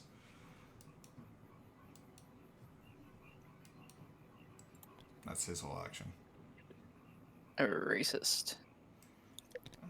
The other ones start to move up. How well can I see that guy right now? The one that just hit the tiefling? Yeah. Pretty. I mean, it's pretty well in the open for me right now. Like this line of sight. Like to be clear about like I guess branches and stuff. Like these ones that are like here, these are like roots on the ground. These bigger ones are branches. The roots have the roots have a slightly different tone. Yeah. How well can I see the fanatic? Not at all. Not at all from where you're at. No, currently. not at all. The other cultist there, he moves up.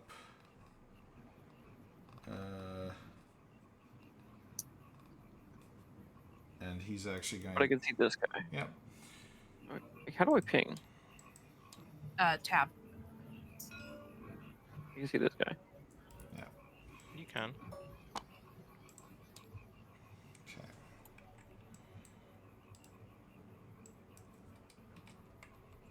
Whose turn is it? Is it mine? No, it's their turn. Hold on.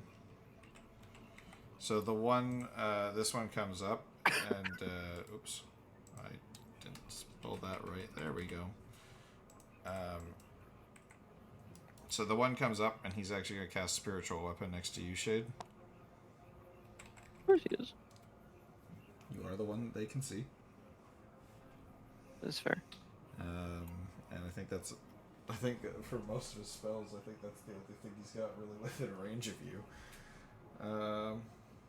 Let me just double check something real quick. I'm in a tree, right?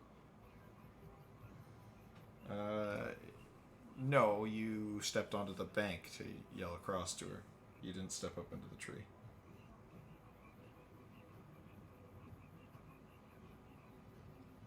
No, I thought I was contemplating whether I was going here or here to see further. Yeah, and I thought you stepped in front of the bank so that you could speak face to face with her. Was that not the point? Was that not before I went up here? I can't remember now. It was Well, a while I was back. here first, shot at her, On the bank, right? then she moved, and then I was contemplating going here to see these guys. Oh, I thought you ended your turn. And then you said the vision was the same, so I went up here. Okay, so we did go on the tree? I'm on the tree. Either way, the spiritual. Either way, fine. spiritual weapon can reach you, yeah. Where is... Hold on.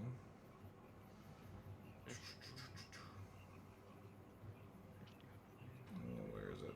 Where is it? There we go.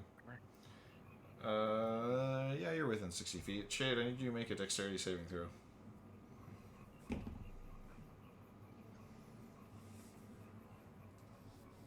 Twenty-one. 21.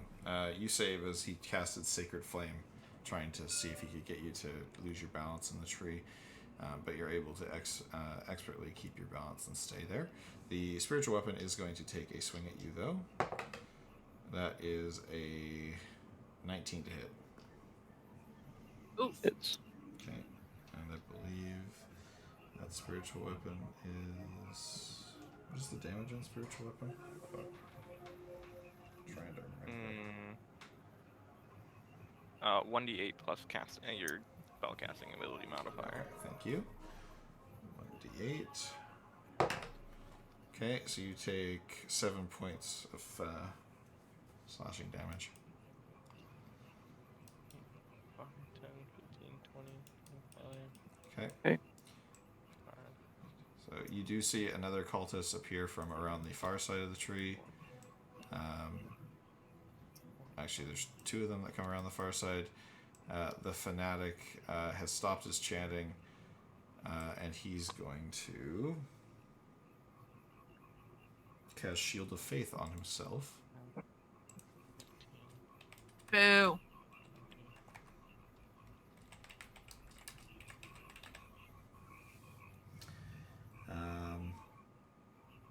And he casts the cantrip Thaumaturgy and yells out to, like, so that even the collar folks can hear him. Kill them all. Fight or you will be sacrificed. Rick, you're up. Oh, fuck this guy. All right, so, We're just going to finish up with Rick and Zygar, and Which then we'll one? end the game for today, or end the sesh.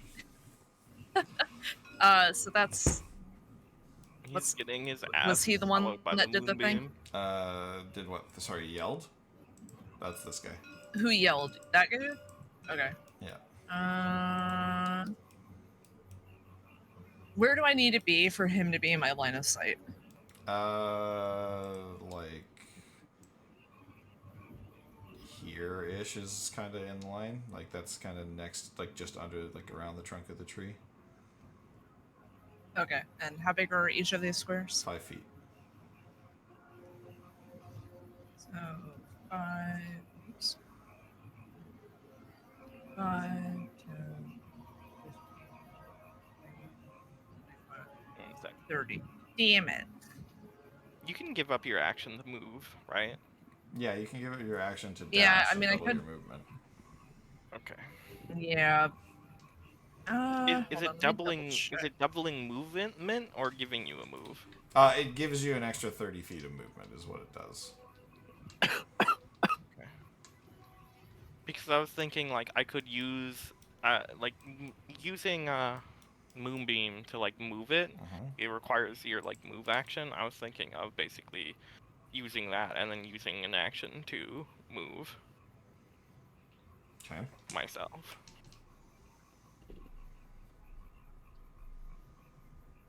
But I'll be right back. Ah, damn, that is an action. Boo.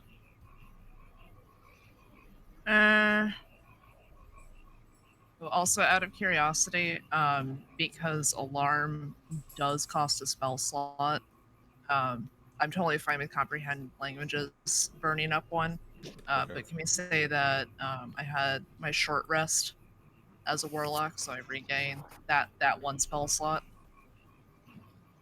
No, unfortunately. What? It- What the fuck, Zai? This is bullshit. In 5e, it's a little bit different than clicking a button in Baldur's Gate 3. Like, if you're prepared for a long rest, it is different than sitting down for a short But rest. it's not a short rest. No, unfortunately, there is a difference between. Because the I two. didn't have first shift. I had second shift. I totally like chillaxed for a while after casting it.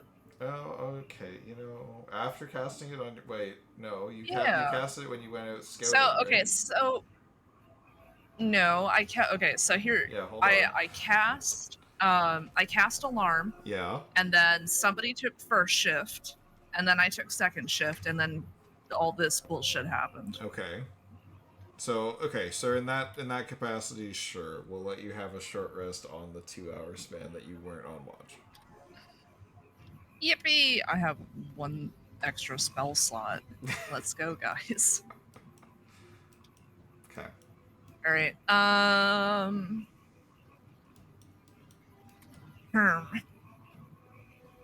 Just because I want to end on this note. How far is Misty Step? I think it's 60 teleport feet, up to isn't 30 it? feet. Oh, 30? Okay. No, it's 30. It says 30. Okay. Well, this is the 2024 version.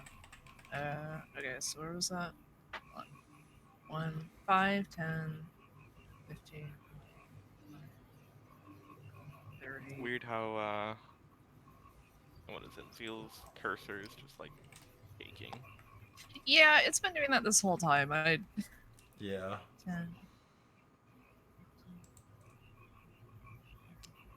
Alright, I'm gonna Misty Step over here for my bonus action.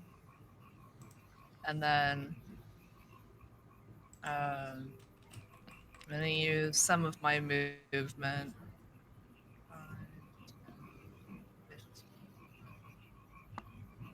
20. Just purely so that way I can vicious mockery this dude over here. And what does your vicious mockery sound like? I'm gonna call him. I'm gonna start off with Oi! Hold on. Hold on. Always a good Cooking. start. Always a good sign. Oi! You led the rebella and find no satisfaction in any partner. Oof. Ooh.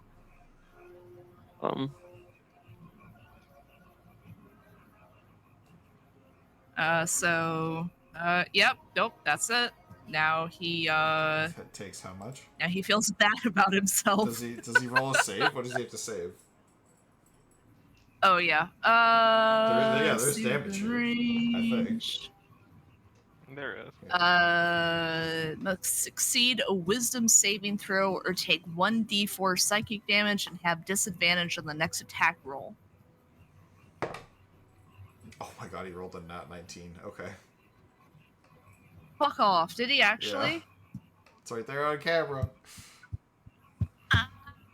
Oh, god damn it, Zai. I had such a good insult too. I know. Like right off the dome. He just kind of looks at you and like he's actually like he's looks at you and like you're like completely insignificant actually. Like he's just like, what the fuck is that little I'm thing? asexual.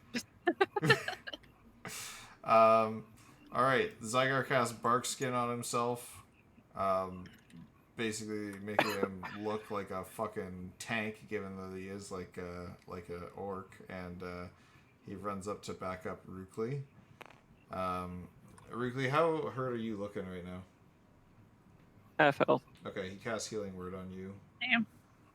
Wait, how much did you take? I thought Restoring. you only took 12 damage. He restores 7 with healing word.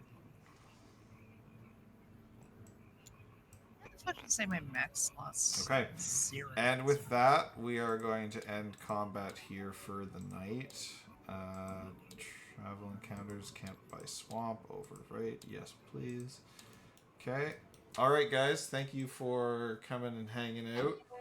I hope everybody had a good time. I don't know if there's anybody who's streaming that we could raid.